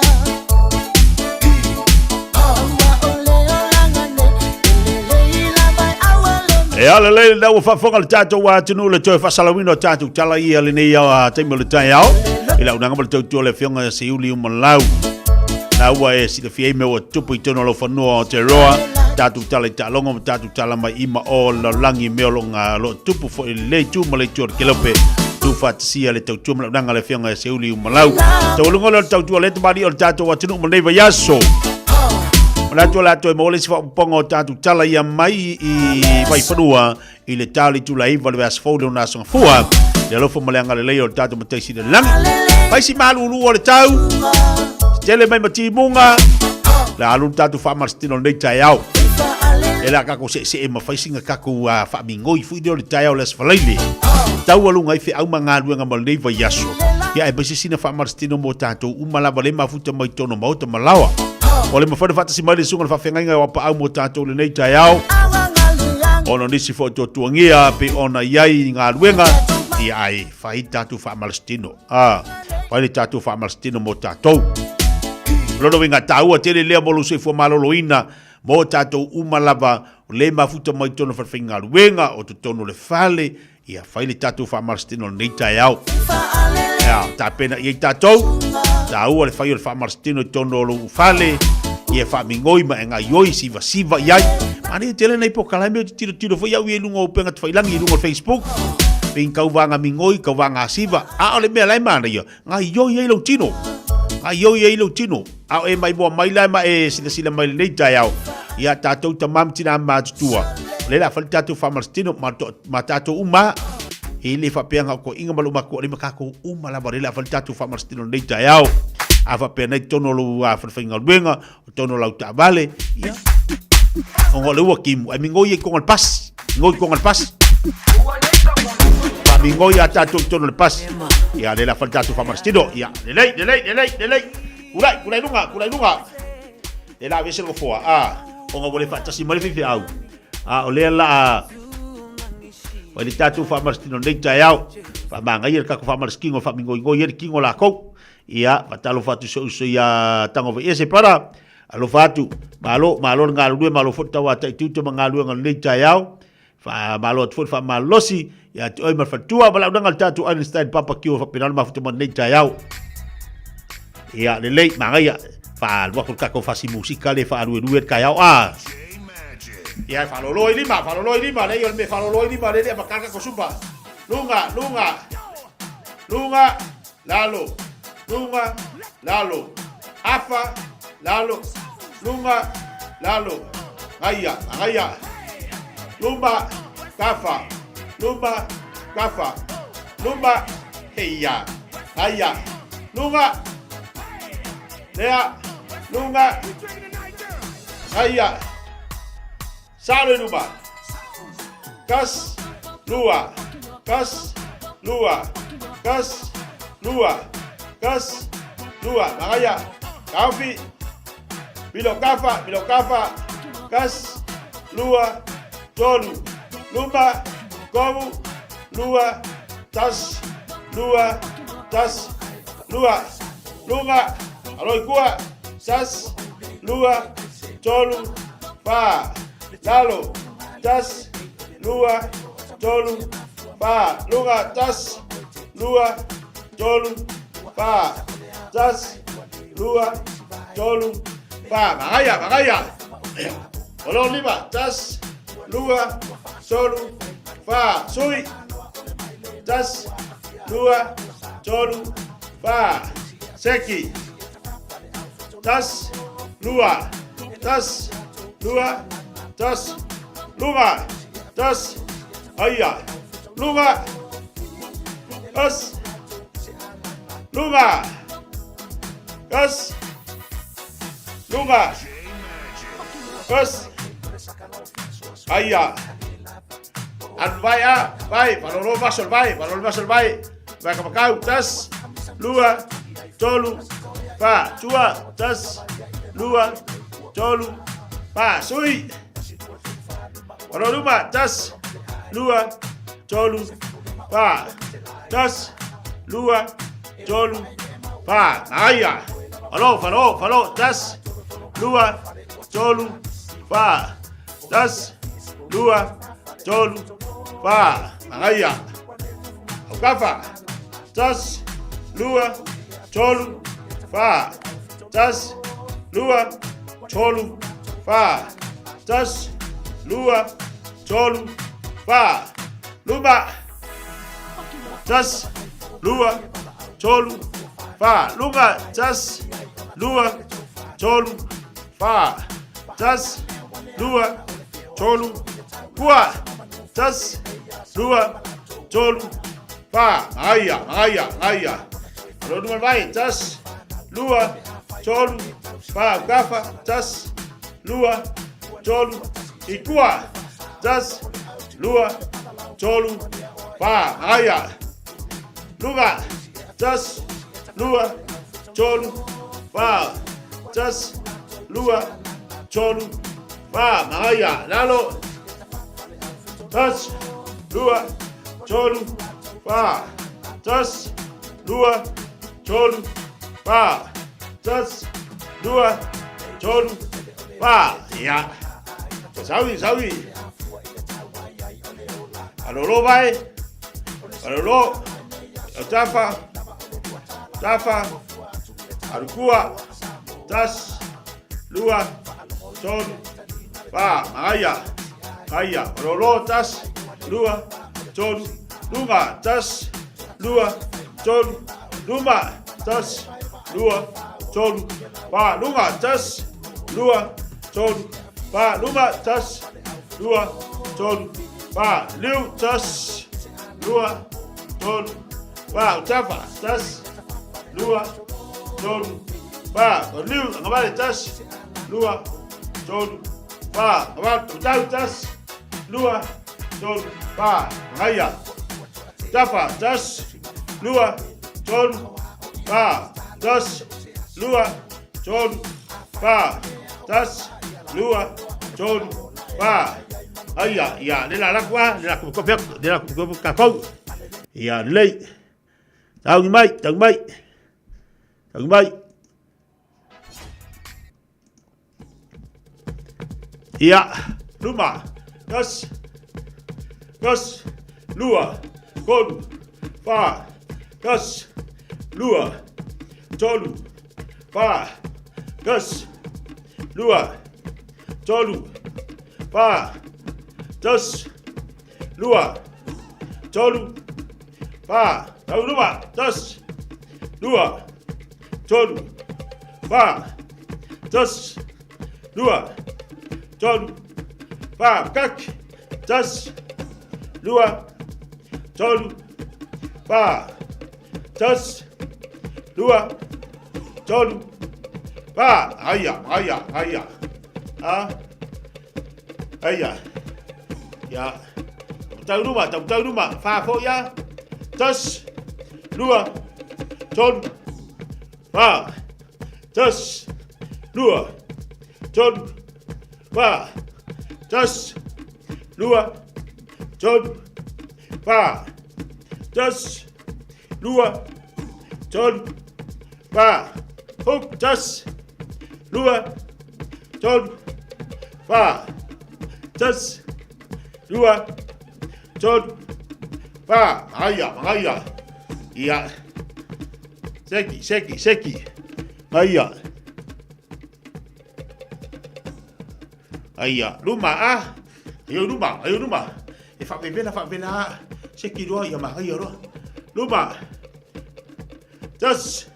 Lua. Tolu. Pa. Lim. Onu. Fitu. Badu. Hiva. Sfuru. Rumah. Tas. Lua. Tolu. Pa. Lima. Onu. Fitu. Badu. Hiva. Sfuru. Kafa. Tas. Lua. Tolu. Pa. Lima. Onu. Fitu. Badu. Hiva. Sfuru. Lalo. Tas. Lua. Tolu. Pa. Lima. Onu. Fitu. Badu. Hiva. Sfuru. Kosekua. Tas. Lua. Tolu. Pa. Lima. Onu. Fitu. Badu. Hiva. Sfuru. Heya. Almangaya. Sfuru wa seki ngai kude. Sfuru wa seki ka konga lakwa. Ha? Lea. Tas. Lea. Sfuru. I halu dole lea. Ah. Sfuru fo. Sfuru wa ka fai e fan mangaba. Ah, fan mangaba. Halu. Tas. Lua. Tolu. Pa. Lima. Onu. Fitu. Balu. Hiva. Sfuru. Tas. Lua. Tolu. Pa. Lima. Onu. Fitu. Balu. Hiva. Sfuru. Seki. Ayoi, fanga yoi. Kangwa oi fanga yoi ah. Laku seki dia. Tas. Lua. Tolu. Pa. Lima. Onu. Fitu. Balu. Hiva. Sfuru. Tas. Lua. Tolu. Pa. Lima. Onu.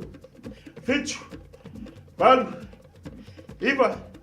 Sfuru. Ah. Aya.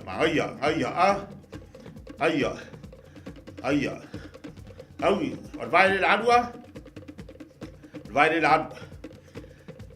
Koso vai papea. Alu papele vai ka makau. Koso vai se fulu vai ka vani.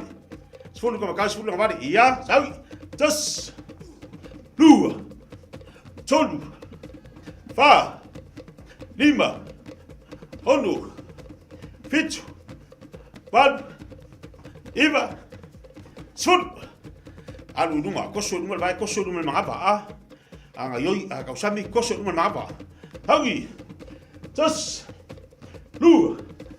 Tolu. Pa. Lima. Onu. Fitu. Balu. Hiva. Sfuru. Vai del mangai. Ah. Aua ke faku ulu mangapa. Aua. Faka yon mangapa. Hawi ah sfuru dia. Lima leudu, koso dungal vai ah. Kes. Lua. Kodu. Pa. Lima. Onu. Fitu. Balu. Hiva. Sfuru. Heya. Eu vou vir mal mong sa go gerap. Ya. Hawi avale ah. Vale. Usa pe que será curei. Ya, sawi. Hus. Lu. Tonu. Ha. Lima. Onu. Fitu. Wat.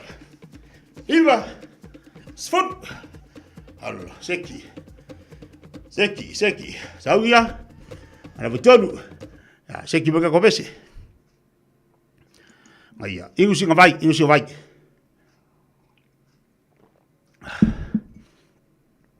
Me fai un fainga ingu vai. Ko anga ingu vai. Ele ta ua vai. E ta ua vai tino. Ya.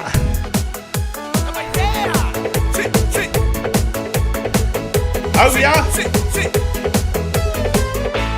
Ua. Aya. Sila vai.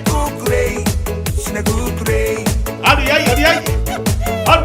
Sabangai terbat napa, ngirani kapanir temo angade, digimari de. Hello. La. Nikamaya. Latino, loga. Saroko te pongo, te irikite pongai kukurei. Ayoy. Al. Hos, tua. Sabangai terbat napa, ngirani kapanir temo angade, digimari de. Hello.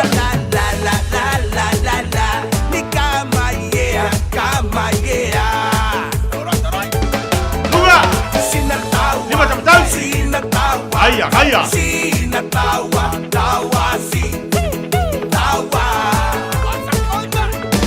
Vale. Sina kona, sina nimsa. Sina kona, nimsa si. Tawa. Lugar. Yes. Quiero Roma, tira que siga tu am, teta inaine. É bunam size. Ene lugar. Está un money, tira que siga tu am.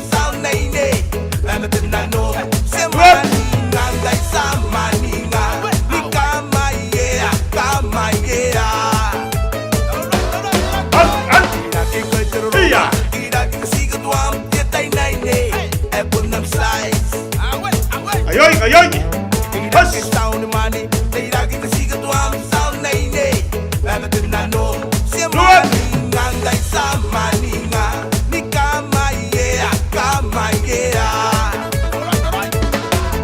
Bas. Sina tawa.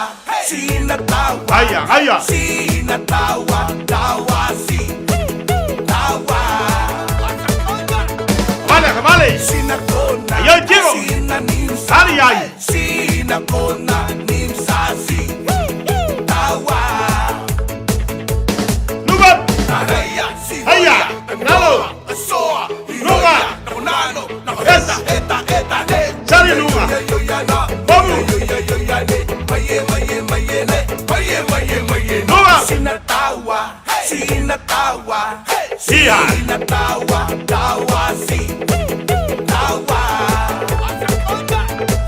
Vale. Sina kona, sina nimsa. Sina kona, nimsa si. Aya. Tawa. Ya, seki mangaya.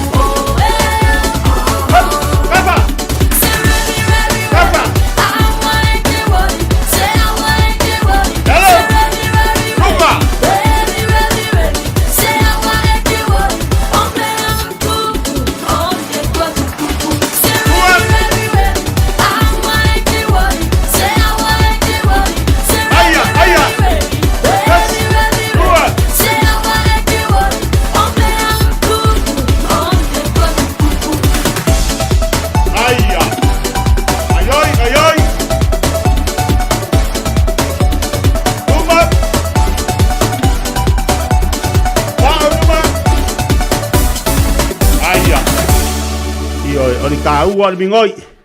Kāua le minoi. Ile tāua longo fongo pa kāua le mingoi.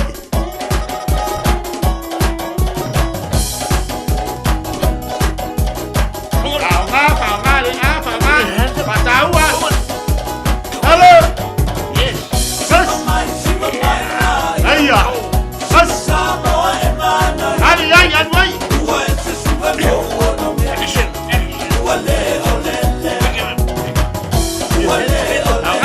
Come on, Fabian, mangaba. Dos. Dua.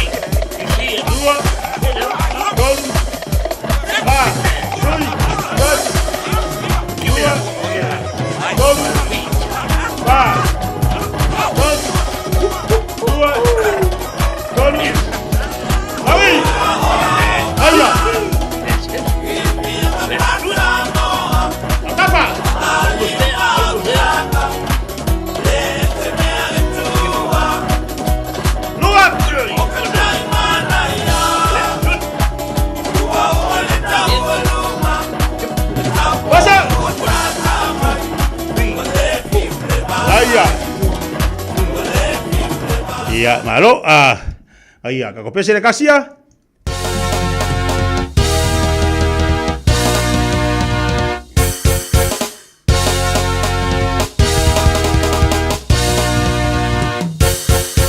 Mana ya foye bangale olanga Afuli ya ile tele otangata Sali Ele no asenua Wolo fata chai mulmuli anu toyo maifale Aya Due masinga due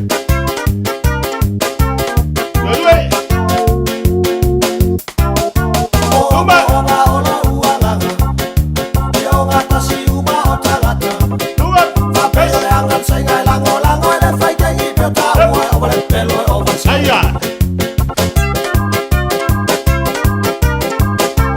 Lunga vai. Vai lunga. Sui. Aleluia, America po samba. Aya. Telefono America tau si da fine po samba tele ola tau lama. Aya.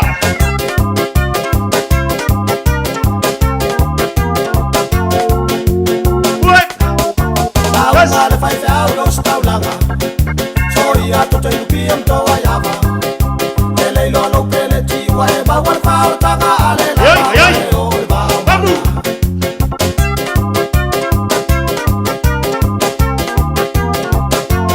Kawal. Ape os matai fai ba ba. Esa o masala news para belave. Luat. Ai foi mas para ba ga wa le tele la la ge fa to sai nga ya America po ya pa.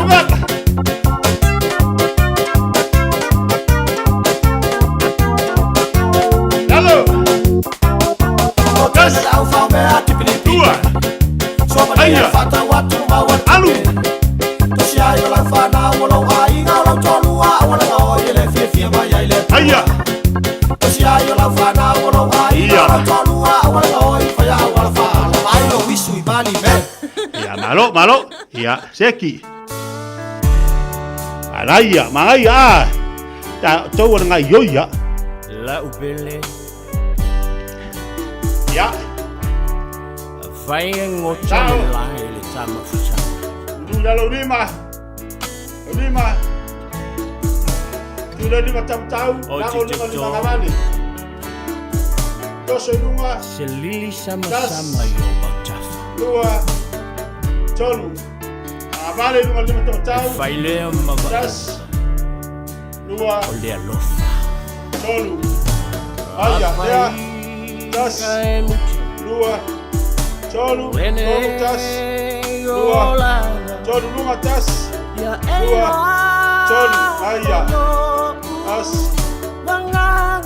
Aya. Ya. Lunga tas. Lua. Tolu. Tas. Lua. Masa ora vai ngabale tua, papi ora vai tau, pe falo vale numa tas. Lua. Tolu. To se tua tas. Lua. Tolu. Abale. Falo numa tas. Lua. Tolu. Tas. Lua. Tolu. Falo tas. Lua. Tolu. Tas. Lua. Tolu. Me te falo numa tas. Lua. Tolu. Asa vai tas. Lua. Tolu. Aya. Pata se vai. Tas. Lua. Tolu. Tolu tas. Lua. Tolu. Vale tas. Lua. Tolu numa tas. Tolu tas. Vino. Vino.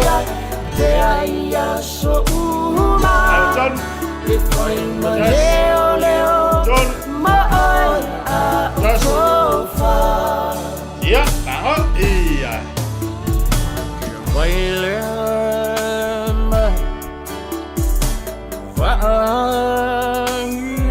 Ngaya sol.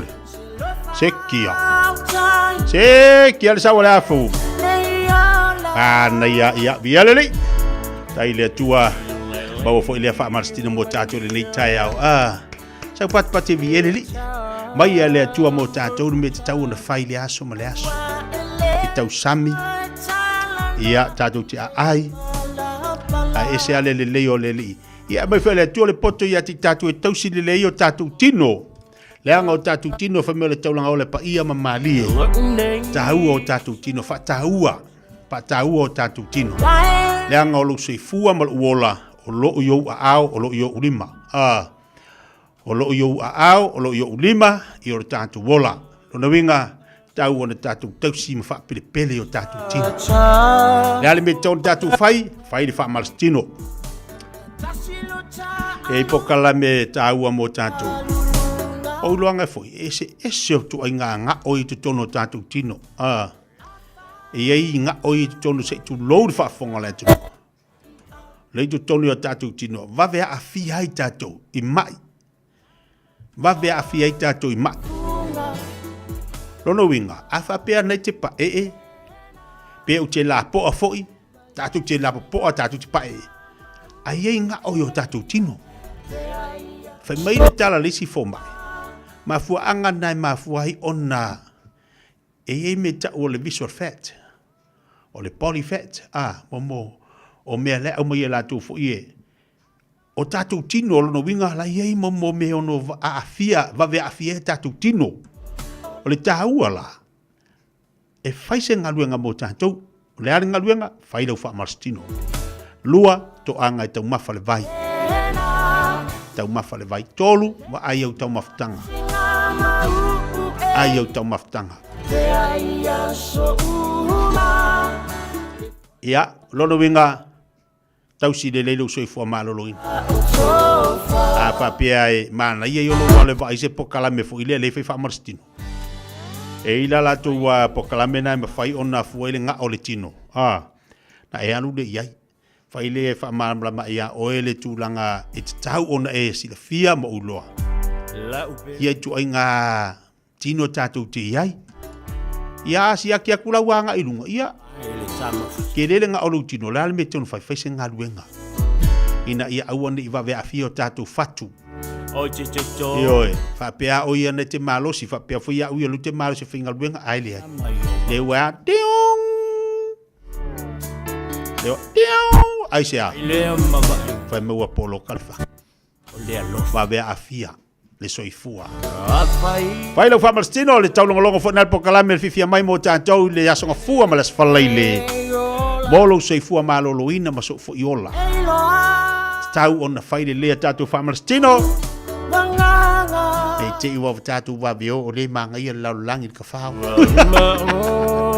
ia le tau longo pel pokalame mo tantou ina ia e ola fifia ia ma o ola fifia inei tau sanga o amai ele tu mo tantou ta pela tatu pokalame mole va sa fo to mole si fa poponga tatu pokalame tatu fa marstino a wale se fo malo lo ino tantu atu no ia ma tau tu na ma o ia fa pena ino o fala au tau tu na ma o vai de lei e tau na tau si taimi wa ia tatu fala au mo tantou ia o lo fa nga fala au ngase pe ona yai Tempo lo tasi 5 minutos de tale o le tula se futbol tasi se maniso tatu falinga ona tala tatu leina mo tatu free market later yao Radio Samoa.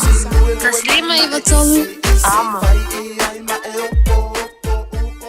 Fai mea alofa I a inga mawo I Samoa e ala ili whaatawina o se hotel ta alofa voucher. E mawhai ona whaongaina mo aso ta ua whailongaina. E pei o aso whanau, whaipoiponga, pe whai malolonga mo ta whawhawa I whaiungo vai aso. Whaatau e oi New Zealand nei, ai piki e lau a inga I Samoa. Tanga I ane ili pacific40.com/hotel. Ma whaatau nei loa. Pe vala au ili o lua tasi, o valu tolu tolu, lua lua lua tolu. O lua tasi, o valu tolu tolu, lua lua lua tolu. O oio stangata whai businessi, po o iei sau fuafuanga e amata sau businessi. O the Pacific Business Trust, o se whaalapu tonga e langolango ina mwhautua so se businessi tangata Pacifica te tonu New Zealand. E mawhai ona tu inatu le tau tua male au nanga e au no mas te tongi. Mo I lanto o lo tau whatu se businessi fo. Ato fo I mai lanto o lo fia si tia na tina ina o businessi. E tele ne awala e mawhai ona tu inatu aile au nanga male tau tua I businessi. E pe o whautuanga whapito mo ilo longa mo businessi business assessment. Fatu paina lea o se atina e mole business investment funding. E whaia fo ia o onga me seminar business workshop o networking events. A wala varsi tion to mai mauna ia pele whaale leo atina e a tatu tangata whai business.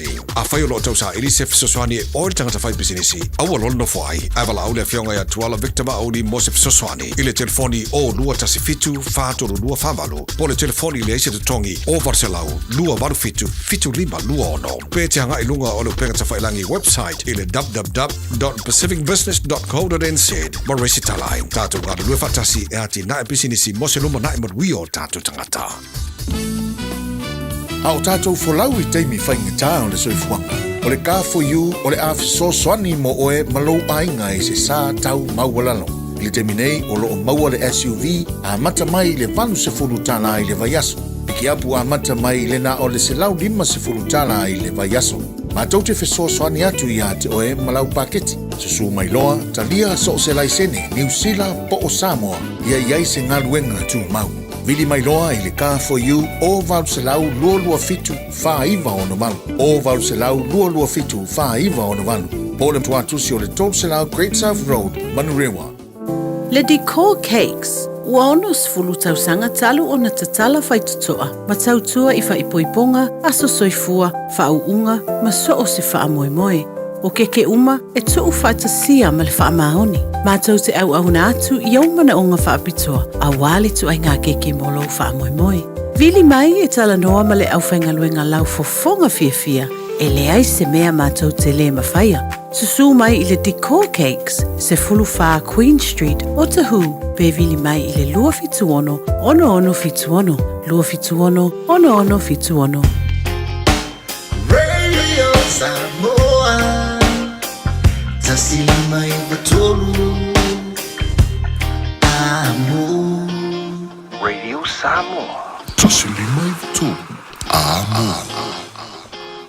Lewa se mari mal teme le wati le tai au le tos fu maltasi minuta tale o le tu la se fu maltasi lewa talatu tatu le na tatu fili maketi tolu fitu tasilima tolu fitu tasilima tolu tatu le na le fu avono atu mo fili maketi le malo tatu wa tinu tatu olo pe tu mai ya le avono atu mo tatu ya wala ba ia se olo tu mai mo le fa fonga tatu wa tinu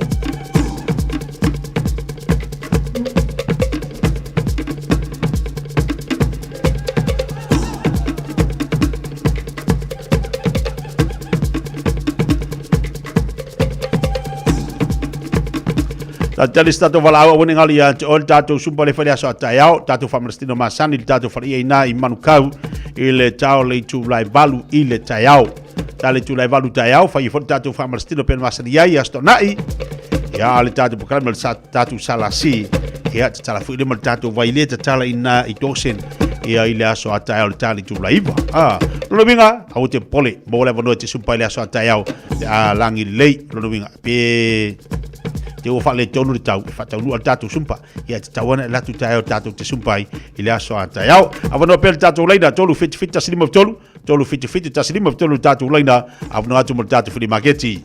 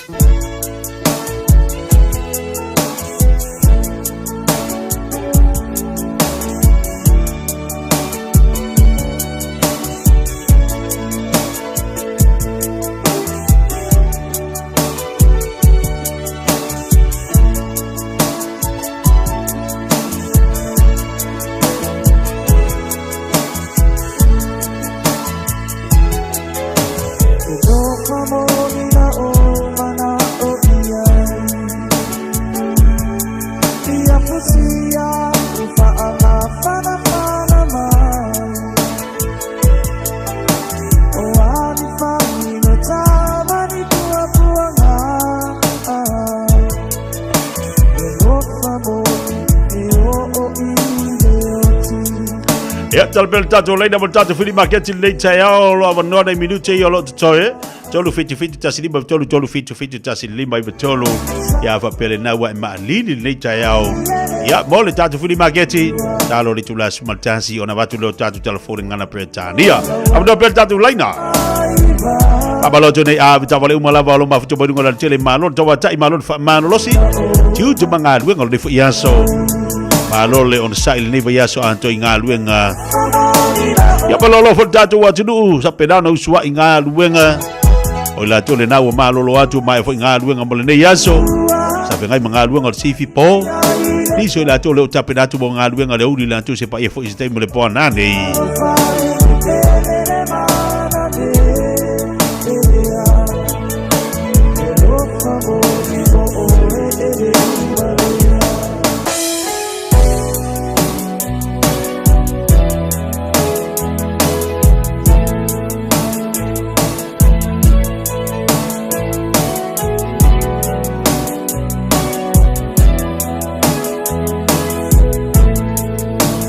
Si oasi atu tatu leina le tau fai mai runga tatu fili make talofa.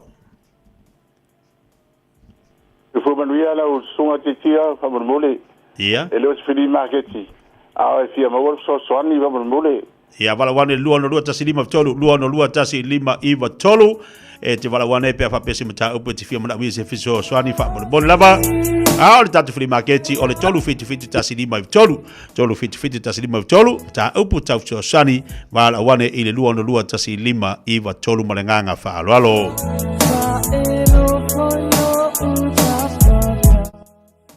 Leo tafutuni mali tatu fili marketi leo tolu minute talofa. Talofa. Yo. Aman mole. O la au ke ufale. Ia. E o ke ki e o fua manga ia e meu pemira. Ma o lua fikolu kas kolu lua.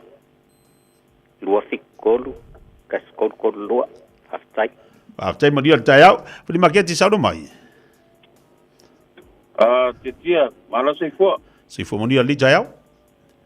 Te fa mole tetia o la ka for ranger fia fa ka waku. Lua fesu lima kausanga le ya ko.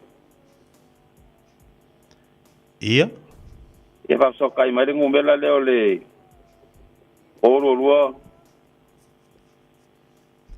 lua kolu valwongo lua valfao. Tu sa tasi ta telefoni?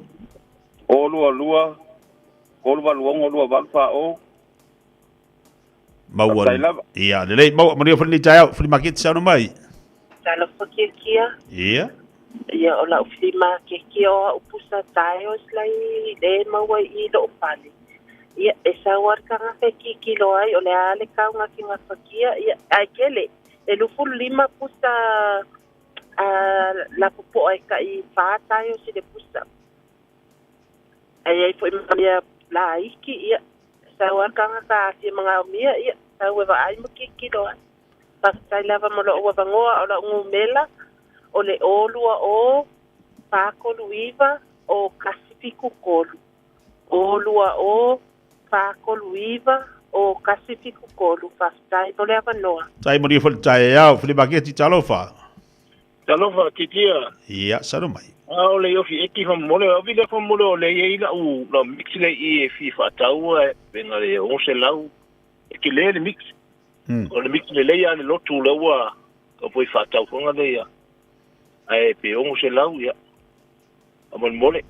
Na isi se mana mia ia. Bili mai ia o lua fitu lua iwa tolu lima o lima iwa. Tu sa tasi ta telefoni fa mon. O lua fitu lua iwa tolu lima o lima iwa. Seki mo dia tayau. Ia fa tai lo songa. Ia, talofa. Talo kia. Se fo mo dia. Malo lava so iswa. Amole mole ki mga umia po ai se ai sang mo fo ile fa ngai ka ile. Amole mole po ai sang fo mole ko fa nga makai. Ola mela ole o lua. Valu kasi fiku. Ole lua. Ole fiku fa. Valu kasi ongo. Wow. Kaila tia. Seki, mo dia tayao.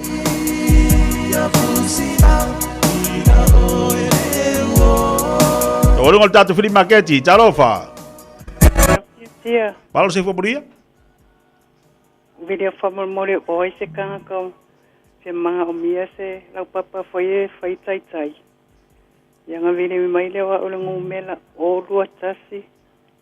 O valu lima. O lima fa. Lua fa. O lua tasi. O valu lima. O lima fa. Lua fa. Ia whaftai tia manuela waso. Tai mo di tayao. Olo ngol tatu fili maketi mo di fafonga mai tatu wa tino. Nisio tatu olo fa malulu atu na ya paanga yo toe vala mai watali tu nasu mutasi. Ya o sa ia. O leva nga vaku ka ko lainga esa ka nga va vidi mai. Ya le wa vala mai watali tu nasu mutasi. Ya fa malulu kwai. Ole si fa bonga po club les falei del verso fo. Allo fole tu te le tu se fu a so matu wola tu fa wa po club fili marketi lungo tatu olo. Pele fa fonga ma yele ni tai au fo. Dasi ni bine talo tai dele jula se football dasi. Le tau tu fa pele si fonga le sa mo mo lima tolo amo. Kabalo to inicio tatu banga ba futo ba le vale le nai au kilani. Malo fa malo si malo ngalu lui. Ai ni si neo tatu telefone ngal Britania. Fa wa tatu fa fi. Fianga bani so tatu fa linga. Awa chalu ese mau. Pata si mai ese tasi fo yo tomari ol tatu wa tnu. Tapi na indal fa mo tatu manusa mole asa tayao. Ya tonu la mo sin ticket. Ya po se fainga me alofa mo tatu. Awali tatu talonga le lo monei ol tatu manusa mo. Lola winga. No for pay lunga le tau le sa mama pa kala me fifia mai. Au te alofa to ya vatu se ticket. E te alu e te mata pe fata si mai ia le foto mali ol tatu wa tno. Ile tai au nei. Lua bineta te inele jula se formaltasi.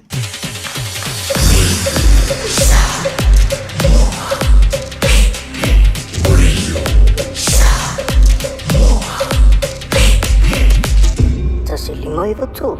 Amo.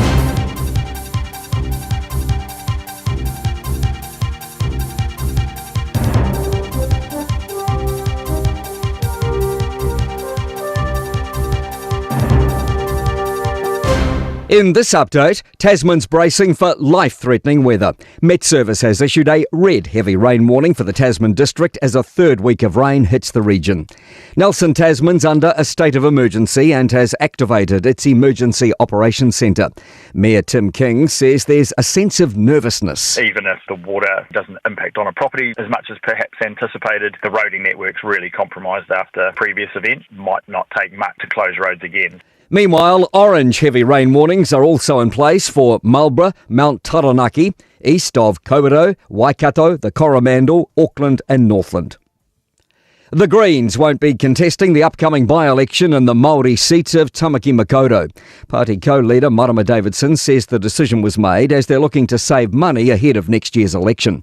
Political editor Jason Walls has more. The Greens not contesting means the battle for the seat is essentially a drag race between Labour and Te Pāti Māori. Labour's yet to select its candidate for the by-election, but it's likely they will select former Tamaki Makaurau MP Pini Henare. Meanwhile, Te Pāti Māori has selected former broadcaster Reni Kaipara as its candidate. Health New Zealand's promoting a wide range of opportunities for graduate registered nurses. More than 2,000 nurses will graduate this year, with the first cohort now starting their job search. National Chief Nurse Nadine Gray encourages graduates to look beyond just hospitals, emphasising 60% of practising nurses work in primary, community and aged care settings.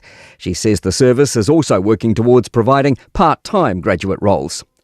A YMCA toilet performance isn't all that Kiwis will be getting from Lord, with the pop singer confirming shows for next year. Let's hear it for the band.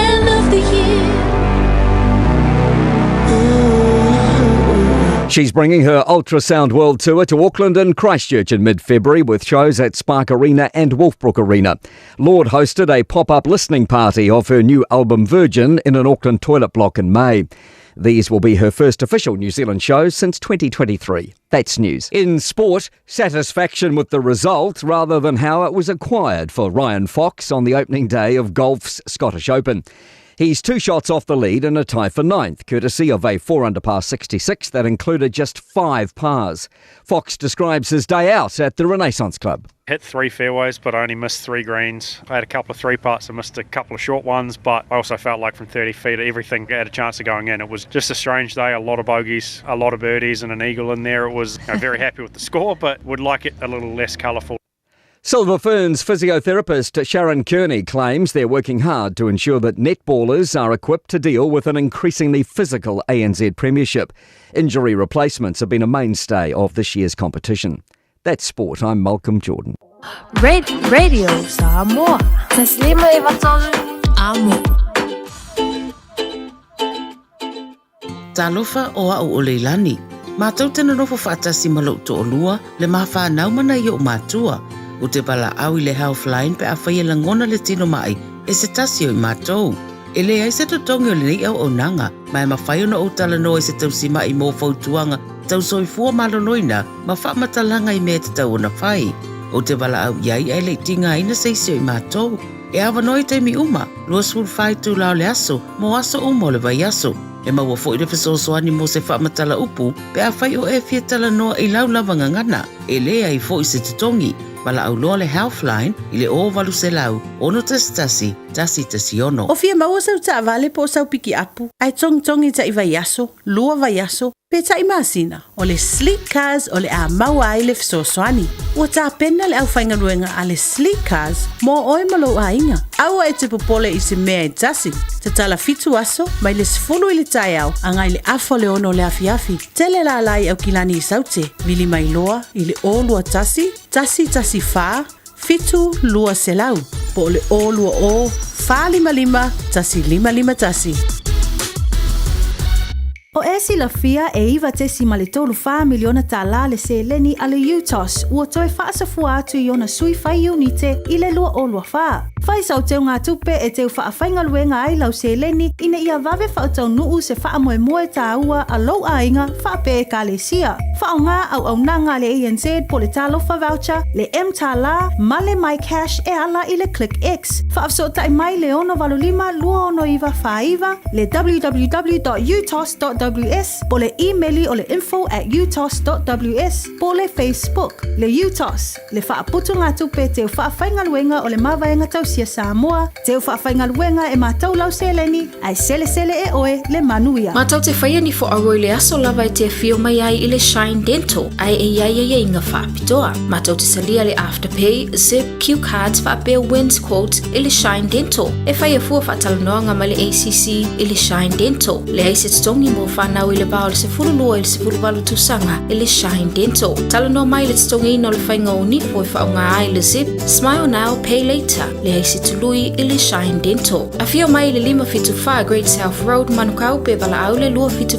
ono whawha. Lua fitu ono whawha mo le Shine Dental. Ua na o le Radio Samoa se furulima iwa toru a mo e tautuaina oe I laungangana fitu aso le vai aso.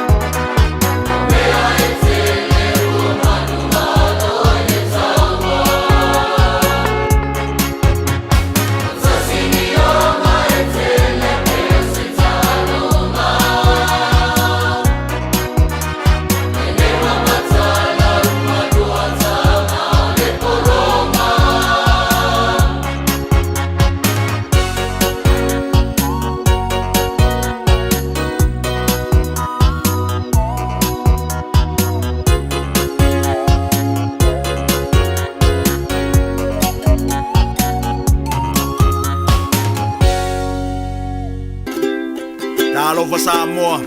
Wa ule ne yo kaspitialu, awal suia ngila wa kio. Aeva eva mai ina se fudu lima iva kolu. Amo Radio Samoa. Vevela Ua mawhai o na aura tula polo kalame le leimo o ia so taitasi o na o le langolango malo si le whale maliu a se alo le aturuu o ese tātupu Funeral Directors i Manukau City. O kalame e le leimo o e tālo whalapa. Tusi alua pe te rolo na mta umomoa o na whai upo e lua. Ia whaatele ina ia te o tau le alofa tūma. Ma le manuia o na olo o tau I loa le lei o le atua ma Yesu Keriso. O le loa le lei o se tangata. O na ua umi se mawtanga o I loa le tangata le. Rona wanga lua. O na ua o uina masu esu e loto I le o langa ma le tala anga o se tangata. Whata ta inga o te loa le lei. Lo ta mao tau tailo longa Yosu. Lesi mai. Mo uroa le lei ave tabani. Ona na oa onga ia o iloa ave tabani. O lo iloa le lei la o lo tama. Na whaingo fiei ona oa lofa, ma o faalo alo, ma o stai I lo tama na uola mai ai. Ile nei la lolang. Lewa mai e le apostolo Petero. Lona I loa le lei o le atu. Wasa ye taimi na a fia ai le apostolo le whaalo tolo lua ma na yei le masa salo. Ma le talitonu wha maoni I le moni o le tua a Yesu Keriso. O le wata o tino mai I Petero. Le manuia o le iloa le lei o le tua. O le tātou whaia onga, o iai nei, o le nganga pa ia, e a oa o ina I tātou. Ia tātou I loa le lei le tua, o le moni. O le tenero, o lo I loa le lei o se tangata. O le whaingo fia fo I lea, o na whai le whiriwhiringa sa o loto. Pe e te alofa wha maoni I le nātangata, e le ai fo. Na te e atu tangata I utaia. Ia Yesu Keriso a wasa lātou le fia I loa le lei. Lo lātou mesia na balo ia. O le tātou I loa le lei o le tua. Tātou te fia ai ma le manuia. Ma iai le saolotonga ia tātou. E le toi pu lea le fefe. O tātou loto mana. O le loa le lei. O le tua ma Yesu Keriso, o le tatu saolo tonga le na e whaambau. O le eta lia Yesu, I lau loto I le na yaso, o lau wha o la tanga e whaambau e whaamaoni lapa. Mamanisua, e le lei mo ai. O le ese tātupu Funeral Directors o se whale maliu Samoa o le tali foilea o taimi whaingatā o na o le malanga al maliu maleoti e mawhaifoi o na lātu awina atu ma awina mai tino maliu o e pele mai so o se atu nuo lalolangi wala auno le ese tātupu Funeral Directors I le lua no lua tolu fitu lua no lua tolu fitu pea fiuane ele se fulu male balu Norman Spencer Drive Manukau City.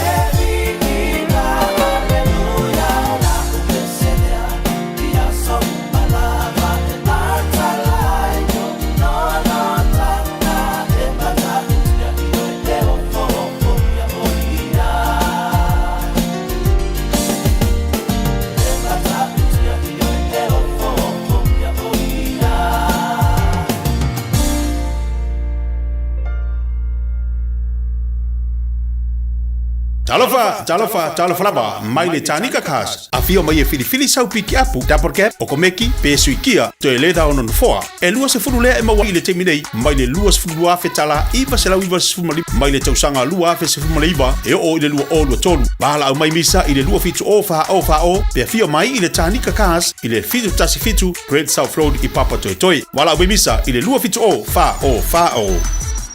Whai mea alofa I a inga mawo I Samoa, e ala I le whaatauina o se hotel ta alofa voucher. E mawhai ona whaongaina mo aso ta ua whailongaina. E pei o aso whanau, whaipoiponga, pe whai malolonga mo ta whawhawai whaiungo vai aso. Whaatau e oi New Zealand nei, a e piki e lau a inga I Samoa. Tanga I ane I le pacific40.com/hotel. Ma whaatau nei loa. Pe wala au I le o lua tasi, o valu tolu tolu, lua tolu. O lua tasi, o valu tolu tolu, lua tolu. Awane e misiele tui Samo Manhattan Mid-Year Dance e whaiele stona I aso se fulumaliva Julai. Am talia le tulai fitu le fiafi. Na le fast full lima talai le tangata e te fiwa tau mawhama e tau sami le po atoa. O la whawhiwhia I le tui Samo Band. Awane ngalo le tua tusio le iwa fantasi a Dominion Road I Mount Roscoe. Whao ta I lola whale tui a Liz e le o lua tasi o iwa tasi o fitu o valuvalu. Mo se laulau mo oe maupa anga po si o ainga le tui Samo Manhattan Mid-Year Dance le astonai aso se fulu iwa Julai lua felua lima. Whafonga mai atina matama ita I tutoa ma malolosi o le Pasifika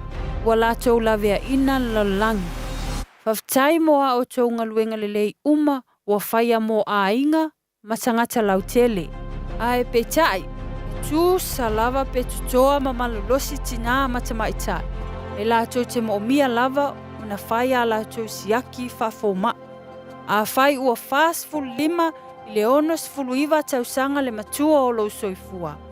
Whaatonu nei loa so wavanoa siaki fua ai o susu mo le siaki ina pe ua afia I le kānesa o susu. I le pressed screen Aotearoa. Pala awane I le numera. O valselau, lua fitu o, lua o. Awa, o le whaia o le siaki mawhaata o susu I le aso. E lawe ina ai o tou moa taiao.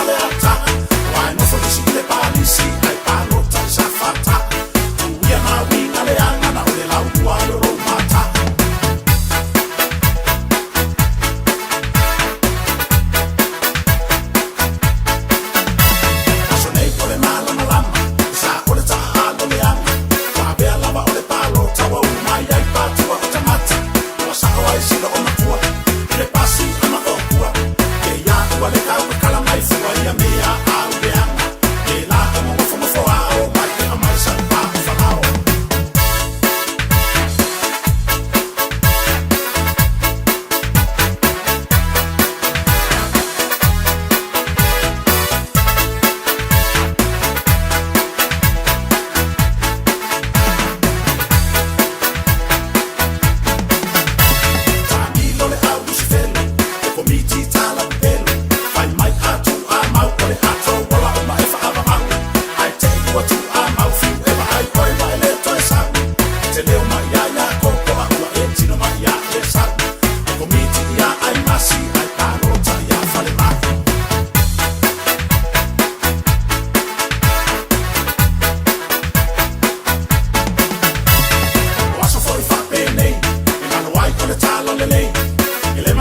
faya ina e mana o lava e tu sona te e lau mai no palo ta e lima e silia e si toia ina susunu no lava lona fale toia tina le lau ki malona aina tu ia na winga le anga ba ai dea tu alai e sila sila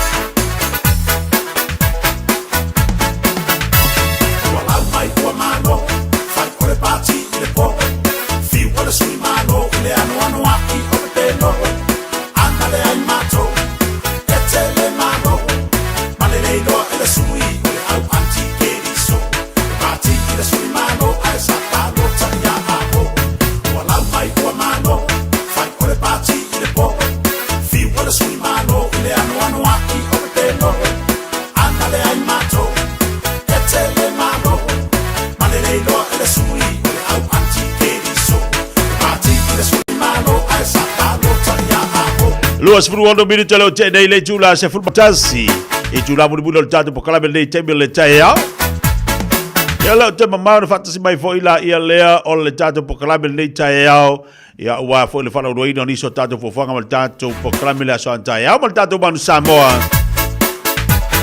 fatasi mai le tamali o tato wa te le sunga ya lia manaya Lorenzo ya wa le tato fa moi e ine fisile vatu ya toe la mafai ona e tali mai a sa o lau tali lona winga la mau le tike de telu te mata le tatu talonga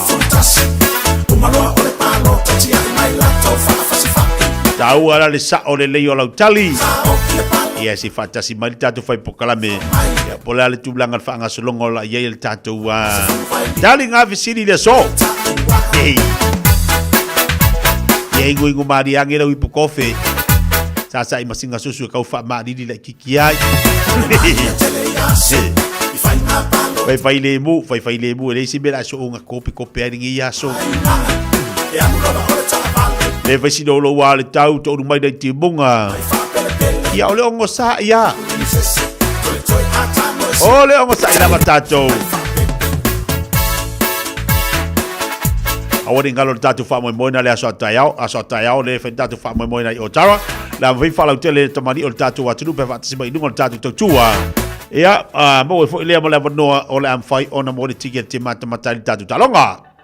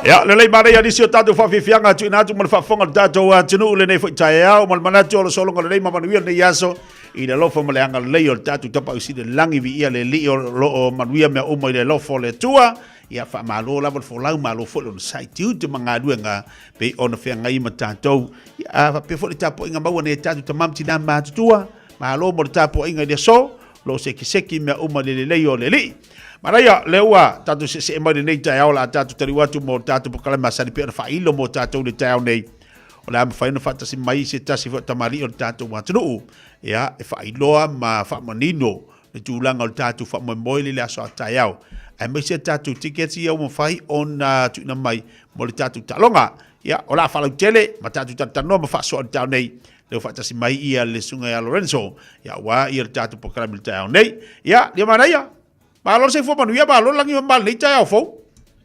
Malo ta foi fa malo lo sunga tia se wa kamisia o se wa ko malo si vero ka kingor ge wa o te va ya tu yo fulinga la le ya o misia foi o le tu e logo lo tato por kalami e fa ftai le lo fumanga le o le tua ya le na o to fa fu si lo malo si ya mago to e wa fo le tau tua ia fa talo fa fo ia sa mula tunu pele ia ele to yo la fa sa tala ali amana ia tulanga te teno lo tatu o tunu ai fa talo fa tu le sofa man malo lo tatu li mo tatu fa ola titia io ele amana ia vi ia le li lau tau tua fo i mala udanga mo tatu wa tunu e tau le failo ia wa lo fo i lau udanga mo tau tua te lo vaenga lo e una i mo tatu wa tunu fa tai fa malo fo i lau tau tua ma tabela ia yo tuto mo fai valo filima pe ona e ngadu e ai mo so sani mo tatu wa tunu ia vi ele li olo mo fo lo balos o va ku ya upua makanga e nga i team so ya le pipi ya ile tua o le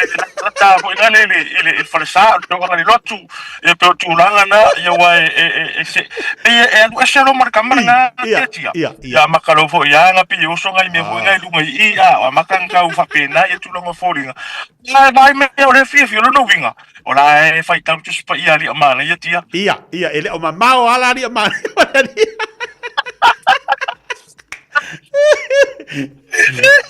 Alo papitai so ta uso atu ile atu oe ya tulanga po ilau tau tua ma lo la fa malos ila ta se e mo ta fa mo ya le uta pene mo ta tu manu samo ta ole ta tu fa mo o lo le o ye ta tu sili fa e fai ona ta ta no fa so mo ta tu watunu ai maria le ta penanga le mo so ta ya o maria Nia, faftai tia ia mule atu le ngangore faftai mule ava noa fa la wi loa I foi ia ma fa so atu foi fa I loa atu lo tatu watu no tu lango lo tatu fa moi o le lava o le on ata to ta tia ile taulanga fa tau o tara tam center ile tula etasi etaro tasi ba o lo tatu ia ile events po mua o le foi o te au wai le event o matariki ka mana tuai ia matariki tangata fenua I lava tam center ama hea ia ona so o tu lona ia mana tatu fan day le so taiao tala tasi ia tatu poto poto I umai o le taulanga fa tau o tara ia ina ia lango I foi ia le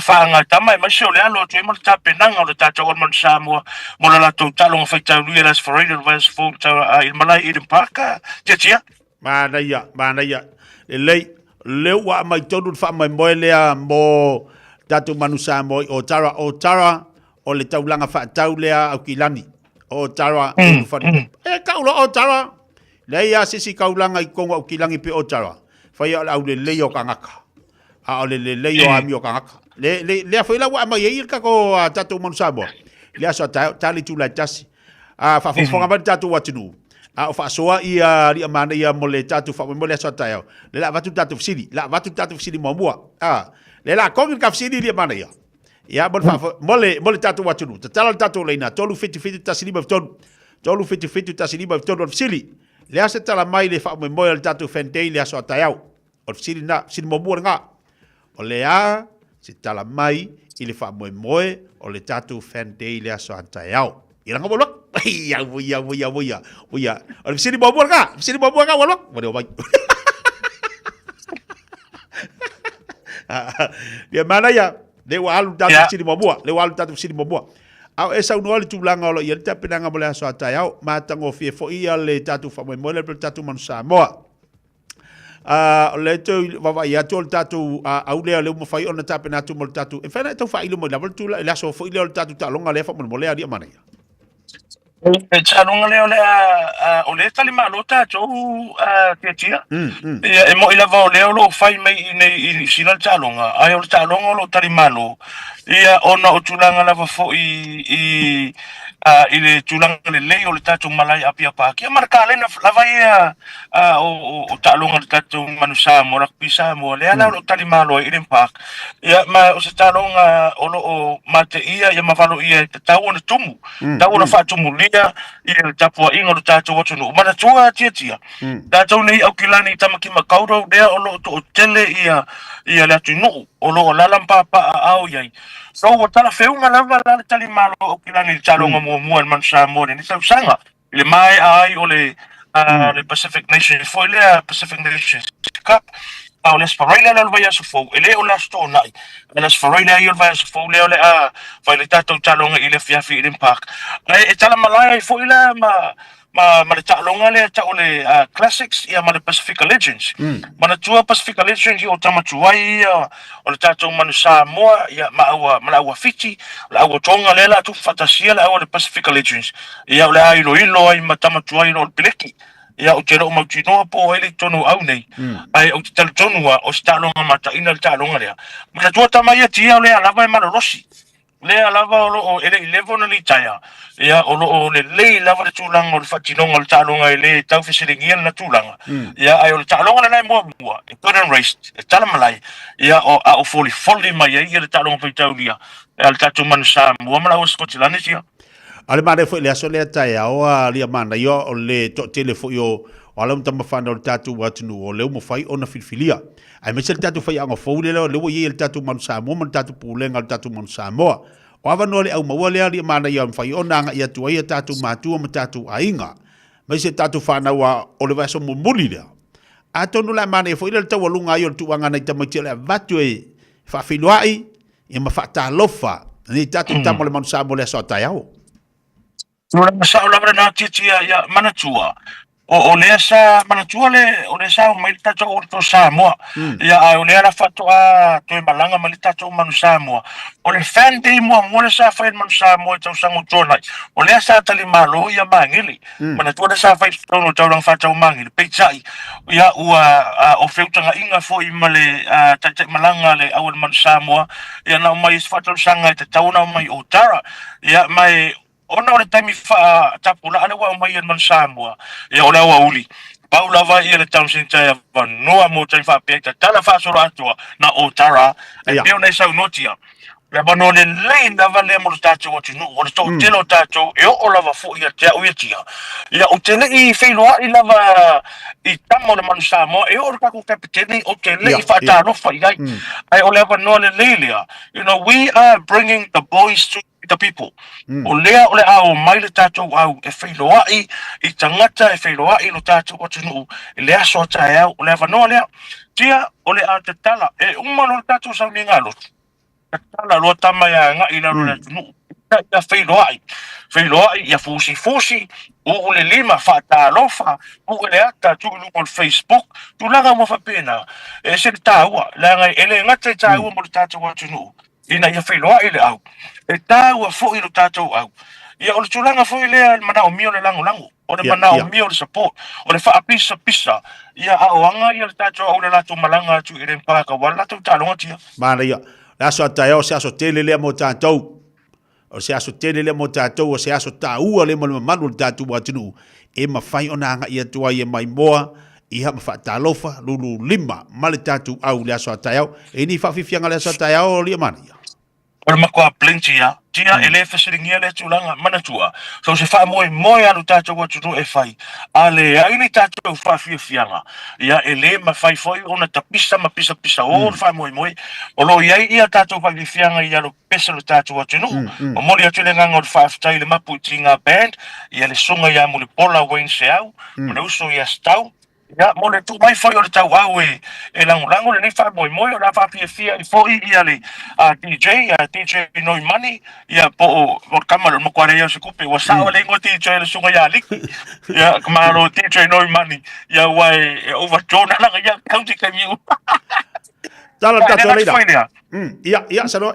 Se le sunga ia tuna vai no tai au o le a fai le tatu a atu ia so tai au le loto pa band o le sunga ia sila tamen e lua tatu siva afi o la fa fia ai ia matatu au siva o le siblings the dance group mane tau pong mana ia la fa fia ia so tai au ai o le sunga ia pa tele le fionga ia Father Michael Enderman ia o le a fa pena ona talusiina ia mafai le tatu sauninga lotu e talusia i fa mo tai au maleanga to le tatu mansa mo lan talo tia se e mal tatu fasili le tai au lewa fa madilo atu e tatu fa fianga le so tai au kanga ka umangi fa fianga se lua manu malo tatu ticket fa fianga le so tai au tala tatu leina tolu fit tasilima tolu lua fa fianga kanga fa emo mo ya ba u mo dia mana ya leu fa fonga mai ya le fianga dia mana ya mawon ticket mo le so tai au tatu no tatu leina talofa se fu morir sofa committee o ai di fa fianga e mantua le na faido atu nei o tai au le fa fia ia sunga ya china vai go fa fia ko ma putinga pen ya ma yo so la vai na pol DJ man no money foi tava pe mari au ai lau o ye se fa fianga no money kai au o le DJ Lia mana ya tu lau sunga. Sa tali. Wa lua sa lau pasenger sa or tali al sunga ia ale tatu to o tetia. Committee wal fai committee. Oh Taala. Committee taala ave emertina. Lelei mana ya committee. Dia mana ya le fa fonga mai ia o fe piket ka le tatu tikip. Ya le ona atu la sunga tia numera. Ya no so ta ia committee tu pe mai ia le fatal noanga. Ia fai tanga inga ile fa o tu fu o le ticket ia malita o le tautonga ia po ina la tio. Ia. Committee la telefoni committee. O lu atasi. Ia. O iva atasi. Ia. Tasi iva balu berton wa. Ya, vai po sa. Se committee alo fatu. Ya, se voya. Lelei, si tatu visili le la tu le turunga. Mana tua tatu ticket sia fai ona e so ta le fianga ya dia manaya Lorenzo, ya mo tatu tawanga o imal tatu talonga. Ai awore ngale e uma te fai lo ate dia manaya no foanga e fa tau tatu ticket. Tele tatu tickets en fai on tu inatu. Ya mole mai mo nau ya tubu tatu talonga le tatu man Samoa. Ofsili o ai satu fantasia le fa moi. O ai satu fantasia le fa moi le so tayau, O ai satu fantasia le fa moi le so tayau. Leo tal tatu leina avano tatu telefoni tolu fit tasilima tolu fit tasilima iva tolu. Ya leo te avano tatu leina mole tatu watu nei tayau.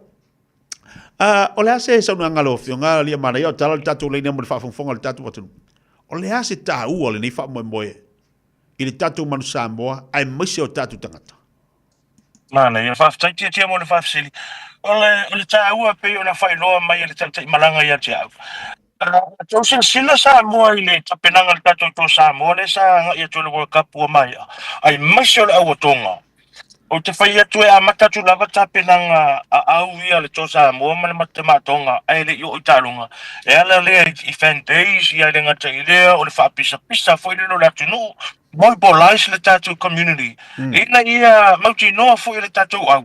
O lai tapo ia ma o lo matu support ma lo se le tatu watu no ia mo Samoa. Ia pe o le ala le na fato sanga ina ia mo Samoa. E mana o mia le fai se fan day. E le ngata foi ngale fa oso ia maso kama. Fa oso i mamonge foi ngai e mana o mia e fa fi au ia ma lo se sportilangi les foreli. Ia ai o lo mauti noa i foi. o lo ia ile lango le tatu watunu e taua fo I fan days fa petia mo ila tau e lenga fatia le tau le tike te nga ia le malai ia la vale sau ia mata I ma felo I tamo au ia matua I fasi fa mo e lo mare sky ia le sparili ia wala vale na o le to tele fo o tele fo to tele tatu o le anga ia tutai au ia to tele ia ai longa ia tu malai le sparili ia ai ona va no le lelia e mafai ai ona anga I mai mana tua Elo ia ni tato tu pe fo ngale fa tino ni fa mo tia. Ia e fa fitai o le lava lo o totongi lava ele man sa mo ia la tau pasi o ala of sota ingam tu la fa pena. Ia ai mai so le taimi. Man tu lo ia le schedule man sa mo te tau ona. Anga ia I monisho fa mo. Ia le wa fa ba no me lo tau taimi. Ina ia felo ai me lo tato wa tunu. O nisi no va nga tau. Esere le tau yo tulanga o fa mo fa pe. Te pio fan days. Ele separate Tia, mana tua. E parade o tato o inala. Ke lera tapenanga I tua to le parade tia ele ngata e fai ele traffic management e ta tawana awaile o leo lungo awala. Ele le lava le fan day foilia. E ma fai ona manage e fai mo fia foi. Na ino le fai le parade. Ia tinga ina lo tato ma poloka ma le tato awala. Ia awa foi ni avise se foi ngale ai mai se ia na ia uso lo va pena ona ia la to car cruise.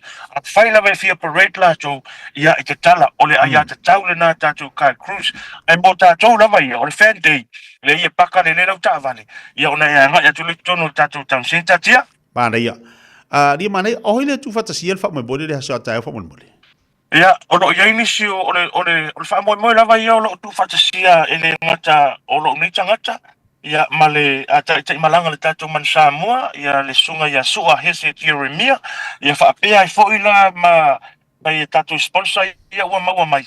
Ia o le Eveni Pacific ia walango mai awani tato giveaways mo le sa tai au fa au le fa mana ia te le tato fa moi o tu mai fo ia le tau au o le ala leo le Pacific Media Network ale New FM ia fa pena ona mau mai fo ni so tato giveaways o tato fa la wiloa le wa mai le tau au le tato wala leo nei fa tai tele lava i le Radio Samoa o lo fa la wiloa ina tato fa moi le so tai au ma le tato kalapu the number one kalapu le Super Rugby tia Mona Pacifica. O mai foi niso tato giveaway so Mona Pacifica, New FM o le Eveni Pacific ia o le tolu le fatasi ma le tato wala leo a le Radio Samoa ma le PMN Samoa ia ua lango mai o wale tato fai moi ia ma le tato man Samoa tia. Malo vavtai leo manino le faafonga le tato watinu o le aso ataiao tali tu laitasi ona maua leo se avanoa e anga e tuan tato watinu. La sel tato fsili, la sel tato fsili, la sel tato fsili. Al fsili, le la tuinatu mo malo le tato watinu o le tato teibi. O le kapteni al Manu Samoa le waiai.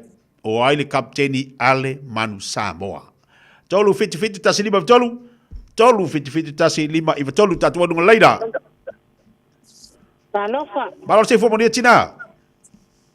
Ia, malo se fo. O ai le kapteni al Manu Samoa.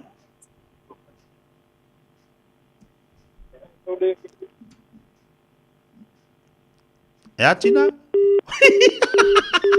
Man biangar iya. Talava. Galova, malo se fo munguya. Iya, on sofa. O Lima, on five. O le soa. O le kapten al Samoa. Le inga o McFallen. Oi? O Phil McFallen. O Phil? Phil game.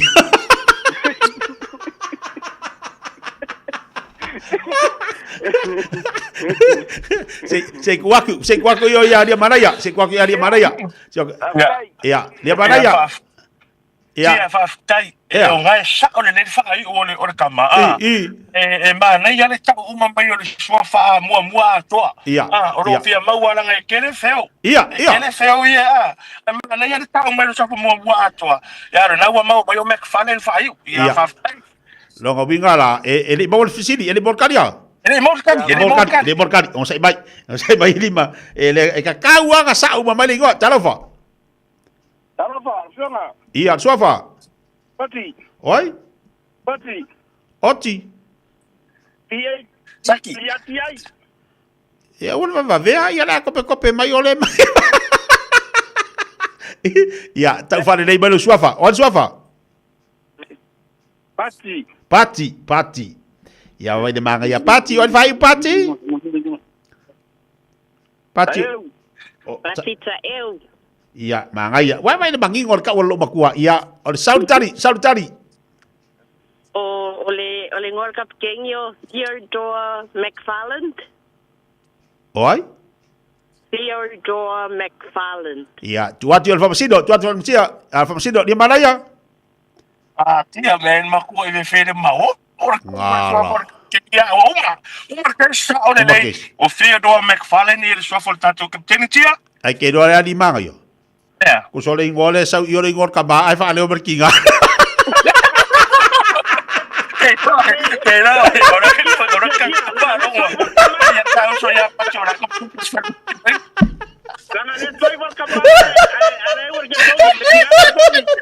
Sabe que ele fogi? Pati, dar que ele fogi? O rua fiku. Ia. Rua fafa. Ia. Kon fai valima. Poringa mai ya, de magaya ke loi, poringa mai ole o kin ka unga le gol. Ala ba ko paki. Mano. Sorry. Malinga tawa e so fare tour ka uri ngwa o mai ke fo pa me.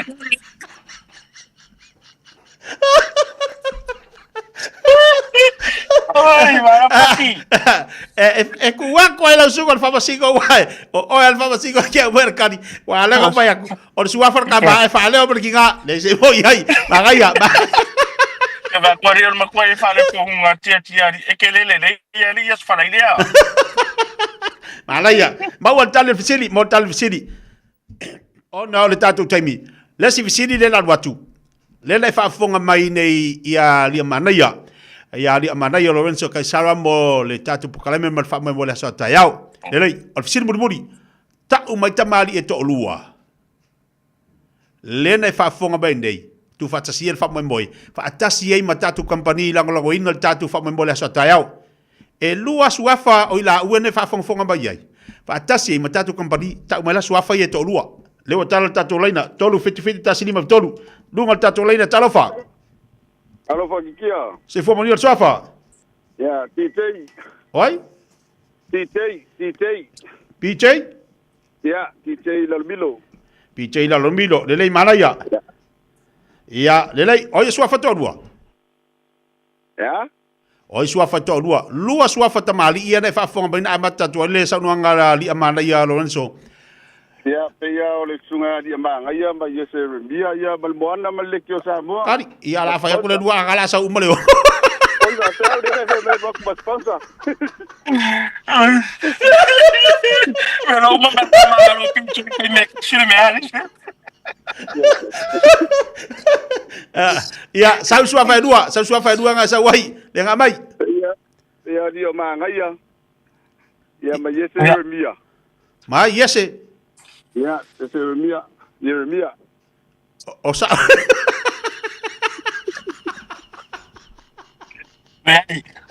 Okay, lo nga sa. Era sa o mai ele isu nga PJ. Ya. Nga fa sa mo ese no yesi.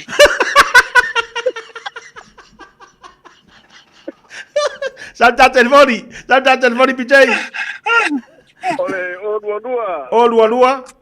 Lima valufa. Iva valu ngolua. O lua lima valufa. Iva valu ngolua. Lelei seki so ta yatu ya malaya i lausunga, ha? Ya, kalava. Ya lelei tatu fisina ona tatu taimi ya malaya fa fonga tatu wa tunu le nei fo ya so matango fiel tulanga tapenanga mo le aso tayau. Fa malo fa tai fo ya ilo fionga ya basele tatu i telo tatu company. Ile langa i mele lei au ale manu yo tatu tangata e mai se lava yo tatu ol manu samo e fa na fa ilo ya no fanga fo yo le fa e mai se tatu tiketi ya mo tatu talonga ile vasfo afsai ole awale fai mo fia la vai ma wai ticket sa tia ia anga ia ngi lunga o le upenga sa failangi ale ticket check e ma fai ona fa tau ia tickets ale ai ia ona ia anga ia tatou fale lo le veni o lo ia le flyer le manu sa mo ta longa manu sa mo o lo ia ma le barcode e lunga o le flyer le e scanner na barcode le fa tau ia ticket ona mawala ia pa u e lua se fu pasene luas full pasene ia le pa u e mfai ona e mawai ia ale a fa pe foi le ai a wai tu taia o la tu fa tu flyer le ia e mfai ona e scan le barcode na ia sa ona vale lunga le penga se fai langi fa tau e la ticket ia mawai ia la luas full pasene o le luas full pasene le pa u e le mafai foi ngalonga ia lunga ticket check ona mawai le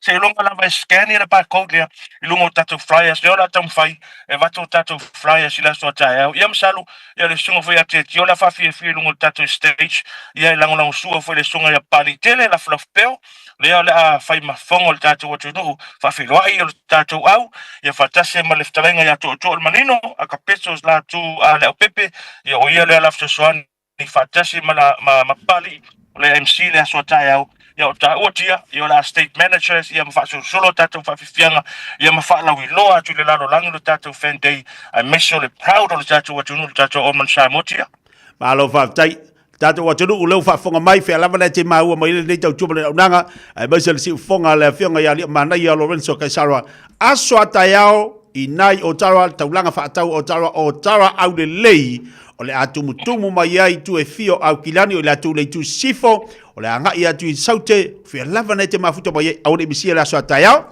o le mwhai o na e whata alofa lulu lima tatu kapteni o le tatu whaia onga o te malanga ia ma le tatu au atu le asoa taiao mo le wanoa tale tu lai tasi ia na e su mai lea ia se wanga nawa isi si vahenga li bana ia malanga whalano nei si vahenga tia na o le ngango le whaftai lava e la sunga mo le wanoa mola se foi fafta ya sa mo la lango ya ola talo elenga tsailea ya ola support awalo tatu fa moi tatu te tu fatasi tatu filoai ile malai o toa home of the brave puta the town central tu la tasi atao ya tatu lango le tatu au let's go fafta te lava soifua ya soifua maria foi le ya so ri manaya soifua mai maria le lei io le na fa fonga tatu wa tru ile udanga bal tatu le na ia le fo tamali o tatu wa tunu le finga ali manaya Lorenzo Kaisara ia fa tasi mo tatu fa mo le aso ataya on imisia tali tu la tasi tali tu la tasi tatu tumu le aso ataya ina le taulanga fa tau o tara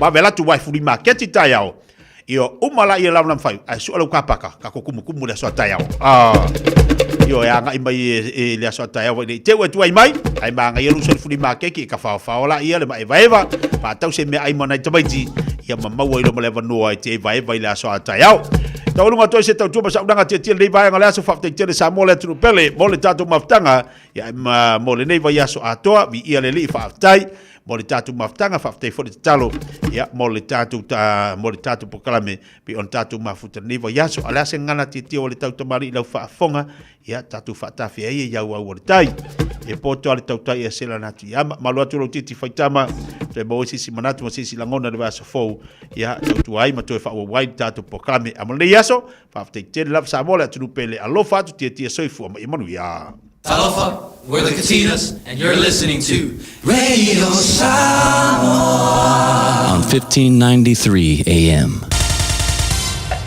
Usi mai alau whaafafonga. Telefon mai Samoa ya so taitasi. Wa au mai amo oe ona o le langolango mai a le talofa voucher. O te whatalofa lo tātu wa tunu o le tawarunga fo i o ngā ruenga o le neiva yaso. Usi mai alau whaafonga. Wa ufitia i le au pongi sa le pulenga ma le ufai ngā ruenga. A le whaalapru patonga o whaaputu ngā tupe lumana i minui o tangata po le nupi whaa. Leo lo si le fia te le ai lea au aunanga tu maotia le malo. Ono le tala whaanoa noa i le vala au pa ia le atua i se tasi o tamali. Sa tautua le whaalaptonga le tofi tei fono. Ai o se tasi fo i o sui o le komiti whaatonu o lea whaalaptonga le malo. Le sunga papali i panoa tavita mo ala. O le pōle asolulu e peona whaeloa mai e se mōri mau whaatuatua ina. Na tu malo ai le sunga papali po le tō whāpanoa tavita mo ala. E le to e tau whaeloa ina le tau tua lea tamali i lo tātu malo ma lea tunu. ona sa avea ma pule le whaalaptonga le whaleoloa whaatoanga I tausanga I tele utuanai. Ai mai se fo I sa avea ma Officer City o le pulenga o le nupi wha. Na toi whiriwhiria le malo le tausanga I lua o lua tasi, he avea masui o le komiti whaatonu o lea whaalaptonga tu ma o tele malo, ma avea ai ma tai fono se ia o, ina whaase ese le masina le ma mau atu, ma whaawau ai peala na tautua I le avea I masui, o le komiti whaatonu se ia o ina tu malo. O lo tāpena o na tau ainga I Polokalame, o na toi sao ninga. O Yeise Maria ngai le vao le malo ni usila ma le tātu malo, e ta oto pea le manua o le manawanui se vaenga o ngā sami I saute, o le motua upolu, lea na ngoto ungai. O se taunu unga lea o feuta na inga ma talanoanga I le vao sui o malo e lua, I le savaria I nei o le iwa masina, talu na tupu le whaale tonu le manuao, a o whai aisa na ngā luenga su e o ngā sami o Samoa, I le masina o ke topo le tūsanga ua mwae. O whai loa lea tūlanga le tamai te pāle mi o le malo tausi, le fio ngā fia mena o mi mata awha, a o wha ngā solo I pea isi talanoanga ma feuta na inga o lo sila silai, I se au wha inga o se tupe to tongi, mo isi ngā luenga wha awau, e pe o le pui o le si o manga I o ngā sami o nuu mai tū malo, o lo tūra lata I le vaenga o lo ta oto ai le manu wau. Pena ave alfa mua I le sairi po malitari atu ia fianga I le taimini tupo I le whala velavi. Ia I le me voe alea o le matai tuina o a fianga o le siusio manga aluenga I whaianga I ai. Sa maua mai ia le fisosoani mai le malo New Zealand. Mo tapenanga la le malo e tusai maltulanga le na. Ia ona whanga solo ai loa lea o mata upu o le ale tonu me whai le baa.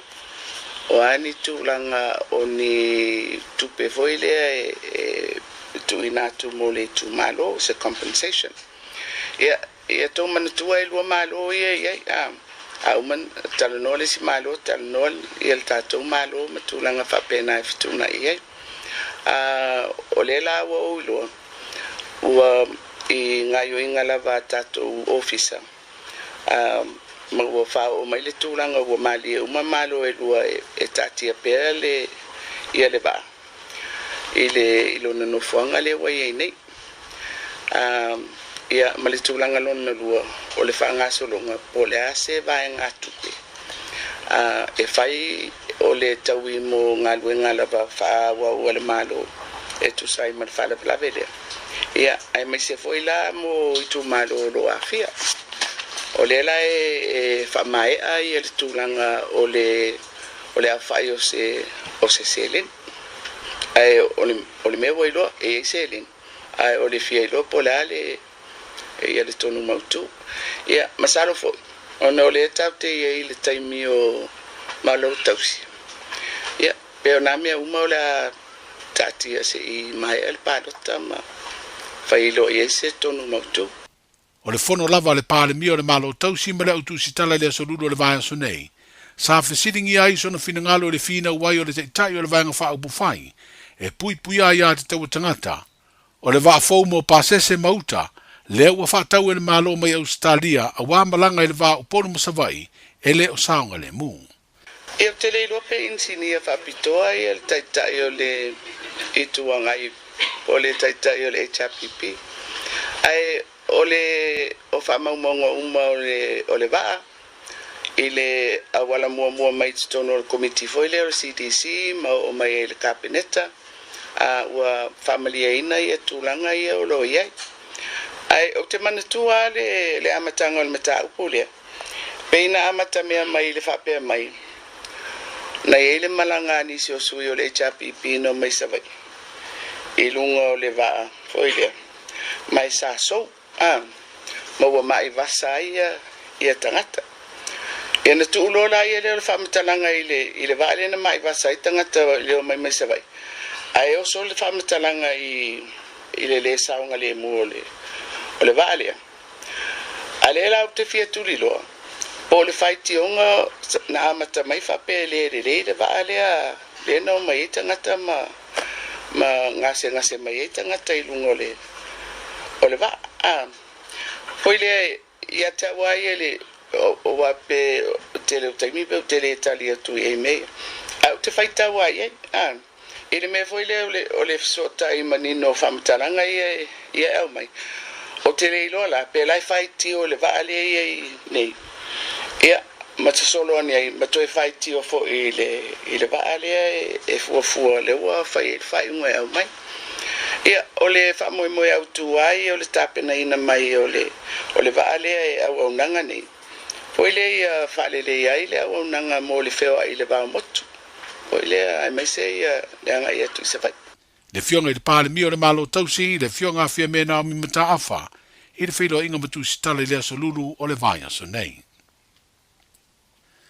wa fai le tai o le vanga fa upu fai o le fa tu i le tua sa mo o tasi se tasi o fuanga le pati fa upu fai pe ato e fidifidia e vea mo fai ngā malo i le mai o le palo tau au ia au kuso o le ngana lafo maisi ngā o inga ua whao ngā ia nisi fiso ta inga televave po le social media e oso wha ia isi tangata.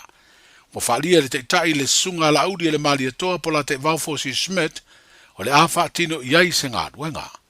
E peo na sira fio se suinga tele lei au walo fiso ta inga whao na po nei ua avea le sao le tonga tu sao no tangata e whao ngā ia fiso ta inga.